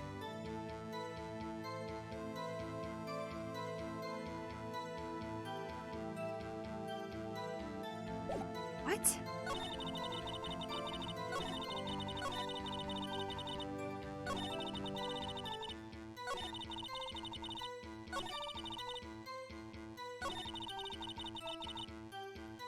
Maybe push first? Okay.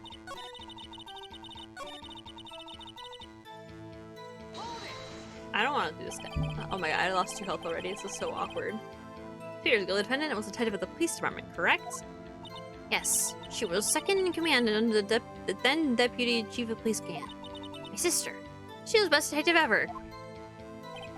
Yes, I remember. Deputy Chief Gant and Miss Sky used to be quite the pair. Maybe they shared the same office. That's right. I'd always sit at my sister's desk. Dream about playing that organ. I wanted to play it that day too. Police department and the prosecutor's office held the ceremony that day. Lana promised to take me to dinner after she finished her work.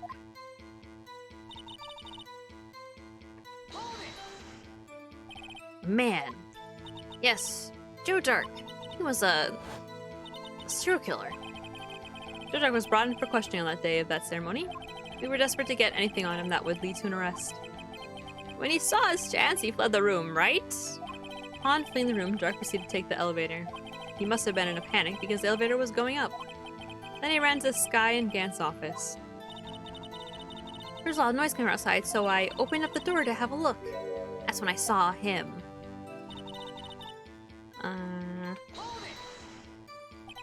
What's the prosecutor doing there? That day, there were 2 people present during Dark's questioning. Deputy Chief Damon Gant and Prosecutor Neil Marshall. Almost forgot about Gant. Neil Marshall had just received the King of Prosecutors Award. Young and dedicated, he went straight to the questioning room after the ceremony. I assumed that would also be why he was the first to run after Dark. When Dark grabbed me, I thought it was as good as dead. And that's when Prosecutor Marshall came running in? I don't clearly remember what happened then, but... Whereabouts on the instant? Can you tell us about that? Mr. Marshall jumped on Dark just then. Lights went out. Lights went out? It was just about this time of year. There was a terrible storm going on and lightning struck nearby. Electricity went out. Wait a minute.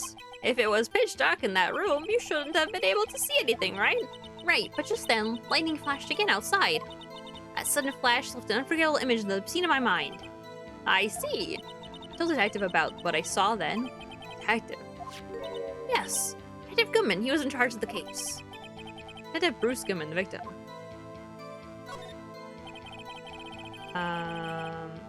So you spoke with Detective Goodman about this 2 years ago. It was to push it. You're so smart, Sierra. Yes, that's what's so scary about this trial. And you told Detective Goodman about what you saw. Yes, but at the time, the words just wouldn't come out. That's why I drew a picture. A picture? Yes, I think she mentioned that before. Well, Mr. Wright, have you heard enough? No. This picture the witness drew, I believe it has a very important meaning. But the list of evidence I was given 2 years ago didn't contain a picture. Witness, would you mind if we added this statement to a testimony? Yes, Your Honor. Drew a picture that someone's seen but seems to have been lost. Except I have it!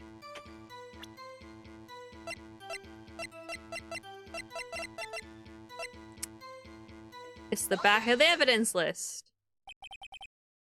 Mr. Edgeworth.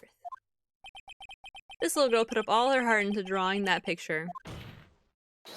Yet you would insist on denying its existence? You sick fuck. Hey, I'm not the bad guy. All I'm saying is that as the prosecutor for this case, I wasn't handed such a picture. That's so true, bestie. Oh, because I guess it would prove that he was stabbed in the chest, right? And not in the back, the autopsy report says.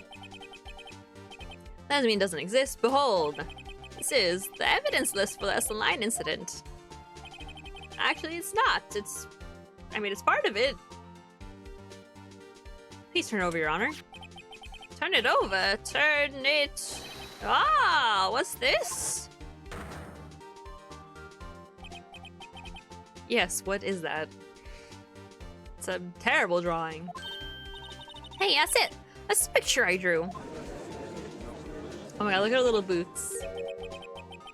Indeed, 2 men appear to be wrestling here. What's the meaning of this? What are you doing with that list? Me? Only prosecutor in charge had that list, access to that list. Huh? These lists, they're different from each other. What? It appears, Mr. Edgeworth, that the evidence list you were handed 2 years ago was incomplete. These 2 lists fit together to form one. You can see the marks here where they were torn apart from each other. And you never noticed these marks? My god, no wonder why they're accusing you of being a shitty prosecutor. So you see, Mr. Edgeworth, it's quite obvious what happened. 2 years ago. Only half the evidence in the case ever reached you. What? What? Order, but Miss Sky, why did you draw your picture on the back of such a report as this? That's what the Detective Goodman handed me in your questioning room, Your Honor. Wait a minute. If this list was torn in half, then that means... Your Honor! Are you alright, Mr. Wright? Your eyes are bulging from your head! The evidence list was torn in half. There might be more of the drawing in the back of Mr. Edgeworth's list. He never once flipped over the paper? Yes, it's quite conceivable, Mr. Edgeworth. It's possible. Let's see. Not once. Not a single time. Is something wrong? Do you even have to ask? Sorry, Your Honor. There's indeed something around the back of this. Man's too busy to flip paper. True. Is that a thing?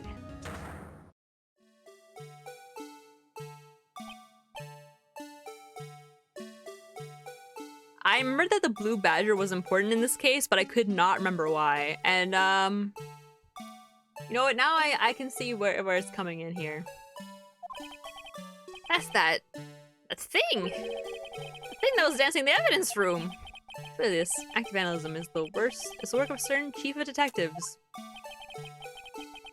I guess he was out of scrap paper.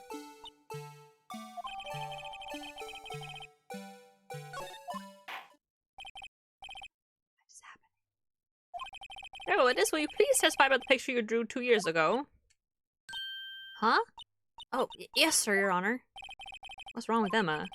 She seemed to be thinking about something when she was looking at the picture.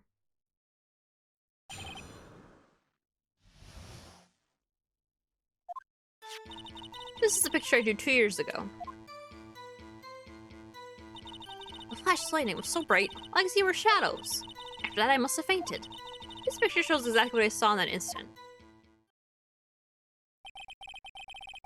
I think a flash of lightning could burn such an image in your mind. Thanks to that, though, she was able to show us exactly what she saw. Well, I don't see any contradiction here. This clearly shows Joe Duck about the murder. She's prosecuted at Marshall. Let's bring up get his cross-examination.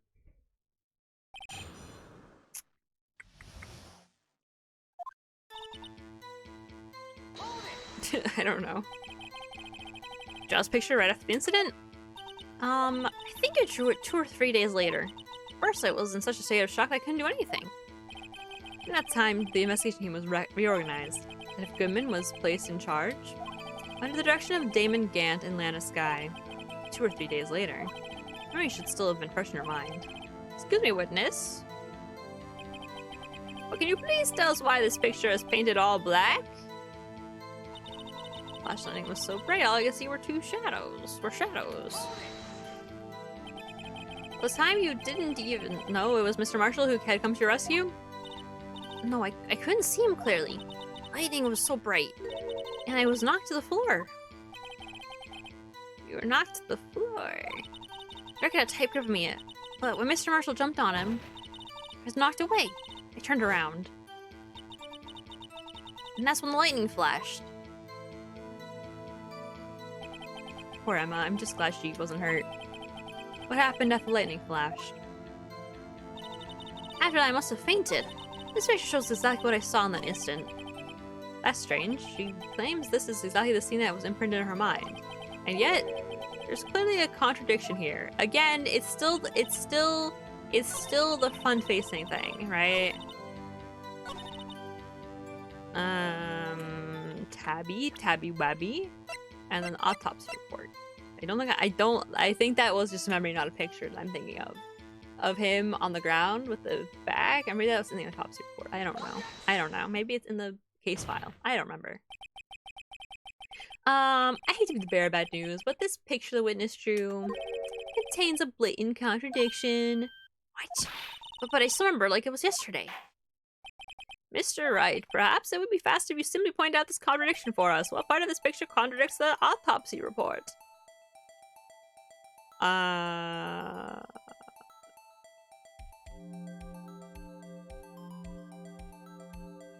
That he's front-facing?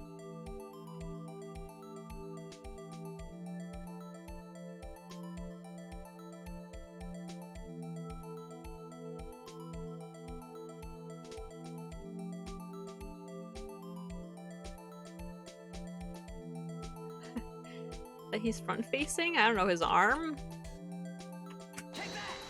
Oh god, I just knocked something off. I think it's, this part here? Oh, cool. So that wasn't right. Awesome. Great. I'm gonna lose the fucking case. I do it over again. That's because the drawing stinks! Mr. Wright, how could you? That to make an innocent girl cry should warrant the death penalty. Okay, well, chill. And I shouldn't shift blame to others. Yes, well, so once Francis learned his lesson, and taking a look at the autopsy report in this picture. Oh god. Mr. Wright, perhaps it would be best if you simply point them, blah blah blah.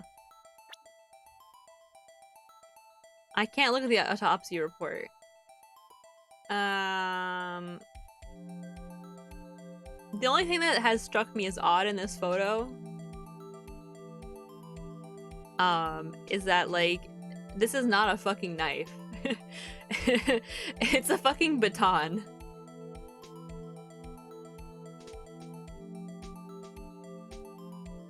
Like, you know what I mean? I mean, if she could draw this well, I feel like she could draw a knife. So maybe it wasn't a knife?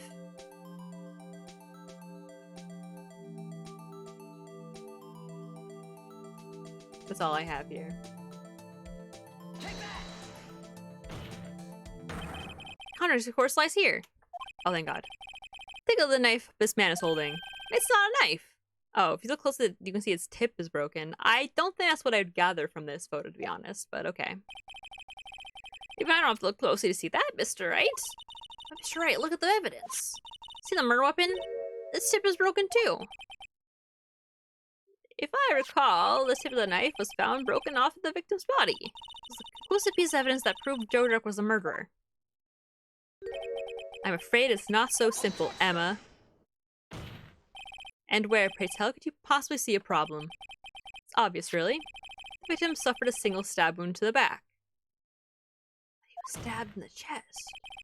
And it was only stabbed once. Then the murder weapon should not yet be broken.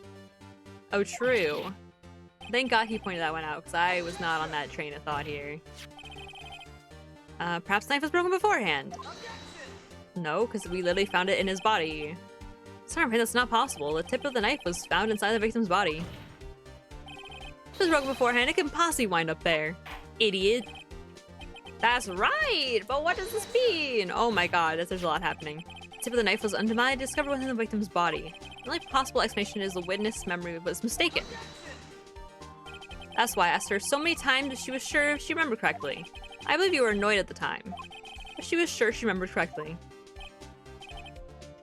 But there's no other way to explain this inconsistency. Also, the witness testimony can be faulty. Not so fast, Mr. Edgeworth. There is another explanation. Have you forgotten already? About a little something called falsified evidence. Treading on thin ice, right? All I'm saying is that this broken knife tip might be the piece of evidence that was forged. Can't deny the possibility. No.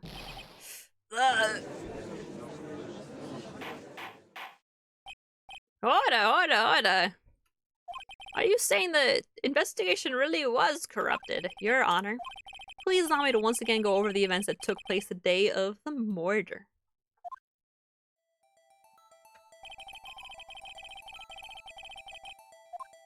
Oh, I didn't read that at all. Receiving the King of Prosecutors Award at the ceremony, Neil Marshall questioned Joe Dark along with Damon Gant. During his questioning, Joe Dark fled the room somehow. I guess he wasn't under arrest, right? Yeah, because there was no evidence yet. So I guess they couldn't handcuff him. I was gonna say, I can't believe they didn't handcuff him. That's kind of cringe. But it's all coming together now. Hold on, there's like stuff on my chapstick.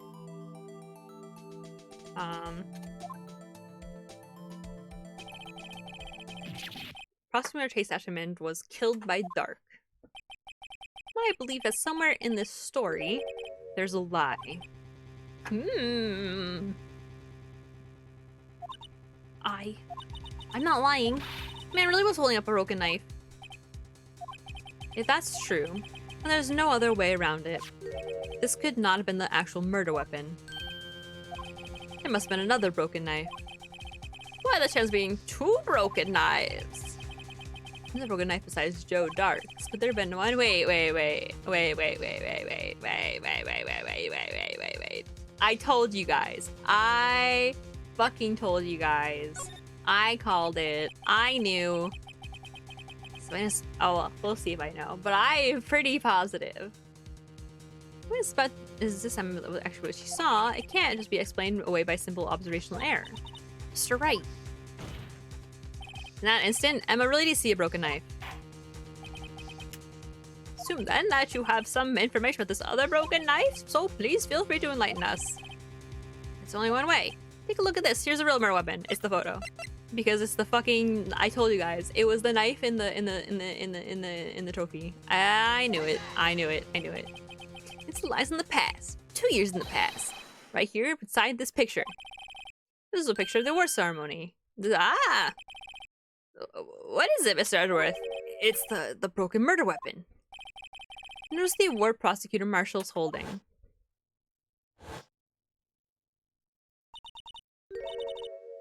That's a broken knife.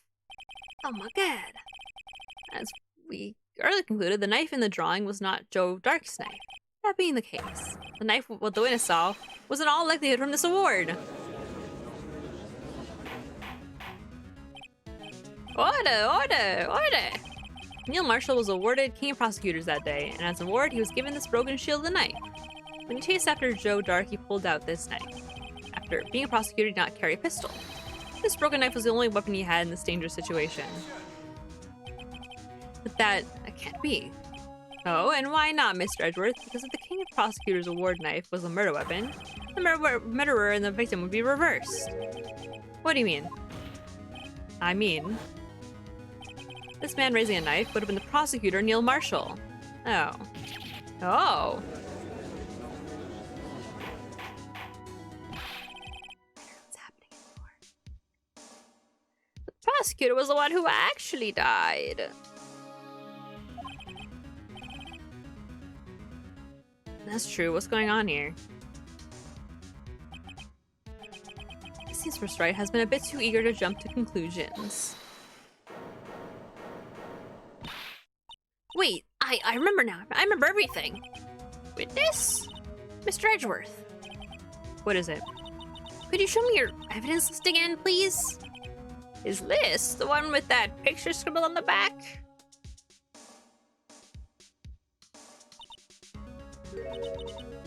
I knew it. This picture. I'm the one who drew it. What? You drew that? That's right. This wasn't torn in half at the time I drew this picture. It was a blue badger all along. Oh my god, the blue badger fucking killed the guy. That's crazy. All this time I've been trying so hard to forget. I must have locked this part way deep inside of me. Maybe that's why she was didn't like the blue badger that much. That would make sense. Perhaps it would be best if we added this to the witness's testimony. Would you please tell us what you recall this guy? Yes, Your Honor. First the knife mix-up and now the blue badger. This should be interesting.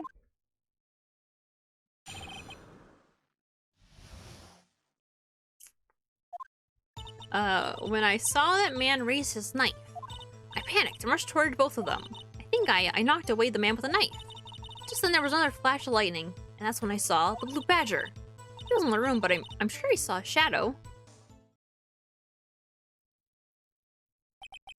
This is certainly most unusual. Try impossible.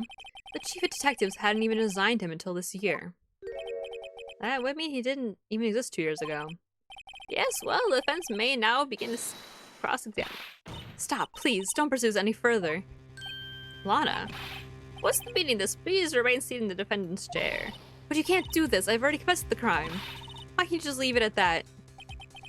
Chief Prosecutor Sky. We've already come this far. It's too late to turn back. Silence. The defense will now be at its cross-examination. Bailiff, please detain the defendant. It seems we're finally getting to the core of the matter. Did she kill somebody? Oh my god, did Emma kill somebody? Oh, I wonder if she pushed down Marshall and like he fell on a knife. I saw that man raise his knife. I panicked and rushed toward both of them. I think I knocked away the man with the knife. Just then there was this other flash lightning, and that's when I saw the blue badger. I don't think you saw the blue badger. Are you sure about this? Of course. See, I even drew a picture of him here. But it was the chief of detectives who thought up this hideous beast, and that was just this year. The blue badger didn't exist 2 years ago. This is all quite verifiable. You know, it sounds strange. I was surprised too when I saw him in the police department. I had this nagging feeling that I'd seen him before somewhere. Now I finally remember. No, brother. Just when you thought that thing had caused enough commotion. Tell us, where in the room did you see him dancing? Oh shit, my phone. He was in the room, but I'm sure I saw a shadow. His shadow? So you mean you didn't actually see his face with this winning smile and all? That's right, but I still remember it. It had 3 creepy horns. This is pointless. That thing couldn't have possibly existed 2 years ago. This must be mistaken. That may well be. But what's important is that it's what caused her to think what she saw. Oh my god, what's important is what caused her to think she saw what she did. Oh, and I suppose you have an explanation. So if so, then by all means, please tell us what this shadow really was. What was it Emma saw when that lightning flashed? Who was this blue badger really? I just might know. I don't know. The blue badger hadn't even been dreamt up when Emma drew this picture, yet she's certain she saw its shadow. Ladies and gentlemen, it is the fence's belief that on this fateful day 2 years ago, there indeed was something that looked similar to the blue badger. Something that is now sitting in this very room. Mr. Wright. In this room? Very well, Mr. Wright. What is it that the witness saw in that instant? Please show us this mysterious blue badger look-alike. It was the blue badger. Okay.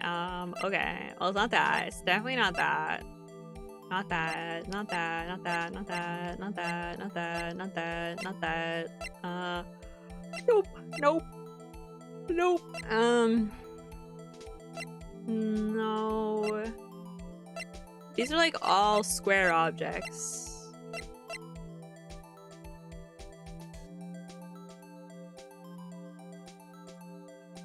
It's gotta be the vase. I mean, yeah, it's either the shield or the trophy or the vase. Because the only things that like, I mean, the vase has blood on it. Actually, let's just go with the vase. And also, he hit a part of it. You know what I mean? Serious blue badger was in fact this. But that's what exactly is that? I believe it's some sort of jar. Mr. Wright, that doesn't look anything like the blue badger. Indeed, it doesn't, as it stands now. It's just a plain jar. However, what if we were to change our viewpoint? Our viewpoint? I gotta show them the correct angle. Look at this from. Oh god. Here we go. Okay, so like these two things have to be the side.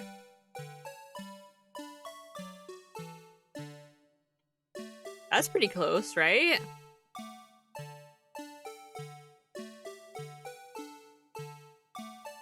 Yeah.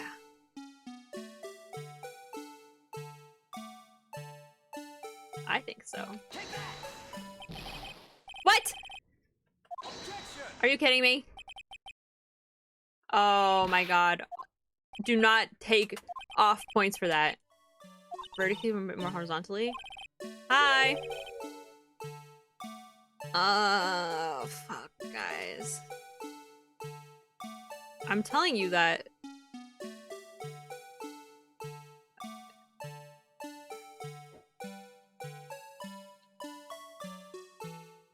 Am I going crazy?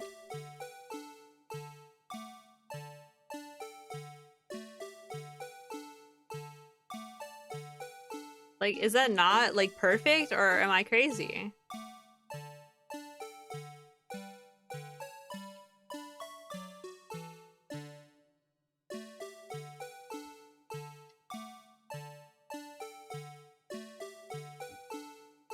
Like, is that, that's literally it, right there. Maybe I gotta rotate it more? Oh, should I hit E? Are you kidding me? Come on!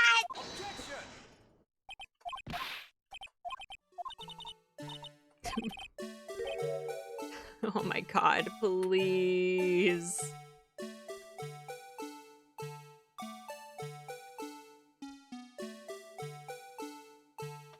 Maybe it needs to be shorter, maybe it needs to be taller.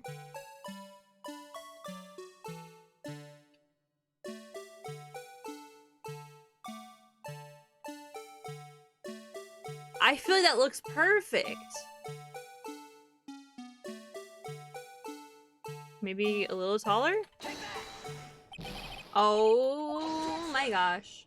Oh my gosh. Oh my gosh. I'm so glad it's not taking health away from this, because this is really awkward.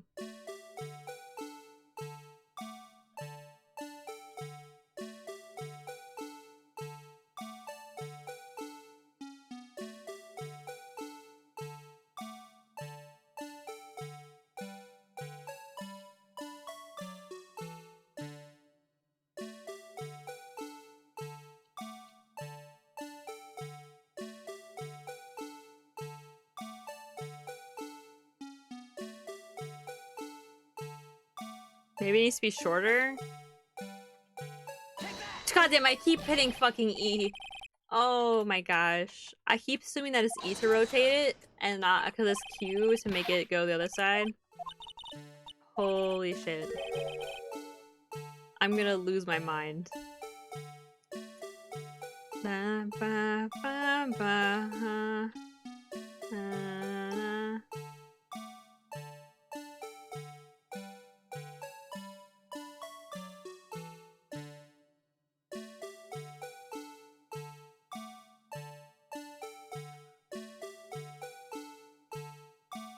like that?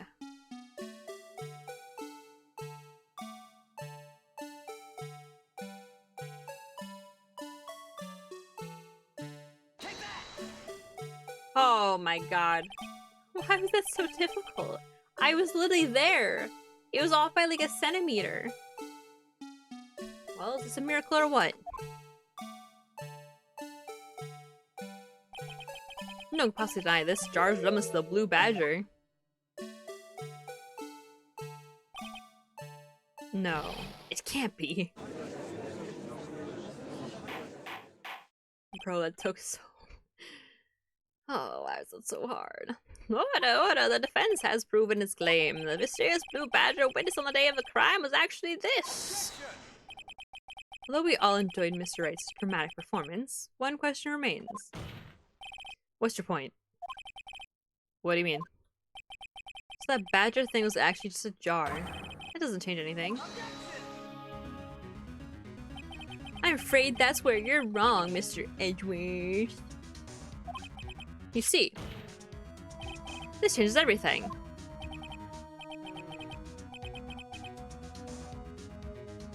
Indeed. Very well then, please tell us. What's different now that we know the witness saw this jar?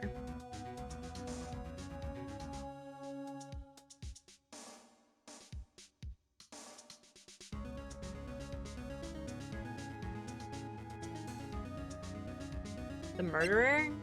I think that she might have killed him by accident. That's how I feel.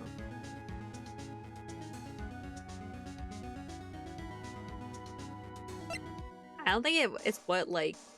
I don't know.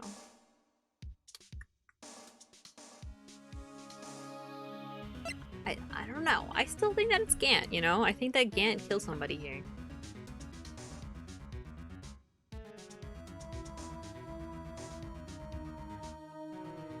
Sure.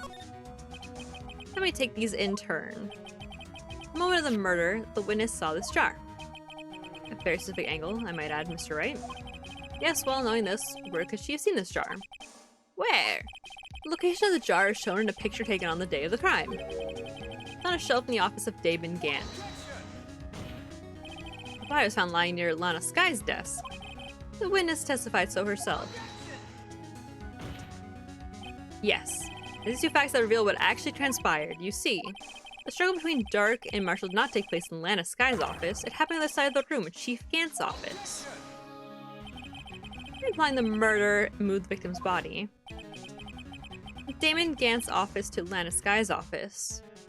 Yes. Why would he do that? What's the reason? I don't know. Exactly. If there wasn't a reason, he wouldn't have gone through the trouble. Only logical conclusion, but there was a reason. Genius. That's why he's the best in the biz, baby. Beautiful deduction. Crazy. You know what that reason was, Mr. Wright? No. Oh, I finally figured it out. So this is why Lana tried to stop the trial. Emma did it. So do we get to quit now? No. Please recall the witness's testimony. She said she knocked away the man who was holding up the knife. The next instant, the jar was hit and flew through the air. Now tell me, what could send the jar flying? That would have been the impact the man made when he was knocked into the wall? Ladies and gentlemen, if I may draw your attention to this picture once more. The man was knocked in the direction of the shelf the jar was sitting on. What would he have hit? Aha! The suit of armor, holding a very sharp and dangerous-looking sword. Yes. Oh no. Oh no. Oh no, I've also solved what happened here. Oh dear. Oh no. Since the man who was knocked in the armor was carrying a broken knife, it would have been Neil Marshall wielding the King of Prosecutors trophy. No, Mr. Wright, you can't be thinking. Yes, there is another possibility of what actually transpired in that room. Another possibility? Of course, the perpetrator would have had no idea, but nevertheless... I don't know if I can go through with this. Mr. Wright, what's the matter? Events took place as the defense theorizes, then the outcome is obvious. In that moment, assuming the man Emma Skynocker was acting prosecutor Neil Marshall.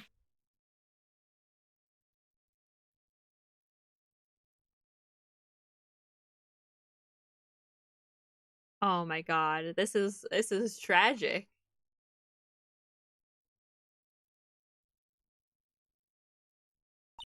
You mean Mr. Marshall died? Because of me? No! I just don't want to be too loud. Oh no, Emma. Oh geez, Louise, Scoob. Never imagined her testimony would lead to this. So it was the witness who took the victim's life, and then proved so with her own testimony. This is unprecedented. Yeah, but she was a minor, and also it was self-defense. What are you saying? I'm sorry, Miss Skye, but given the circumstances, Joe Dirk murdered Prosecutor Marshall. How can you think it was Emma? How did you try to pin the crime on her? Imagine that coming from you. You recall it was you who admitted to forging evidence 2 years ago. The reason you moved Prosecutor Marshall's body was to keep anyone else from finding out about what Emma did, wasn't it? I assure you, Mr. Edward, I have no idea what you're talking about. You hope to have anyone believe your insane allegations. Afraid you're gonna have to have proof. Tell me, do you have any conclusive evidence that proves my sister killed Neil Marshall? Evidence? Only about you don't. Yes, it certainly would be difficult to prove this with evidence. If you don't have evidence, then we'll have to rely on testimony. I'm afraid that won't work in this case. Both parties involved in the incident are dead. Certainly can't get dead people to testify. Well, actually we can. That's where you're wrong. If you remember, spirit mediums exist in this world. So I've been a lot of goose chase from the beginning.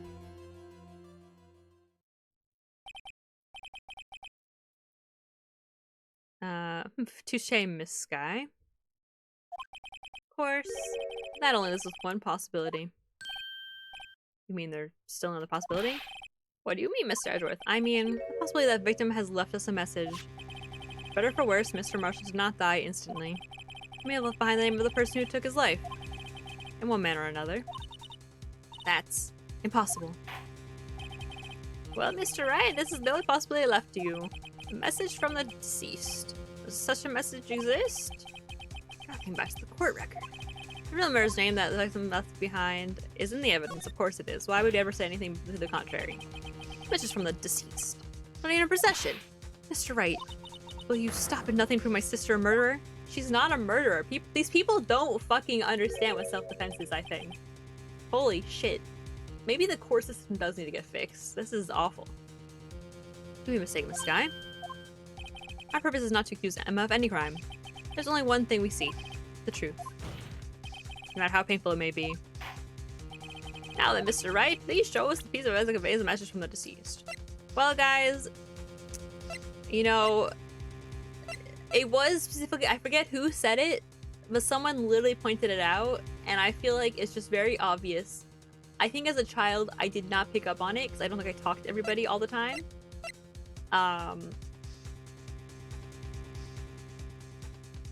There is like a weird line on here, though. And I feel like that has to be it. But I don't see how it says Emma. So we'll have to see how this goes. This message left by the deceased. This is that blue badger from before, right? Oh, is he going to just speak the killer's name? That thing could, I'm sure it would. It's like everyone's forgotten this is just a jar. Message was left here on the surface of this jar. What do you mean? If you look closely, you see the faint trail of blood in this jar. Looks like someone wiped the blood away. Oh, okay. There we go. Yes, but notice, for some reason, the blood on some of the fragments was not wiped away. Yes, there's a line here, drawn in blood. That's what you're saying. These dots were once lines. This isn't how you would wipe, like this isn't, okay, whatever. Prosecutor Marshall did not die instantly. He used the few precious moments he left to him to leave behind a message. One that someone apparently wiped away. Blood must have seeped into the jar where the lines changed directions. Oh, okay. Now it makes sense. Precisely so, all we need to do is connect these points, and the victim's message will become apparent. No. Mr. Wright, what kind of message did the victim leave for us? Your Honor, I believe the blood stains will reveal us the answer. Gotta connect these dots to make letters. Only one thing the victim could have written given the circumstances, his murderer's name. Okay.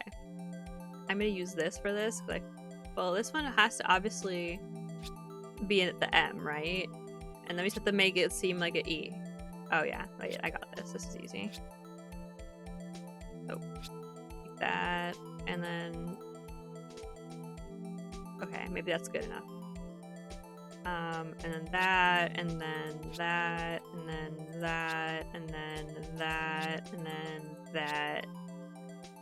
I guess the E doesn't connect. Okay, here we go. It's Emma. There we go. Attorneys do to prove their client's innocent. That's why I've been thinking about is saving Lana. After all my efforts, I never thought it would turn out like this.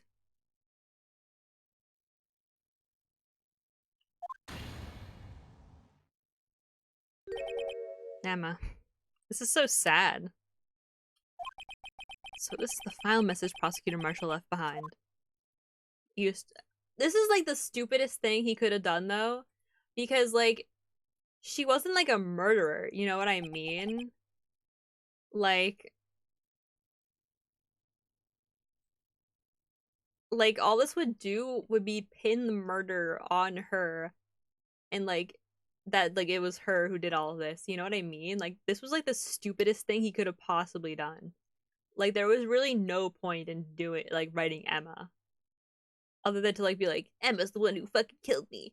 Like that doesn't help anybody. Anyway.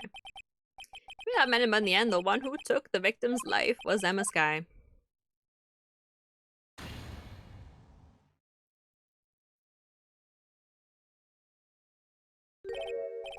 Seaworthy, can't say I didn't warn you. Chief Gannon. Just the implications of what you've done. What? What are you talking about? 2 years ago, Joe Dark was sentenced to death. He's convicted because of his final murder. I believe you were the prosecutor in the case, were you not?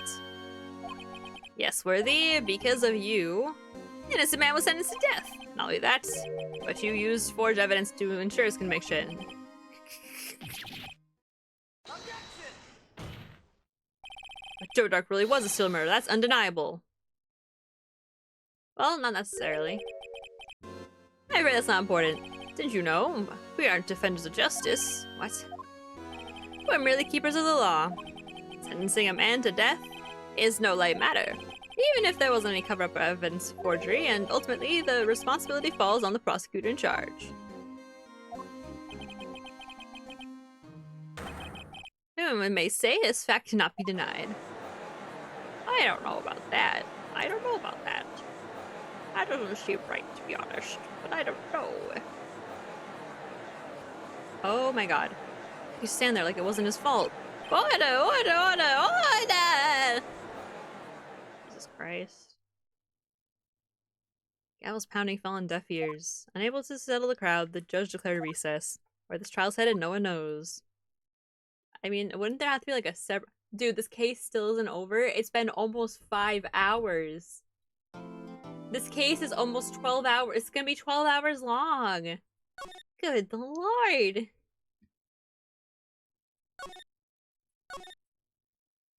Okay, at least we're in trial ladder. It has to be over soon, right? Oh my god. It just doesn't end. It just doesn't end, Your Honor. It just doesn't end. Please.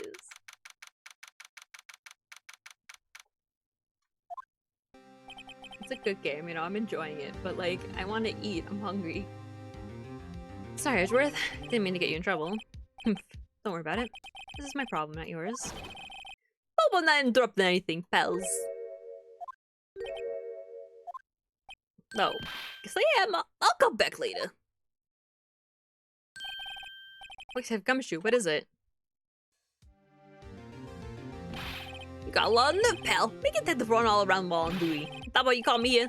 I've seen happy people at funerals. Take it Lana's having you run errands again? Let me tell you, this is the last time, pal.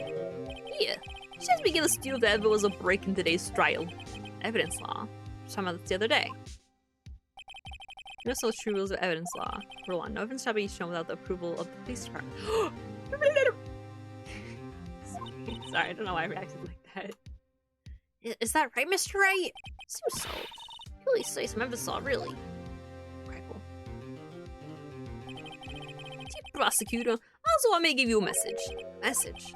She said if you plan to take him on, you're gonna need this book. Him. Guess I'll need to give this book a thorough read. Oh god. Only the book will do you any good now, though. All that's left now is the chief prosecutor's sentence. As for your wrong, detective, I got it in the bag. Haven't figured out yet why I'm still sitting in that prosecutor seat, despite all these allegations being thrown at me. Miss Edgeworth, the real trial today hasn't begun yet. What? What else is it left to do? Credibility's been all ruined with this forged evidence you're unaware of. And this guy found those shoes unwittingly caused the man's death. And now you tell me that you want to do more? I can't do his voice anymore, guys. I'm dying. You gotta be kidding me, pal. Missing the point, detective. Lana didn't murder Detective Goodman. She merely stuck a knife into his dead body. Wait. I forgot about that completely. I forgot about. Oh god, we still have so much more to do then. We have to fucking prove this guy is a murderer. Oh my god. No way. Bro.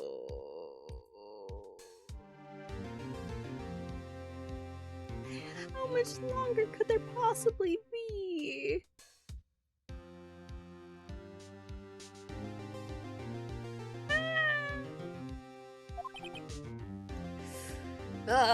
What? We're still going to expose him, no matter what it takes. Cases for too many people. It's time to bring it to an end. Bro. This case is actually like 1,000,000 hours long. We have probably like at least an hour.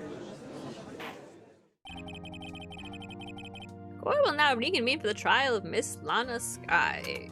Mr. Edgeworth, yes, Your Honor. I'm gonna speedrun it. Yeah?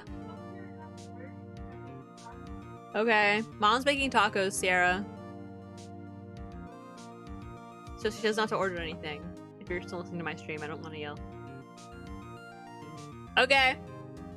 5 minutes planning to impose harsh penalties for your actions. Thank you for your news, Your Honor. Yes, well, normally this is where we go. The prosecution calls for a witness, but it's easy to say. You see, there is some concern that you, Mr. Edgeworth, may have struck a bargain. You think I may have manipulated the witness? I didn't say that. It's just you see, everyone's been talking again. Very well, Your Honor. I have a solution. A solution? That being the case, the prosecution will allow the defense to call forth all further witnesses. What? But there's no percentage value to prosing. Well, damn, this is an unusual arrangement. Okay, I won't speedrun it. I won't speedrun it. But a very effective one. It could prove that I haven't stuck any deals with the witness. Very well, Mr. Wright. What do you say? Unbelievable.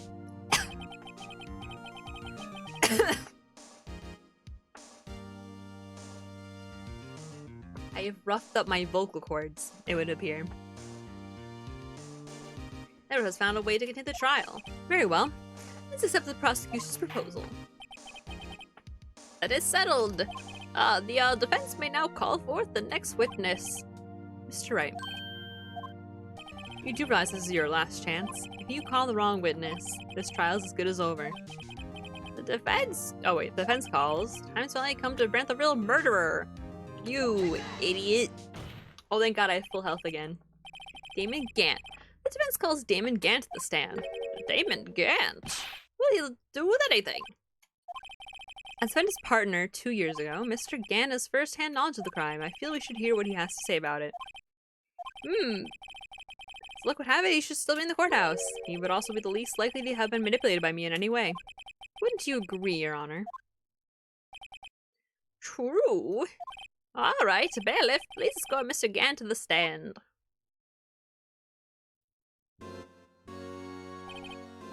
Witness, please state your name and occupation. What is this, some kind of practical joke? I was on my way to lunch. Name and occupation, sir. Worthy, are you sure you want to do this? Your name and occupation. So, you want to play hardball, eh? But please, Mr. Gant. Fine. My name is Damon Gant. I'm the acting chief of police. Now then, Chief Gant, the court requests to hear your testimony. Oh, right. Oh, what's with the grim face? First, let's clear up this SL9 incident. Oh, we talking about Lana's sister murdered that prosecutor? That shit was crazy. There's still some things unaccounted for. Oh, like what? Like the role you played in all of this. Son, either you're very brave or very foolish. You're aware, of course, that a police chief has all kinds of weapons at his disposal. Weapons. Sure, take my testimony for example. I don't have to give it if I don't want to. What? Is that true? I'm afraid so. The chief plays the right to refuse testimony. That doesn't make sense. Is that true? That seems like not a real world thing. Of course, such an accident carries with it certain risks. Don't worry, I'm not here to hinder your trial. Just remember, if this turns out to be a big waste of time, don't say I didn't warn you. Very well, the witness may now begin his testimony. Okay, finally.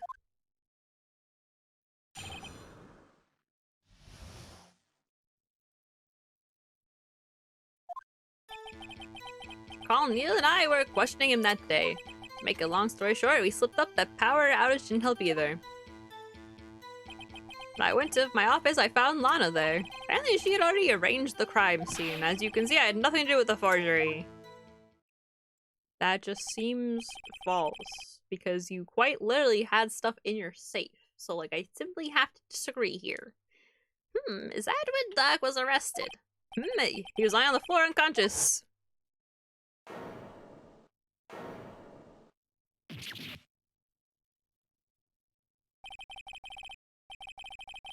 I must send Neil flying. It seems Doc bumped his head.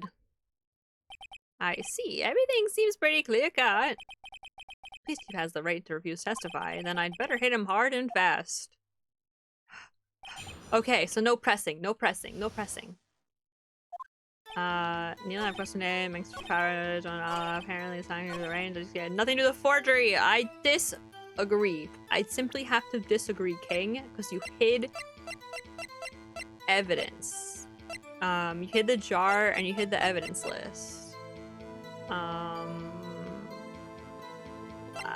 Let's do the jar, I guess.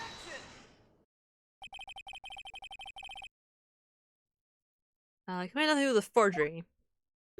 But I'm afraid that is a claim you cannot back up. Explain yourself. Several pieces of evidence were found in your office. Take this jar, for example. That's the blue badger you showed us earlier. A piece of this jar was discovered in your safe. Not only that, but the evidence list I presented earlier was actually found inside your desk. It was found where? You see, Chief Gant, these articles of evidence uncovered in your office are both concrete proof that you also played a part in the legal investigation. Oh my god. Chief Gant, what's the meaning of this? Oh, he's a defense attorney who may be even rival-worthy. So you admit to it then, that you were involved in the forgery?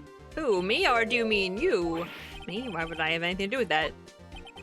Well, you were the one who snuck in my office when you found this. I was gonna say, like, this is why you have to go for proper police investigation, because, like, okay, he could have made that up, he could be lying. There's, like, a lot of instances here where, like, you could have faked that. Prosecutors aren't the only ones capable of forging evidence, you know. Defense attorneys can do so too. Isn't that right, Righto? However, Detective Gumshoe was present during the investigation. Worthy my boy. Not even detectives are exempt from the law. Rest assured, Dick will receive his due punishment. What? What? Gumshoe started up further, he'll end up paying to work. Yes, well, in light of the detective's presence, please give us your testimony regarding these pieces of evidence found in your office and their relation to the forgery that took place at the crime scene. My. Kids these days no longer know how to put two and two together.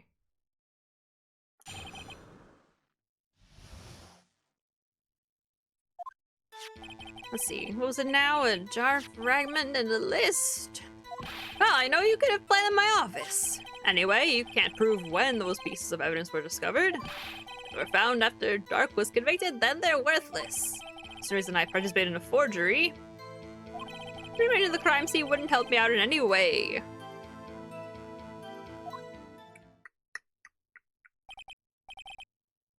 Mr. Wright? Yes, Your Honor. When investigating the crime scene, you should have been more careful to observe protocol. He is right on this one. Do you understand that I am the chief of police, right? There will be consequences. Ooh. Indeed, I believe I will press charges so you won't make the same mistake again. My apologies, Chief, but would you mind waiting until tomorrow for that? Today is, well, you know. What?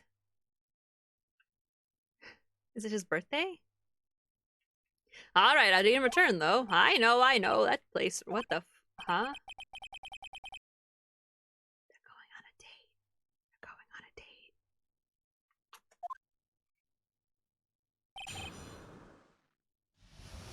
But they won't be going on a date when I'm done with him. I know you could have planted them in my office, and we can't prove when those pieces of evidence were discovered, if they were found after Dark was convicted.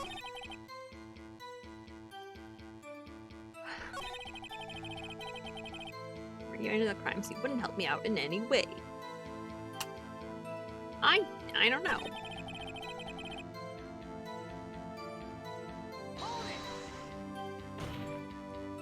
How can you lie and say that? Because I'm innocent. Remember? Who was that murdered Neil? I'm not sure I care for the word murder here, but in the end, the person responsible for Mr. Marshall's unfortunate demise was Emma Skye. Well, now do you see?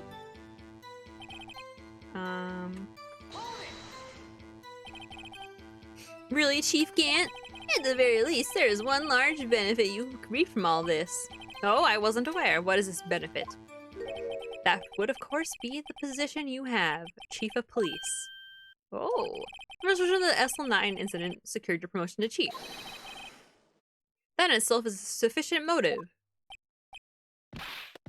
Oh, that's a good one. Huh? Do you really think I'm that incompetent? What do you mean? Even without the case, I was already in line to become the next chief. Resolution of SL9 merely sped up the inevitable a little. Is that true, Edgeworth? Yes, he was going to be made chief anyway. Careful in pointing that finger, you might wind up being the one pointed at.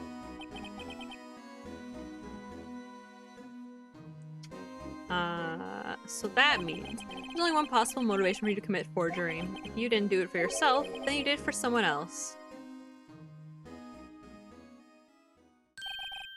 Don't be silly, Worthy. You know me better than that. There are only 3 people I would look out for. Me, myself, and I. There, it's out in the open now. Uji, would you mind if I change my testimony a little? By all means, please do. I wouldn't be anyone's accomplice if there was nothing in it for me. Okay. Nothing in it for you. Sorry, the only person I care about is yours truly. That girl, Ilana's little sister, was it? If you think I felt sorry for her, you'd better think again. You're right, I don't feel sorry. You don't feel sorry for anyone. Be tough on crime and tough on people. That's how I was raised. You seem to be lax enough on yourself, though. Oh ho ho! That's a good one, Worthy. Could there have been something in it for him?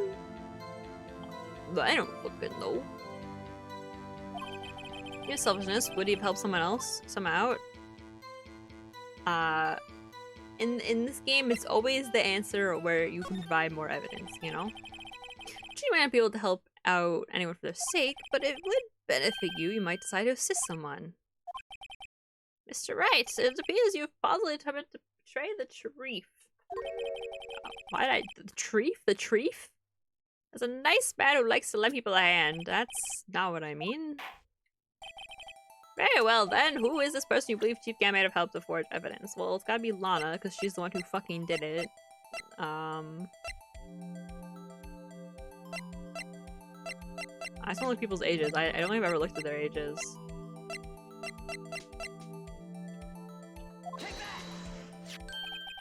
Chief Prosecutor Lana Sky, the defendant. I believe it's quite obvious in light of the circumstances. Emma Sky fell victim to an unfortunate series of events. Who would want to help her more than her own sister, Lana? And as for Chief Gant, he would also have reason to help Lana if she asked him to. That reason, of course, is self-profit. Self-profit? What do you mean? The SL9 incident was resolved. Lana Sky was appointed Chief Prosecutor of the Prosecutor's Office. The person who arranged this job change was you, Chief Gant. But how would he profit from all of this? He'd be able to use the Chief Prosecutor as his puppet. Essentially, he would acquire unchecked authority over all investigations. Do you mean to tell me that despite the Chief's formidable appearance, he plays with puppets? Oh, wait. You must be puppet as in someone forced to do his bidding. Haha, I was just making a silly little joke. We like to have fun here. Admit it, Chief. You assisted Lana Sky in forging evidence. Your motive to point her as Chief Prosecutor so you can control her.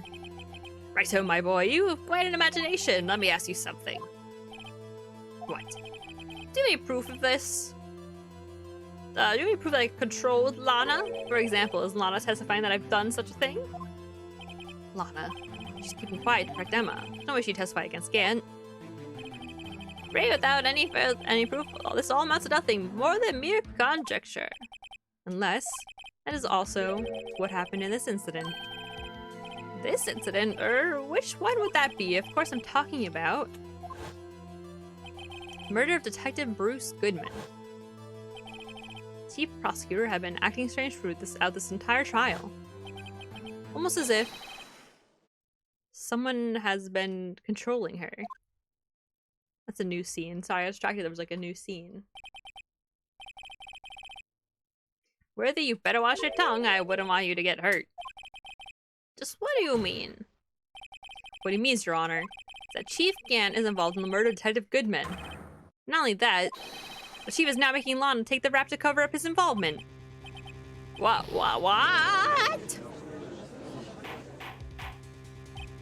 Order! Order! I said order! Mr. Wright, you can't be serious. Top. This is an affront to the highest ranking officer at a law enforcement agency to accuse the chief of police of blackmail and murder. That's impossible. Your Honor, I was merely reiterating what Mr. Edwards said in easier to understand language. It's too late, Mr. Wright. There's no turning back for us now. Looks like he's the one who decided to go through with this. To prove this, Mr. Wright, that the chief, a high-ranking officer of the law, is involved in murder, well, I'm gonna be honest, statistically, it's very high. Statistically speaking, it is very likely, actually. Regardless of his rank or title, Chief Gant is just a man. Sexy man with huge-ass titties. Anyway, the question is he a criminal? I believe the evidence will tell. I see, alright then. Let's see what Mr. Wright's got, and it's better be good. Show us this evidence that ties Chief Gant to the murder of Detective Goodman. Easy squeezy lemon peasy, right guys? We all know what it is. We all know what it is.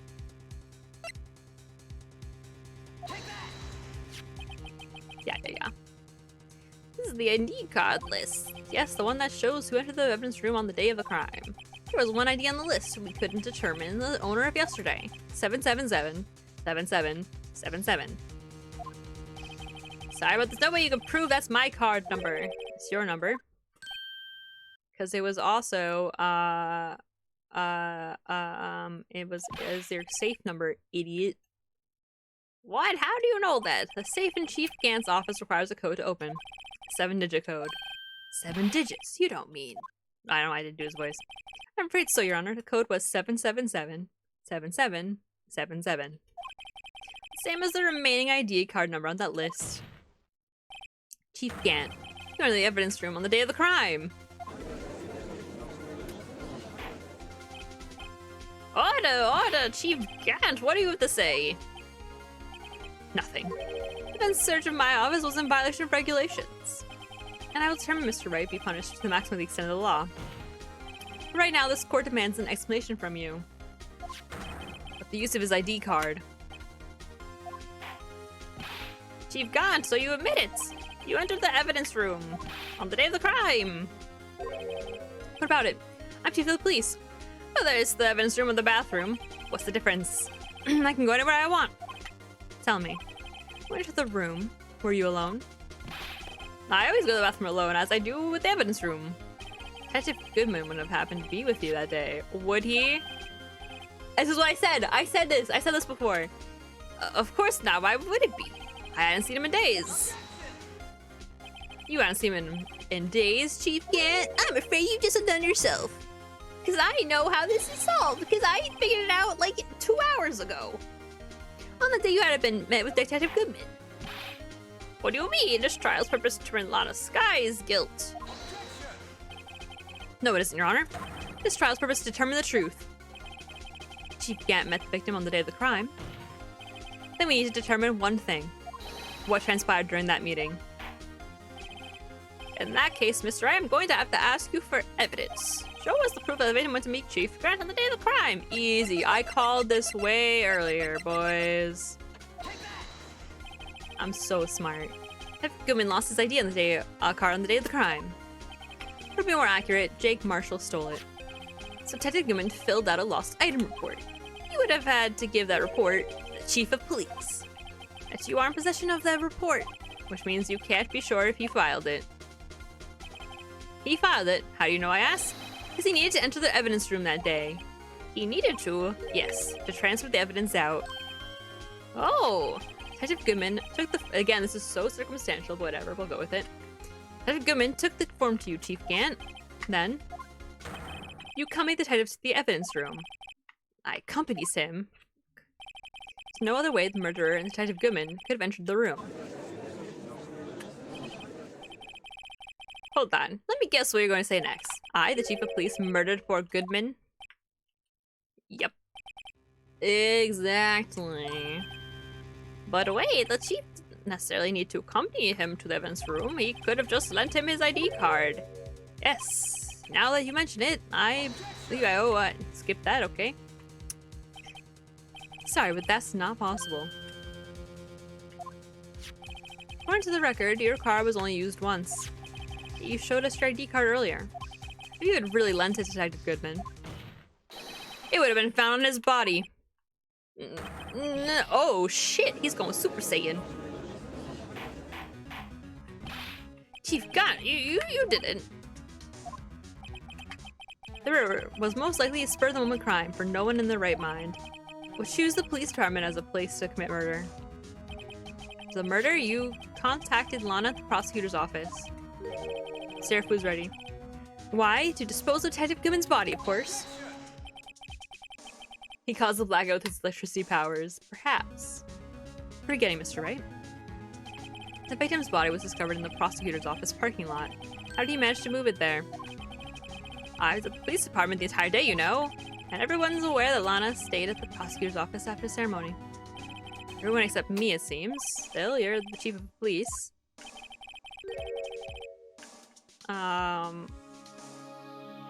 I think that he put it in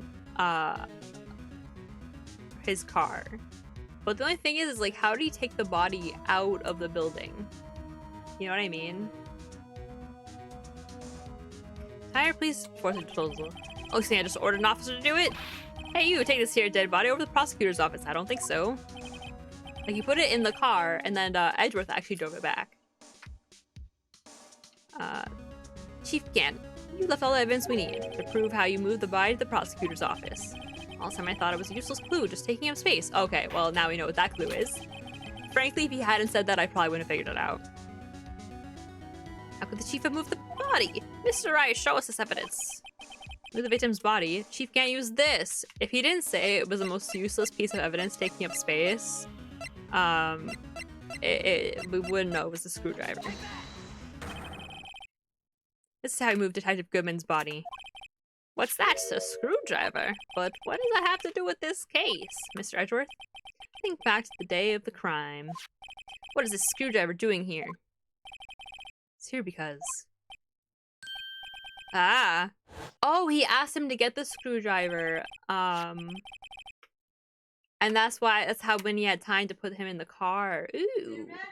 I know, I heard. I told Sierra. God, she's so fucking annoying. Told me he wanted me to keep it here in the prosecutor's office. In any case, on the day of the stabbing, I brought this back here. That's when I ended that day. I didn't plan to return to the prosecutor's office. But you did, because Chief Gann asked you to. You mean I. The body was found in the trunk of Mr. Edgeworth's car. But, like, what if he had gone into his trunk? Like, he put the... I don't know. I mean, there's just... I mean, like, come on. I think it's obvious what happened. The body was moved by that car. Detective Goodman's body was carried in the trunk of Mr. Edgeworth's car. Yes, unless, of course, you have another explanation, Chief. Why else would you have asked Mr. Edgeworth to transport evidence from a closed case?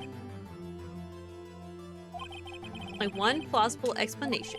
Transfer the body to your accomplice. Miss Lana Skye.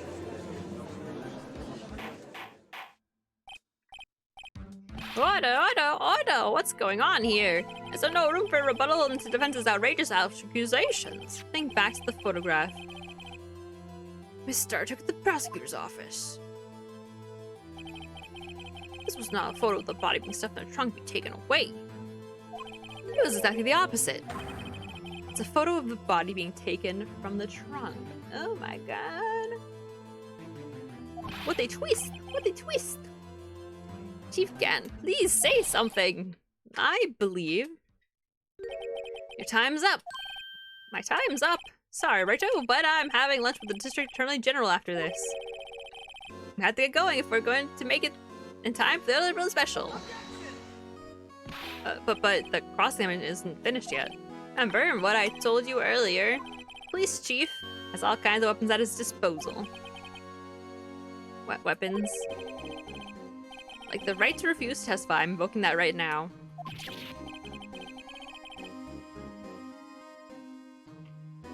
What?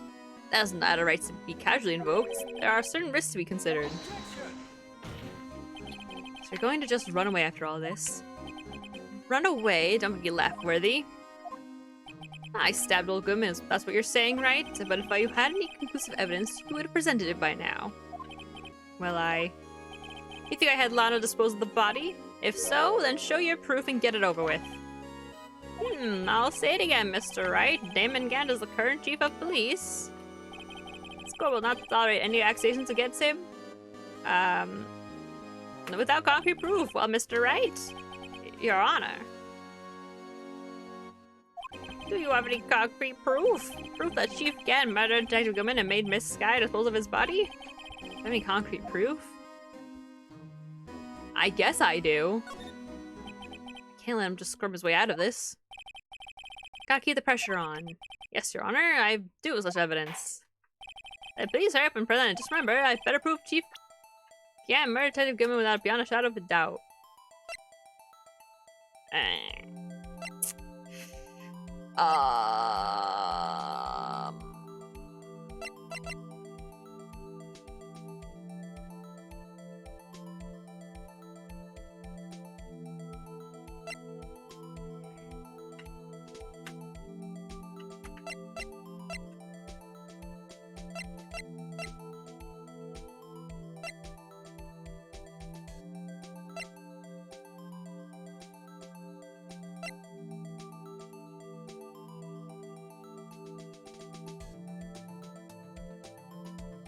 I'm gonna be honest, I don't fucking know.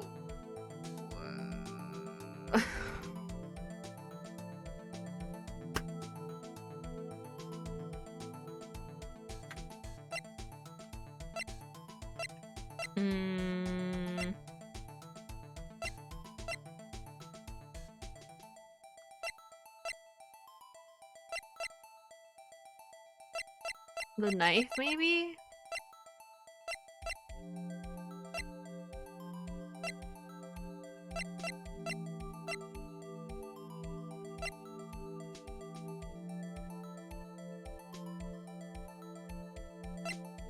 I still don't know what this is for.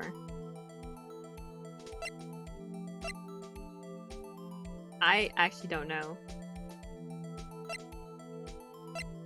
I feel like none of these make sense.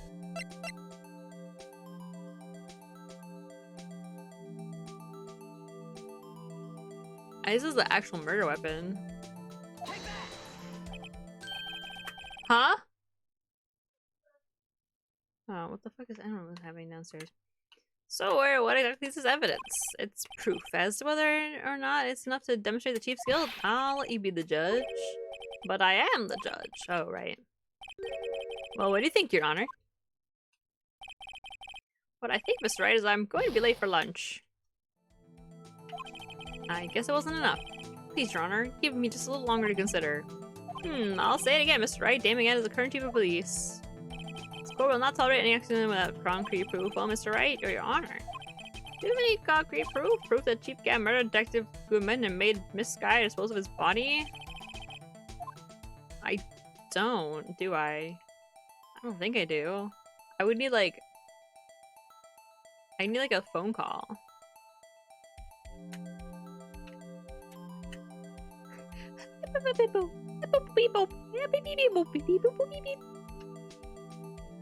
Oh, I have no proof yet. Wait.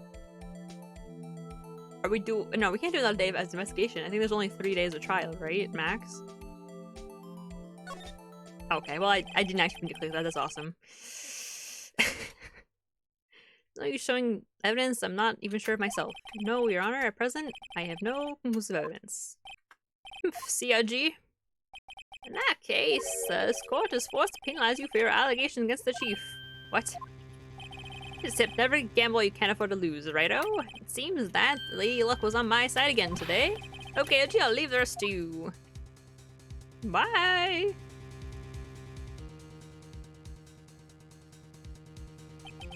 I warned you earlier, Mr. Wright. This is the front to a senior officer at a nation's law enforcement agency. Are you kidding me?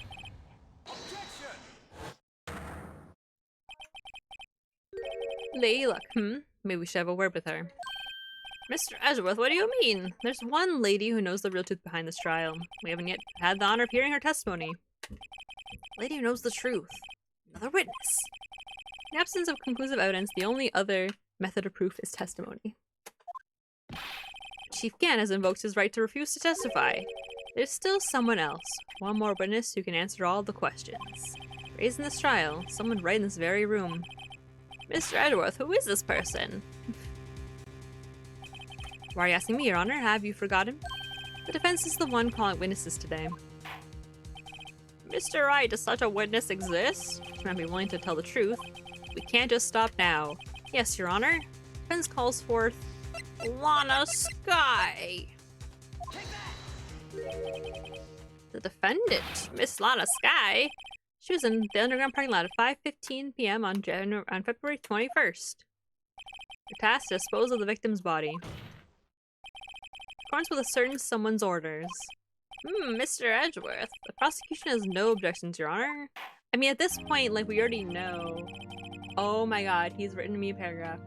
Sphinx and the Master Edgeworth are now in a problem. They are staring at each other. Who is going to win? Why is Phoenix looking? Who decides to look? Wait, is that the Meri? The American cat? The Meri cat? Is that the cat? OMG, how? That is so cool. Nice music to him. Dancing to keygen music. It's kind of good too. VTuber gamer music. Thank you, Weber. VTuber, Weber Simper. I mean, you know, it's just as good as our boy, Return from the Shadow Realm, to be honest.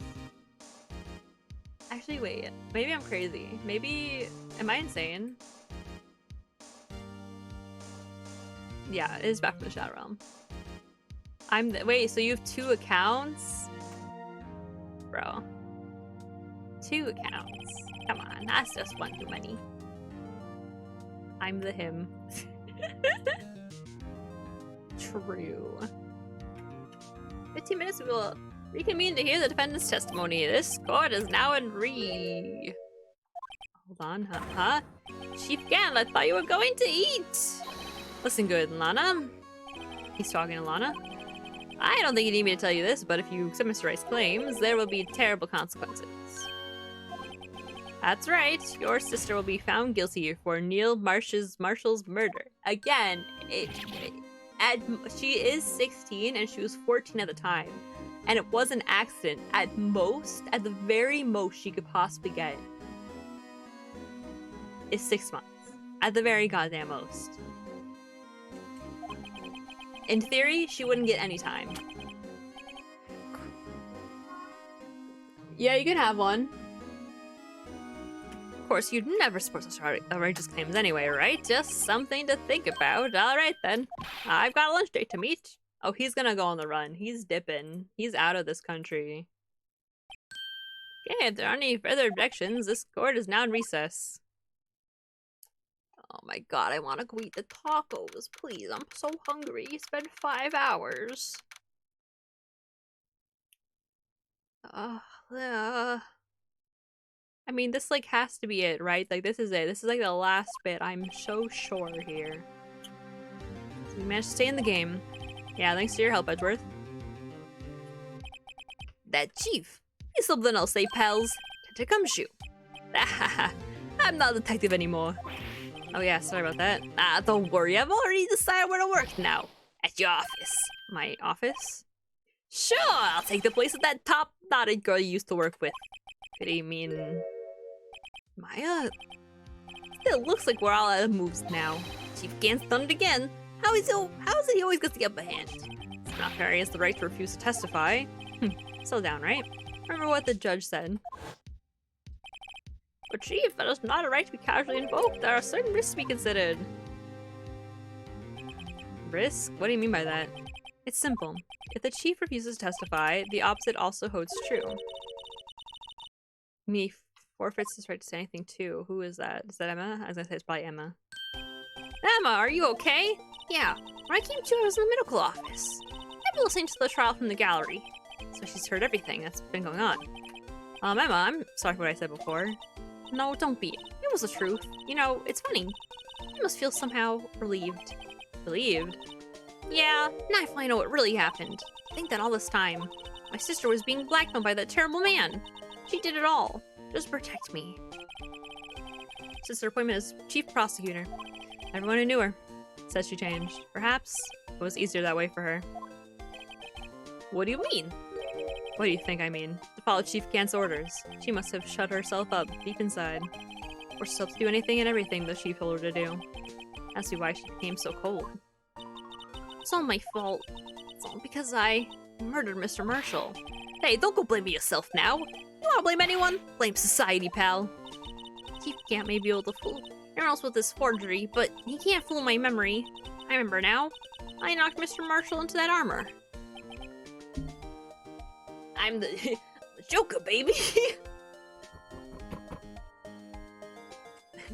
I see. Well, we better get back. It's time for the final act. And why don't you wait here? No, I'm going with you. I want to be there, but Lana tells the truth.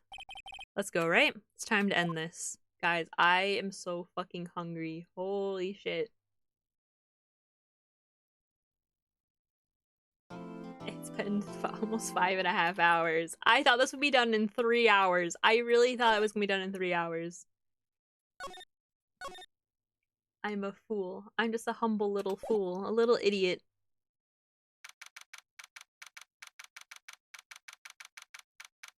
Oh god. At least Lana's voice isn't like painful to read, you know? Now then, will the defendant, Miss Lana Sky, please take the stand? Miss Lana Sky, you are the chief prosecutor. I'm sure you're aware of what is required of you. Mr. Edgeworth, you already know everything. You know that all that I've done these past 2 years. Please provide the court with your testimony, Miss Sky, and remember, you are under oath. We want to hear the truth. Of course, the truth. Lana, no matter what happens, I'll always be your sister. Now lend your testimony, if you will. First, tell us about your relationship with Chief Gant. They handed on your testimony. The only chance we have to get Gant.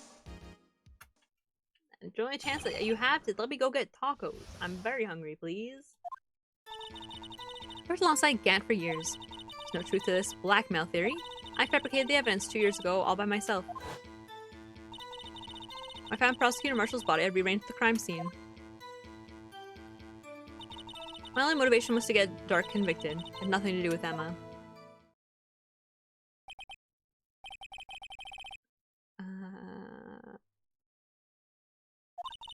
Your Honor, I'm confessing to a capital offense. Of course I'm sure. But Lana, This is true, and that means Chief Gant had nothing to do with this. That's what I've been telling you from the beginning. please, Mr. Wright, you've got to help her. She's sacrificing herself because of me. What if she's telling the truth? She's not. I know my own sister. Whenever she speaks stiffly like that, she's hiding something inside. Deep down, she's really screaming in agony. Yeah, this is no time to start second-guessing myself. The defense may now begin its cross-examination. Guys, I might... no, that's okay. No, it's fine. I might speedrun this, but it's fine.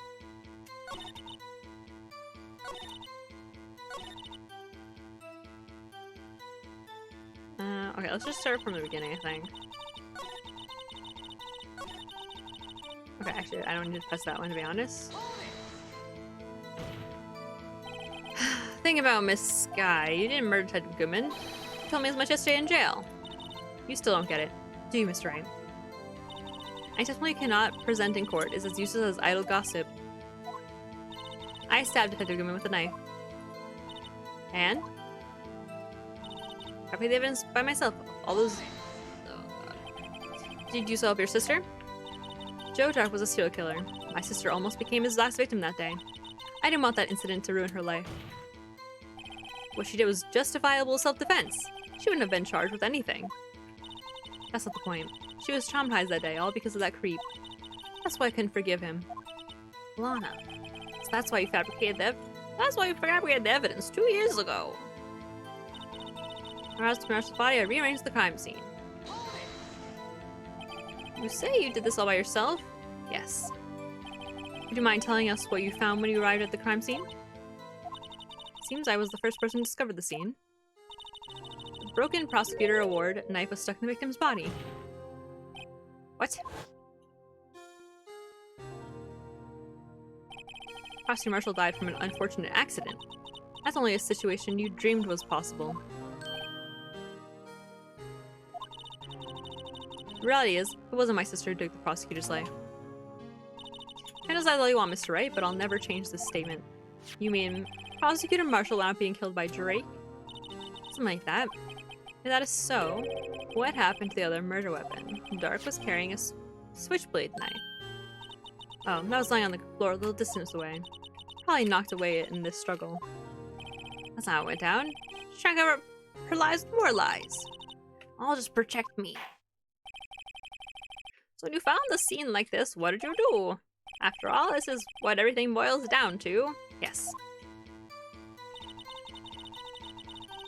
Broke off the tip of Drake's knife, planted it inside the wound, and then moved the body. Oh wait, sorry, I hit right scroll. That's a new sentence, right? That wasn't there before. You planted the tip of Dark's knife in his body, and then you moved the body. But why? Why would you do that? You of all people should know, Edgeworth. You've always had a good head on your shoulders. My head isn't that bad, but maybe I ought to ask for the sake of the others. Why'd you move? Yeah, why did she move the body, actually? We showed up at the scene. Where exactly was the victim's body? It's where you deduced it was, by Chief Gant's desk. The body was found by your desk. Why did you move it there? reason for that is simple. Let's have the witness explain this in more detail. Reason Miss Sky moved the body. This is the jar that shattered during the events threatened my plan.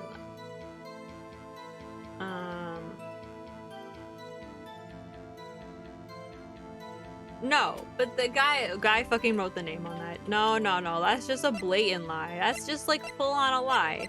You can't, I see through you, idiot. What do you think I am, dumb? I'm the world's #1 detective. In fact, to prove it, I'm gonna pull up my detective hat that I don't have added, so I had to re-add it. Detective hat, add source, browse, desktop, stream assets, detective hat.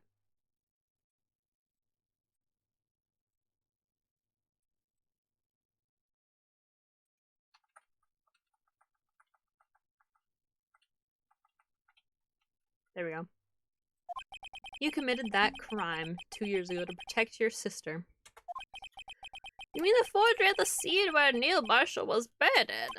If that truth were to be exposed now, the past years of your life will be for nothing. Been in vain. Even so, I am compelled to bring to everyone's attention a significant contradiction within your testimony. A contradiction in my testimony? You testified, and I quote, "Pieces of the jar that shattered during the events threatened my plan." That's right. No problem with that. It's a simple oversight, really. You see, a message was written on this jar with the victim's blood. Yes, the prosecutor must have written it in his final moments. Exactly so, and this is where the contradiction lies. In order for the victim to be able to write this message on the jar, it must not have been broken before he died. Ah. He couldn't have written Emma's name on a shattered jar. Order! Your Honor, it would appear more information is needed in regard to the jar and its bloody message. You may miss something critical here. Something critical? Chief Prosecutor. It seems you're as in the dark as we are about the truth towards which we're headed. What? Just tell us exactly what you saw. We'll piece together the information to arrive at the truth. Very well, Elizabeth, now continue her testimony.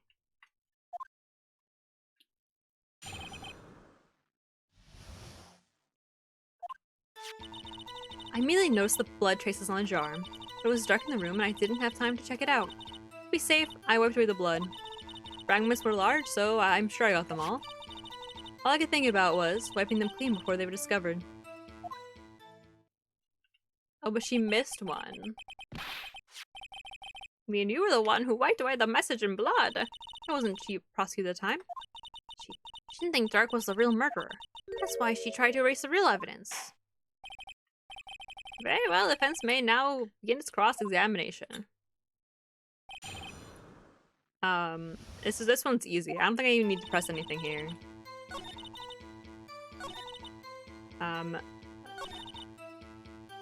Because she missed a fragment. I assume that he used it as blackmail, right?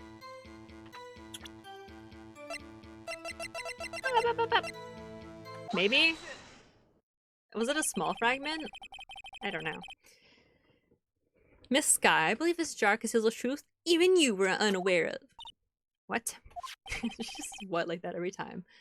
Found the final piece of the jar in Chief Gant's safe. In the chief's safe? But how? I knew it. She really didn't know.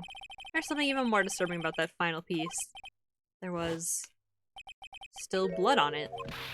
But the witness just testified that she gathered every last piece and wiped the blood off of them. Yes, which leaves us with only one explanation. The night Prosecutor Marshall was murdered, you were not the first one to show up to the scene.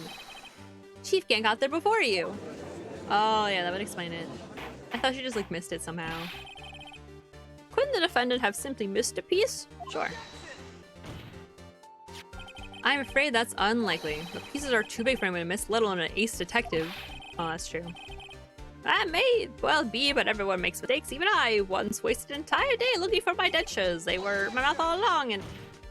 Have you forgotten, Your Honor? When this witness arrived at the scene, the jar was already broken. Oh, that! There's no way a name could have been written on a shattered jar. Another person discovered the same prior to the witness. I hope you're not implying this person was Chief Gandalf at the time. He was looking for Dark downstairs, besides. Maybe he was the first there. It was there first, why would he break the jar? Question is, if he did arrive there first, why did he hide that fact for 2 years? Well, Your Honor, can you answer us that? Your fucking boyfriend's a murderer, idiot. Get wrecked. No!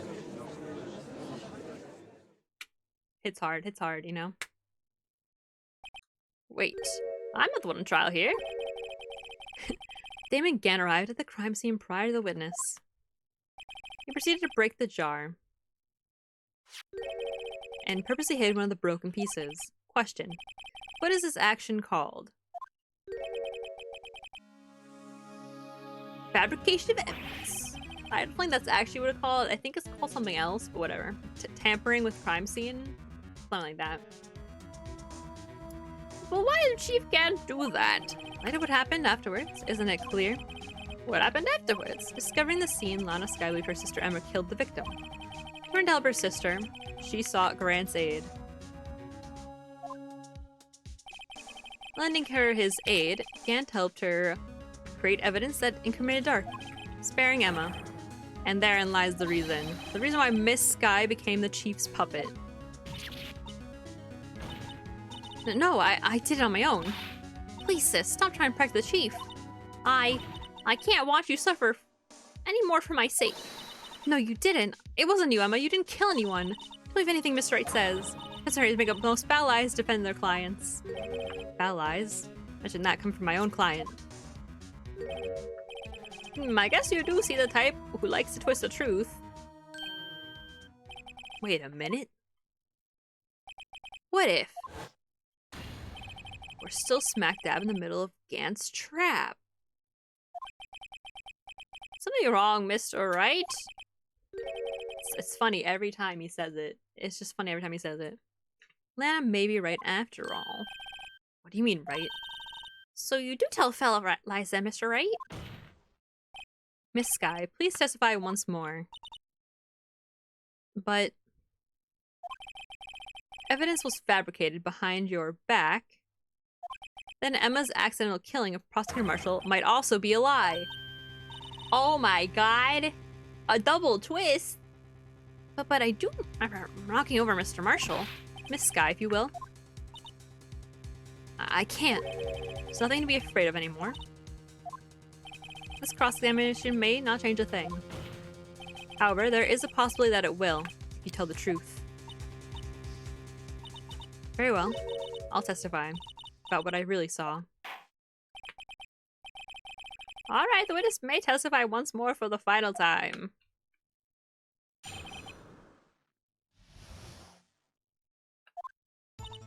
When I arrived, I found Mr. Marshall's body impaled on that suit of armor sword. Emma and Dark were lying unconscious on the floor nearby. I saw what happened, I thought she did it. I was gonna say, isn't it a possibility that he pushed her? You know, like that's within the realm of possibility. Like, he could have pushed, like, she could have pushed him afterwards. Like, there's a lot of things that could have happened. That's why I erased all the evidence that linked her to the murder. My chief can't help me remove the body from the sword and carry it. But if it was all really was fabrication, Emma might be innocent. Oh my gosh, she cares about her sister so much. I'm gonna actually start crying. Unbelievable, the body was impaled on the sword's armor. You were the only one who saw that. Only you had proof. Actually, I do have proof. I give it to Mr. Wright just this morning. Oh, it's in the book, it's in the book. It's a picture I took of the crime scene as I encountered it. I thought it might be needed. I don't remember receiving a picture like that. Well, I must have known. See, Mr. Wright, she really does have faith in you. Very well, Mr. Wright, please present this picture. We're receiving, it's in the book, it's in the book, it's in the book, obviously. Like, what am I'm not dumb, come on, it's in the book. Lana says she gave it to you. She gave it to you this morning, right? I remember getting something from her then. Let's check that evidence again. There must be a picture in there somewhere. We'll check it, and we opened the book. You opened a book. Okay.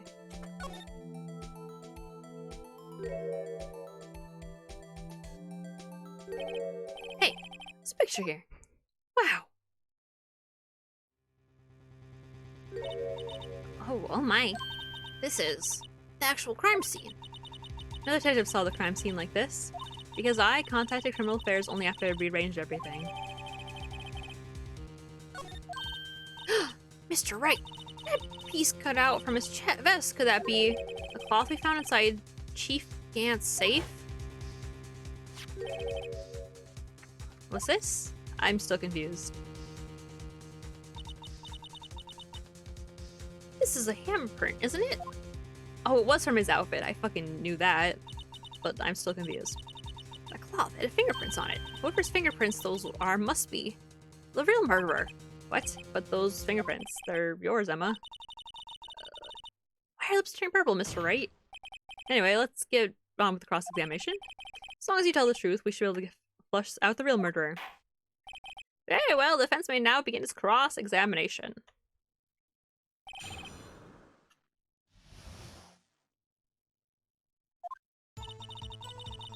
Oh, Mr. Pause. Oh my god, that scared me so bad. Why'd that jump scare me? He was just text on the screen. I wasn't prepared for it. I was like getting ready to, I was reading. Oh my god. Come on now, Edgy.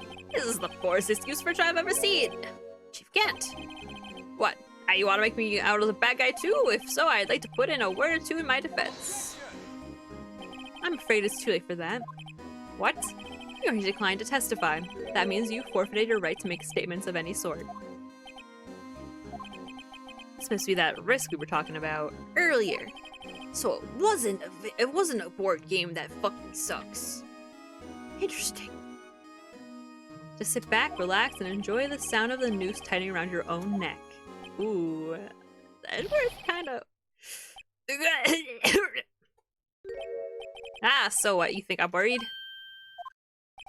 Sorry to disappoint you, but I don't need to make any statements. What do you mean?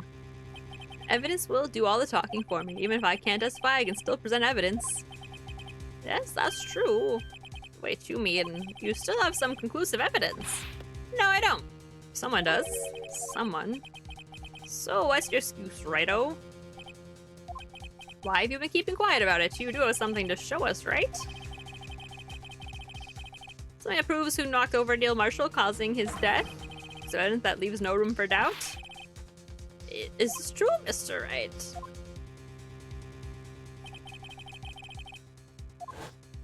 This evidence now. I'm sure Matters the murderer.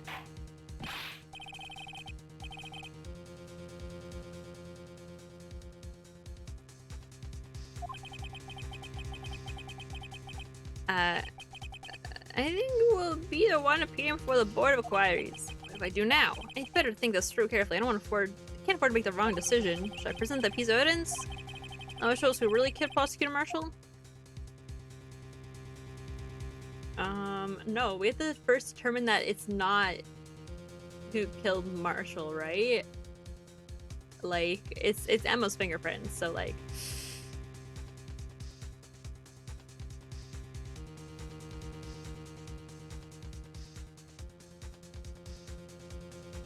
I don't know.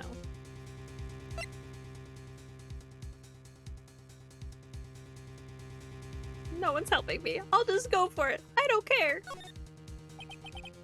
Your Honor, I don't have any evidence I can present at this point in time. What? Chief Gant? You opened my safe. I know you took what was inside. Who's of evidence? I don't know what you're talking about. That's right, why don't you show them? Found it together. Oh, I see. It's because you know the truth, don't you? You know those fingerprints are on it. That's why you won't present it. What are you talking about, Chief Gant? Can't you figure it out? Take a good look at this picture. See the victim's vest? Notice anything odd about the chest area? Looks like a piece of it's been cut off for some reason. You mean you had this in your safe? What? That means you, the chief of police, have been concealing evidence. This is going to be the biggest scandal in the history of the police department. Impressive. To be honest, I didn't think you had the gall, Righto. Well, I can't just let you pin me up as the murderer. I'll tell you what really happened. What? You mean you admit to it?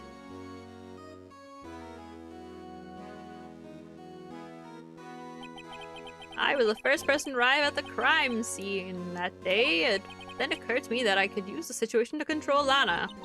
So you really were manipulating her. I knew Lana, if I made it look like the blame lay on her with her sister, that when she saw the scene, she would ask for my aid. So you assisted Miss Sky.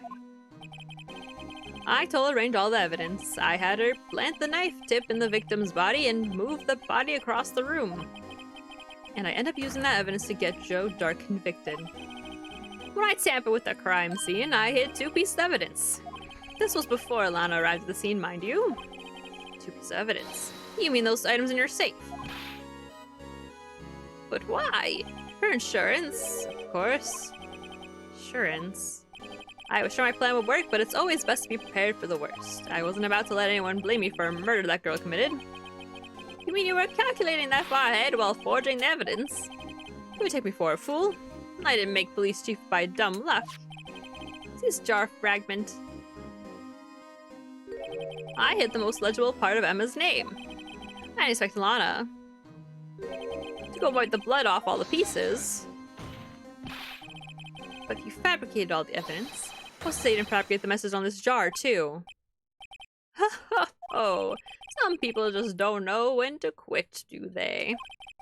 That's why I kept one more item for insurance. I mean, that piece of cloth. Come on, Righto, cough it up already. I know you have it. What are you waiting for, Mr. Wright? So you admit to it then, Chief Kent, that you were hiding the cloth you cut off the victim's chest vest in your safe. Yes, I admit I didn't want to have I didn't want to have to do all that, being chief and all, but it's a lot better than being portrayed as a murderer. Well, Mr. Wright, what do you have to say for yourself? Just a moment ago, you said you didn't have any evidence you could present. Foolish move, Righto. You should have shown it then, before it was too late. It's been a long battle, but the moment of truth has finally arrived.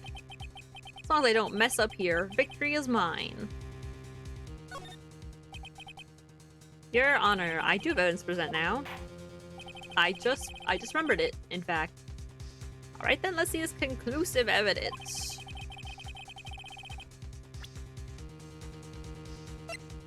How could I get it wrong? I feel like that's the only thing I can present, right? We verify this once more. On the day of the crime, you personally cut out this piece of victim's vest. Oh my god, he made the fingerprints on there with her hand when she was unconscious. Didn't he? Oh my god. Oh yes. At last you finally brought it out in the open. There's a handprint on this piece of cloth. Your Honor, the prosecution requests that immediately be sent to the lab for analysis. This handprint on the leather. There must have been a strong impact for it to be left so clearly. You mean... could not have been forged? It must be authentic, conclusive evidence. No, shut up. Ha ha ha. You're slow in the uptake as ever, Worthy. What? Think about it. Righto had all this time to present his evidence. Yet he was reluctant to do so. Why would that be? You mean you already know? You know whose fingerprints are on that? Mr. Wright, you really know? Whoever the fingerprints must belong to must be the real murderer. Whose fingerprints are they? Very well, I'll tell you. Should be okay now. Everything's proceeding as predicted. Is it? Because I frankly don't know what's going on here, buddy.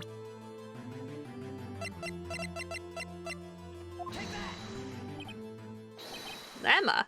Emma Sky? What? They're mine? I'm sorry, Emma, but why? Why did you tell me? I don't know. For funsies, I guess. Oh, you're really something, Righto. You this girl did it all along, and you still try to pin the murder on me. So it's true. Tragic, but true. This girl really did shove Prosecutor Marshall to his death. How could you? You monster. Miss Sky, you knew whose fingerprints those were all along, yet you acted like you really didn't. Miss Sky, it's not over yet. What? I say what the same way every time. This trial isn't over yet. How? But I'm afraid it is over, boy. Not only this trial, but your career too. You purposely concealed this conclusive evidence. That, my friend, is a serious offense. I'm looking forward to pressing charges after the defendant is convicted. I'll have your badge, boy. What's the matter, cat? Got your tongue? Aren't you going to tell us how it feels? How it feels beyond the one who single-handedly turned a poor little girl into a murderer. Before I do that...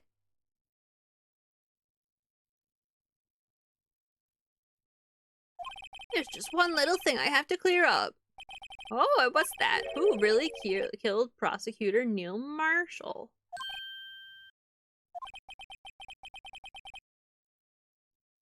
I'm so confused at this point, I'm gonna be honest. Chief Gan, you're absolutely right. This piece of cloth proves the real murderer is who killed Neil Marshall, you ask? Miss Sky, wasn't it? Right, that's not possible. You see, this piece of cloth contains a critical contradiction. Does it? What? A contradiction? What is this fool babbling about? I'm talking about a contradiction, one that proves who the real killer is. Mr. Wright, this piece of cloth, what could it possibly contradict? Chief Gan, your tyrannical reign ends here. Behold, the piece of evidence that contradicts this cloth. Oh my god, thank god the enter button is not present evidence. Holy shit. Okay. Based on the game, we know the evidence is usually the evidence that shows up later, right?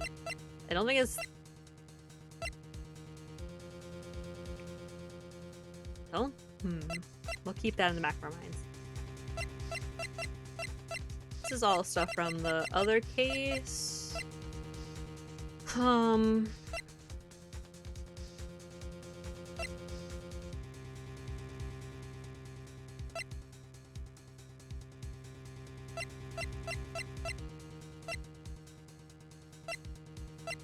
gonna check it. Let me rotate it around a little bit.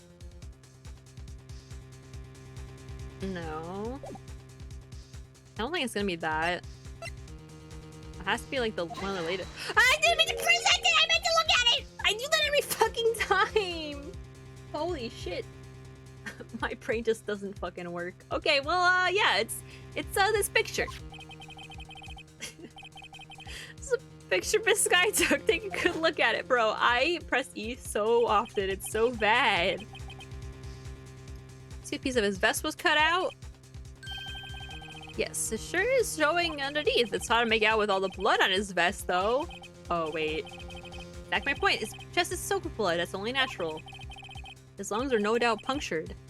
Blood poured out his mouth. Oh, but that piece of cloth. Wait. There's no blood on it. Ah! Some of this guy's fingerprints are on this cloth. There's no doubt that she shoved the prosecutor aside. However, Mr. Marshall was not impaled on the sword at the time.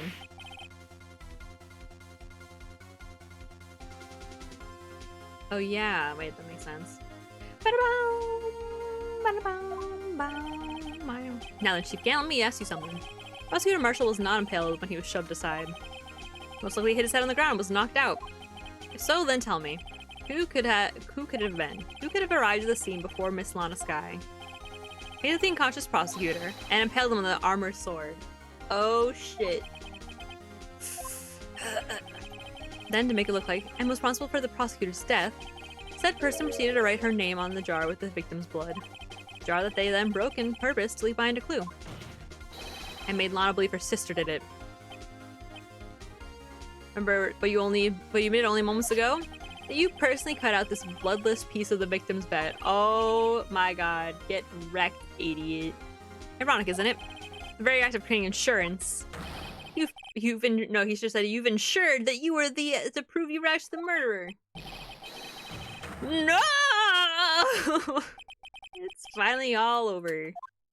He's going Super Saiyan. He's gonna go crazy.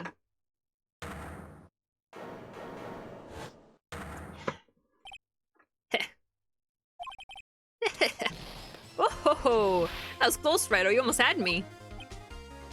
Sorry, but you'll have to do better than that. I refute your allegations. What do you mean refute his allegations? You see, that piece of cloth is illegal evidence.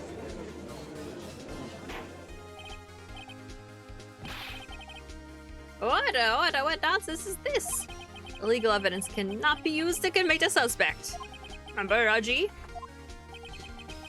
Earlier, Redo here concealed that piece of cloth. Then what's your excuse, Redo? You have some conclusive evidence, don't you? You're on right, don't have any evidence like that at this point in time.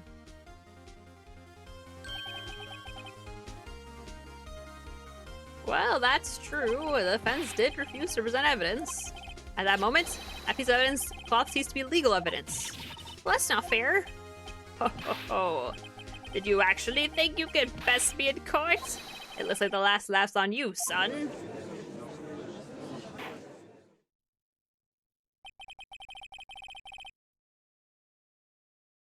Right, Mr. Grant's claim is legally correct. Well, Mr. Edgeworth. True. Legal evidence cannot be used to convict a person. Assuming, of course, that the evidence is indeed illegal. Well, Mr. Wright? Seems at last. The time for me to reveal my plan has finally arrived. Okay, well, I would have appreciated if you revealed the plan to me, because I don't know what the hell's happening. Mr. Wright, do you admit to it that you purposely and illegally concealed this piece of cloth? No. I didn't. I bet I refused to present it at one point. Ah, so the evidence is illegal. No, it isn't, Mr. Grant. Grant. Huh? It's not that I didn't present evidence then. It's that I couldn't. Sure. What do you mean you couldn't? Certain procedures involved in presenting evidence. No, Wedgie, don't listen to his lies. There's nothing but a coward you can't really believe. There's only one issue left to be resolved in this trial. Is this evidence legal or not? Very well, let us settle this once and for all. How do you refuse to present evidence? If you can prove your conduct was not a violation of the law, then do so. The law book, obviously. Easy win. Easy W. For the world's greatest detective, which is me. My proof, Your Honor. Evidence law. What is this? I've done my homework too, Chief. No, I haven't. I didn't read the book at all. Indeed, Emma Sky's fingerprints were on this piece of cloth. However, at that point in time, this was merely a piece of cloth, nothing more. Wow, that's true. Technically, it was a piece of cloth, nothing more. See, it's written right here in this book, the second rule of evidence law. Rule number 1, no evidence shall be shown without the approval of the police department. I found this piece of evidence myself, inside your safe. Goes without saying, I did not have approval from the police department. Rule 2, unregistered evidence presented must be relevant to the case on trial, and here's the crux of the matter. You see, at the time, it was impossible for me to prove the relevance between the cloth and the S9 incident. What kind of nonsense is this? You want relevancy? Just look at this picture and... Sorry, but can you recall when that picture was presented? That was shown only a few moments ago. No. He's right. At the beginning of today's trial, that piece of cloth was still meaningless. True, I had not even the slightest of fucking ideas what it was. I assumed because it was leather, it came from one of the brothers, but like, I wasn't sure.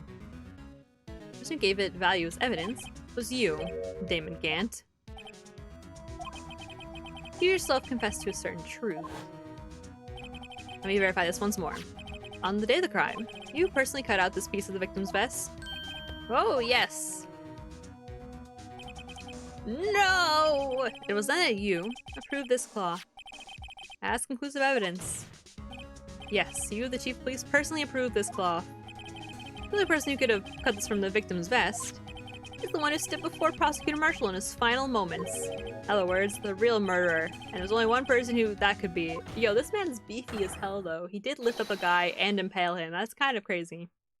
Damon Gant, the killer was you!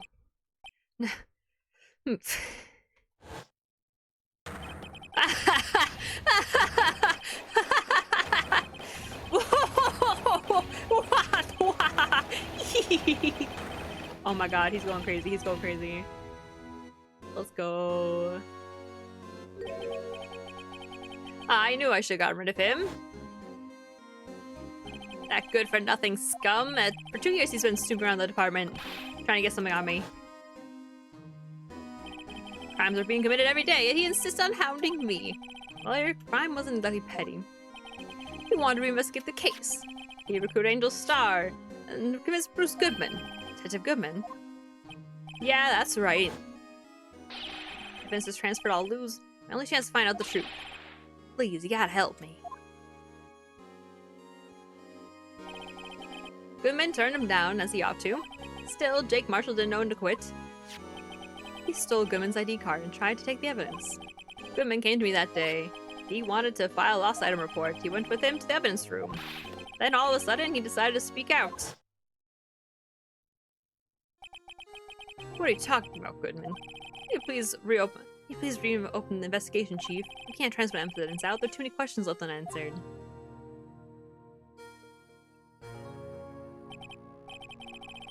He opened his evidence locker, and as he was taking the evidence out, he said, "Not too late. I'm going to hand this all over to Marshall." Well, to be honest, I was a bit taken aback by his words. I had a bad feeling when he came to see me, but I never thought he'd bring up SL9. That's when I saw it. The accursed knife. Oh my god, he's just gonna straight up admit to being a murderer? Oh shit, let's go. Easy win. I couldn't just pull it out. Doing so would have only led to more blood, making it near impossible to hide your crime. Even so, the blood was just pouring out. I didn't know it might stumble in, so I hurried to wipe it up. I was worrying so much about the floor, I didn't realize my fatal mistake. Bloody handprint. On Detective Gumshoe's locker. I used to be known as the crime computer, but everyone has to start somewhere, I guess. I was too nervous. I had no business doing any of it. Interesting. That's so true, I'm forever unknown. He put the body in my car. And I'm sorry, I couldn't think of any other way to move the body. I broke your trunk, but what's the big deal? You make a lot more than us detectives ever will. Leaving the prosecution's car aside. How? How could you get Miss Sky involved in all this? Well, she has much to lose as if I did if the truth came out. So I took the evidence from Detective Goodman's locker. I felt bad for having to do it. I also didn't have the time to pick and choose what to take. So, you left the jarred fragments in the glove. Yes. It looked like I was better off leaving an investigator of crimes than a committer. Well, guess you should have considered that years ago, idiot. They all did their best to get my way. I've got to hand it to them. They do their jobs well, much to my dismay. I think evidence doesn't hold up very well upon close examination. You must have known that. Tell me, Worthy, why do you stand in court? Me?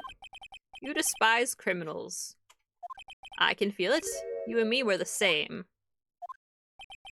One day you'll understand. No, believe me, you will. You're just one man. You'll see what it really takes to bring them down once you try to go it alone. Buddy, wow. I mean, he will, sort of. But, I mean, like, he kind of has, like, a midlife crisis. It's fine, it's fine. Well, it looks like it's time to say goodbye. Oh, Udgy. Oh, what? Looks like we'll have to cancel that lunch date. Sorry, old friend. I'm sorry, Sue, Damon Gant. I knew you as you used to be long ago. You were once a fine investigator and an example to others on the force. I'm sorry to learn that you are no longer that person. Those days are long gone, Udgy. Thanks for all the memories, though. Don't worry, you'll be fine. Now you've Wright here. And Worthy. These two around, you can't go wrong. In fact, I can hear them already. The melody sounds of a new beginning. Maybe I do like him, I've decided. He's okay. Things I want you to understand. Yes? First, your sister never hurt anyone. Second, Damon Gant betrayed you from the beginning. You see, Miss Sky? You no longer have any reason to keep silent. You're right. When this trial's over, I'll tell everything. All that I've done these past 2 years. From the time I had Gant help me forge evidence up until today. So, it seems all the questions raised in this trial have been answered. Sorry, Miss Sky, I couldn't get you out of all your trouble. My. What high standards you have for a rookie. See why Mia thought so highly of you. Who knows? A few years from now, you just might make it to the top. She smiled. Anyway, thanks, Mr. Wright.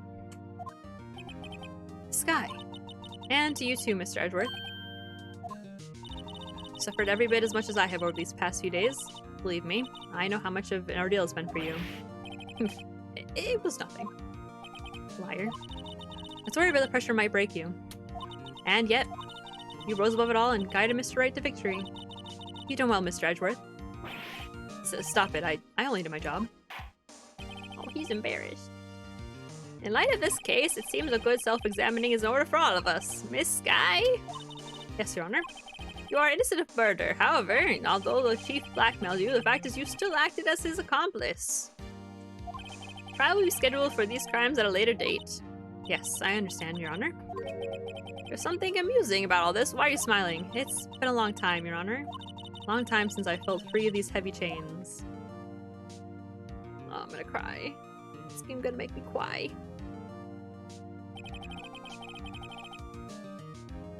Well, this trial's been going on far too long already. Regardless of the change of Project Butter, this court finds defendant Miss Lana Sky not guilty. Easy W. It only took me how many fucking hours? 13? That is all. This court is adjourned. No joke. Hold on, let me look at the game data because I think that no joke, this took half of the time. Like this case took as much time as all the other cases combined. Incredible.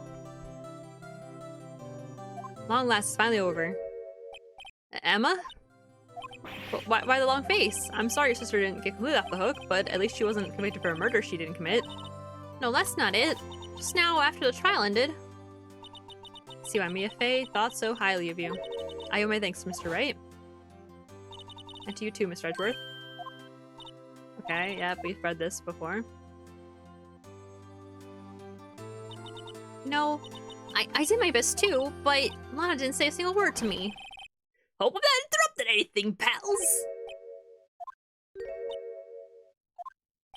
Oh, because I am. I'll come back later.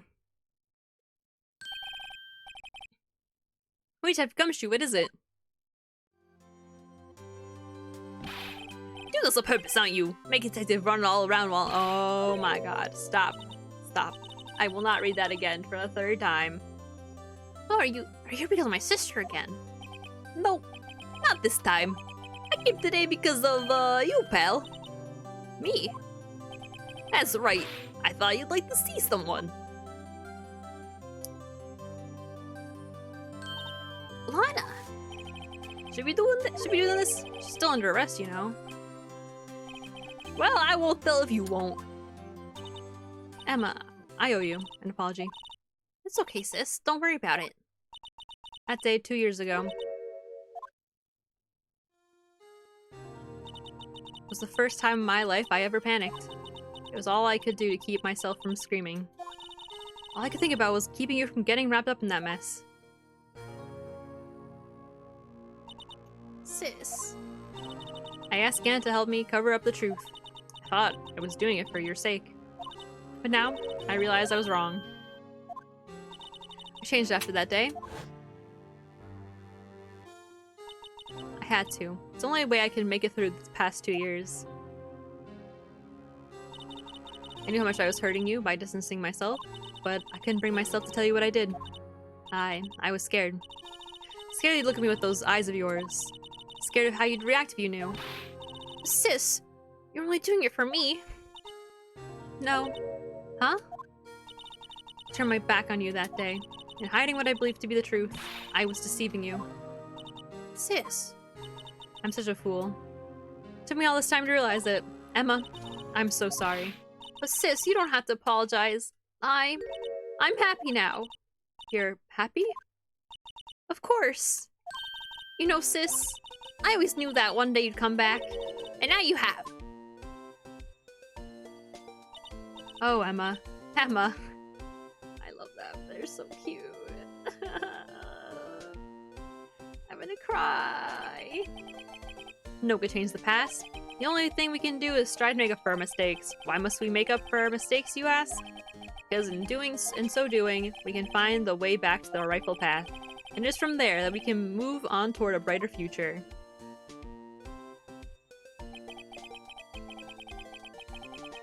At least that's what I felt, watching the two sisters make up. Mr. Wright, Mr. Gumshoe. Me? Thank you both for all that you've done. I'm sure we'll meet again someday.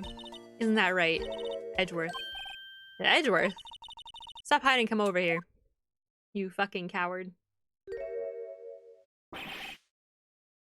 Where was he hiding? Find the plant. I just came to say, congratulations. Thank you.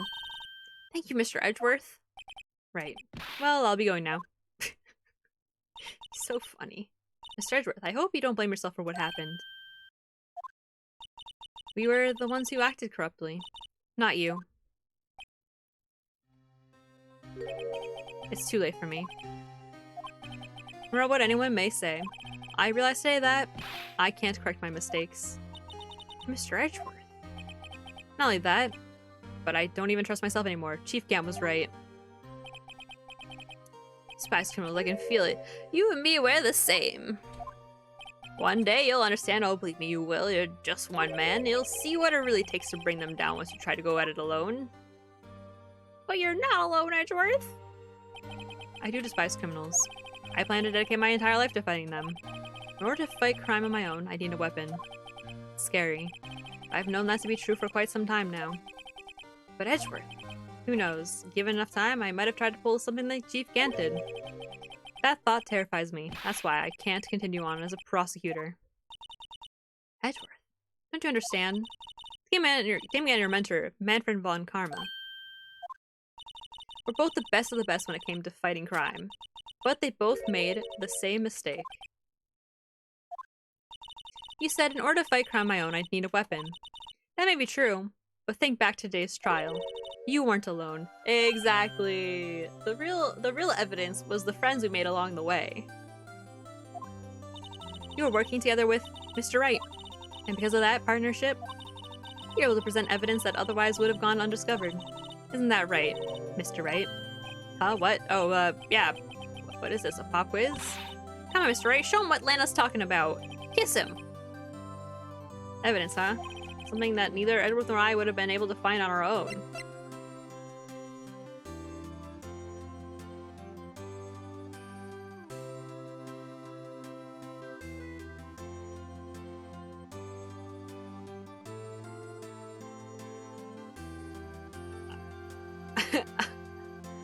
I don't fucking know. Oh, wait. Okay, I do know. It's the back of the evidence list because we needed 2 parts. We needed 2 parts to make the whole. Oh my god. Wow. Jesus Christ. This picture I drew. Our counterattack began with this. You had one half of the evidence and I had the other half. Part we wouldn't have been able to completely restore Emma's picture. That just happened by chance, Mr. Edgeworth. I mean, it kind of did, to be honest. It's time for me to go. Mr. Edgeworth, you'll excuse me. There are still some loose ends that need wrapping up. Take care, Chief Prosecutor. Edgeworth, what will you do now? Well, whatever you do, just remember. You can let what happened kill the prosecutor, or you can let it help you grow. In the end, it's up to you. I know. It seems I owe you my thanks too, right? But what I face now is my problem. Edgeworth, I'll be waiting for you in court. It's this next part, his arc over the next couple of games is really good. Like, he really takes time to, like, examine himself and, like, be a better... It's just so good. God bless. We love character development here. Farewell. Where are we going to? Okay, but I'll be by to visit soon. Seems we both have a lot to learn and catching up to do. Here, this is a little something for you. Scientific investigation. It's the first book I ever bought. Study it well. Thanks, sis, I will.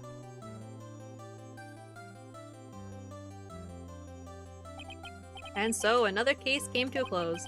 As for the sisters, I have faith. In Edgeworth, I also have faith. Their lives have only just begun. As for me, I think it's time I started on a new journey of my own. Journey to rediscover myself.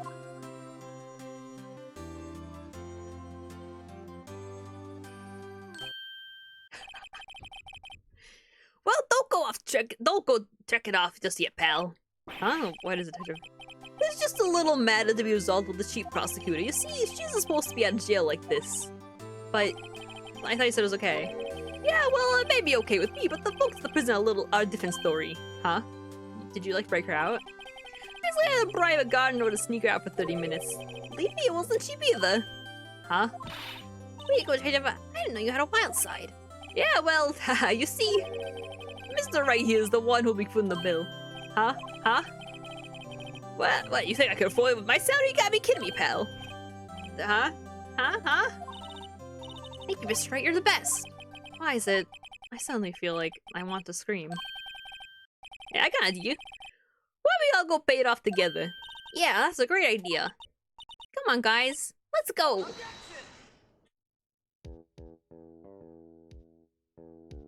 I did it! I beat the game! I can finally eat food today. That's not cookies. Whee!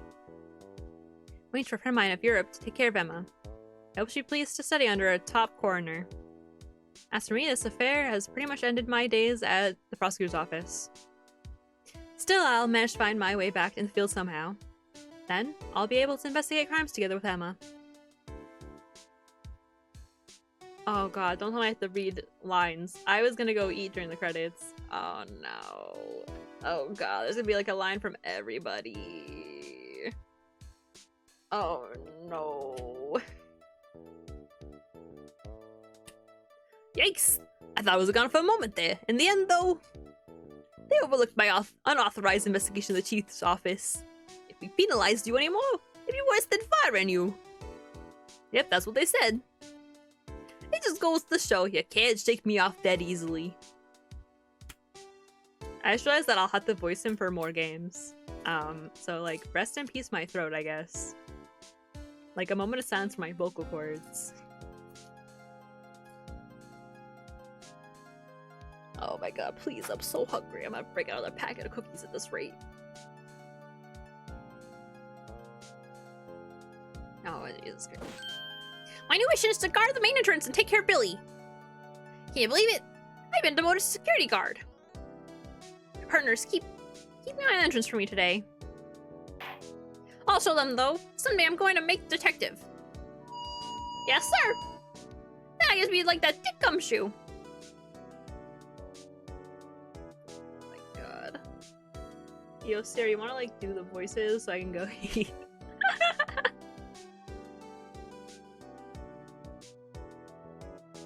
How many people is it gonna show though? Because there's a lot of characters here, to be honest.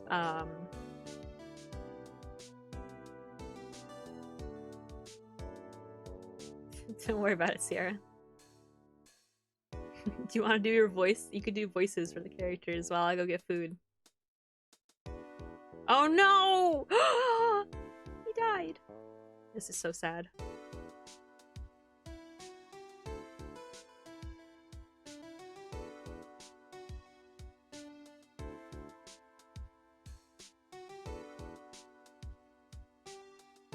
What is it? Can't you see I'm having me a showdown with a steak lunch partner? Miss Star managed to sneak this in to me. She's seen one of the guards, it seems. Well, cowboy, it looks like you did it. You even gave Bambina back her smile. Can you make sure Billy and the gang get their water?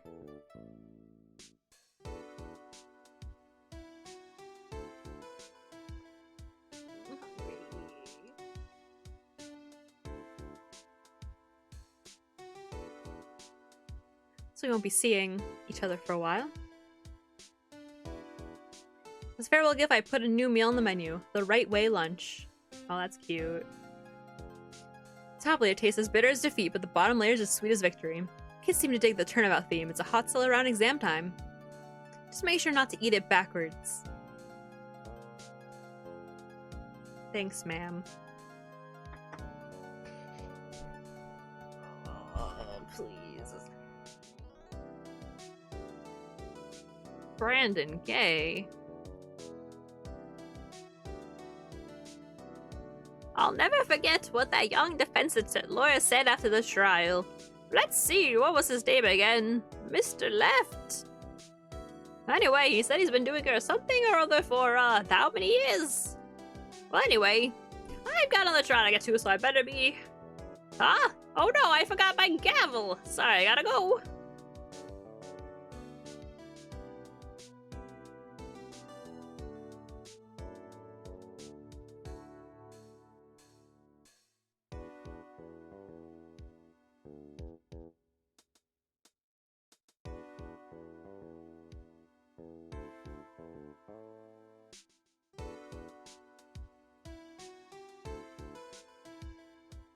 Ah, nothing soothes the soul like a fresh country air.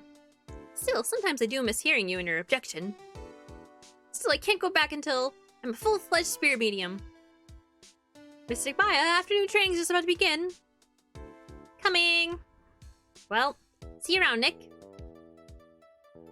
Oh, he's just visiting everybody. He's got nothing better to do, to be fair.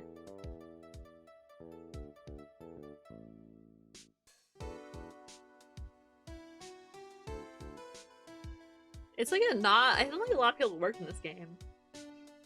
Like, if they're already on special thanks to, right? Then that's like already all the credits.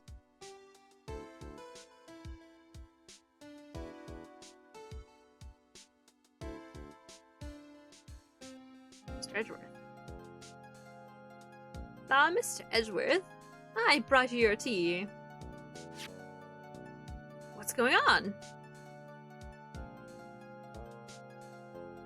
Everybody goes to Europe to find themselves in this game series. Everybody's just like, you know what? Fuck America. Or whatever, America, Japan, whatever it is. We out of here. Thanks for coming to see me off. I can't believe I'm going to Europe. Okay, if she's taking a train, doesn't that mean they're in Europe? What's happening? A little sad, but I'll be alright. Whenever I want to see Lana, all I have to do is open this book.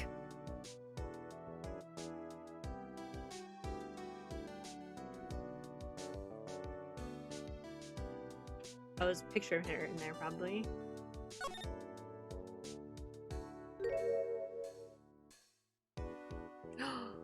Oh, that's so cute. Oh, I'm really they're like they've been bringing me tears like 5 times.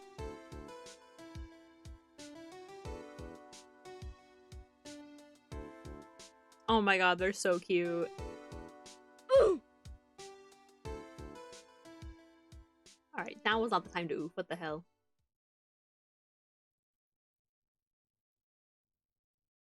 Oh my god, am I free? Oh my god, I think I'm free.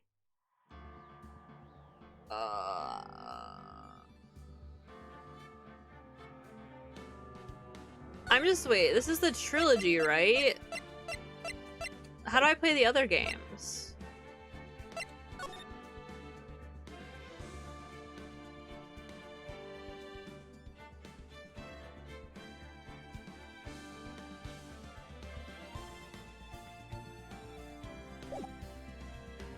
Hold on, I just have to Google something.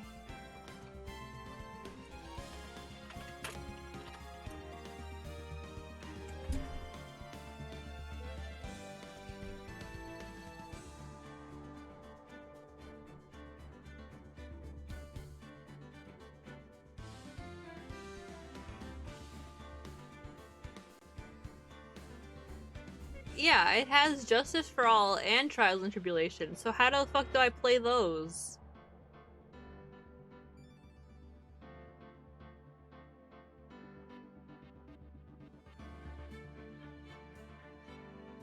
Which, by the way, both those games I think are better than this one, in my opinion. And this game already sets like a high bar. Options? Maybe I just hit continue? Or new game? Oh, okay, okay, I figured it out. I was very confused for a second. Look. The logo changed. Anyway. Okay. I might come back in a half hour to do Luigi's Mansion. But we're definitely not gonna finish Luigi's Mansion tonight. I would be impressed with myself if I managed to finish it. But goddamn, we're gonna try. If we get close to the end, I'll just keep doing it until we beat it, I think. But I will be back in a half hour. I'm gonna go eat and take care of my life and, you know, drink some more water. I've been drinking water like this entire time, so it's not been that bad. My throat is fucking decimated though. I think I'm gonna hold off to do more Ace Attorney until like next Saturday maybe. Okay. Bye! Oh my god, my voice is so destroyed. Okay, I'll see you guys in like a half hour. Bye! Bye.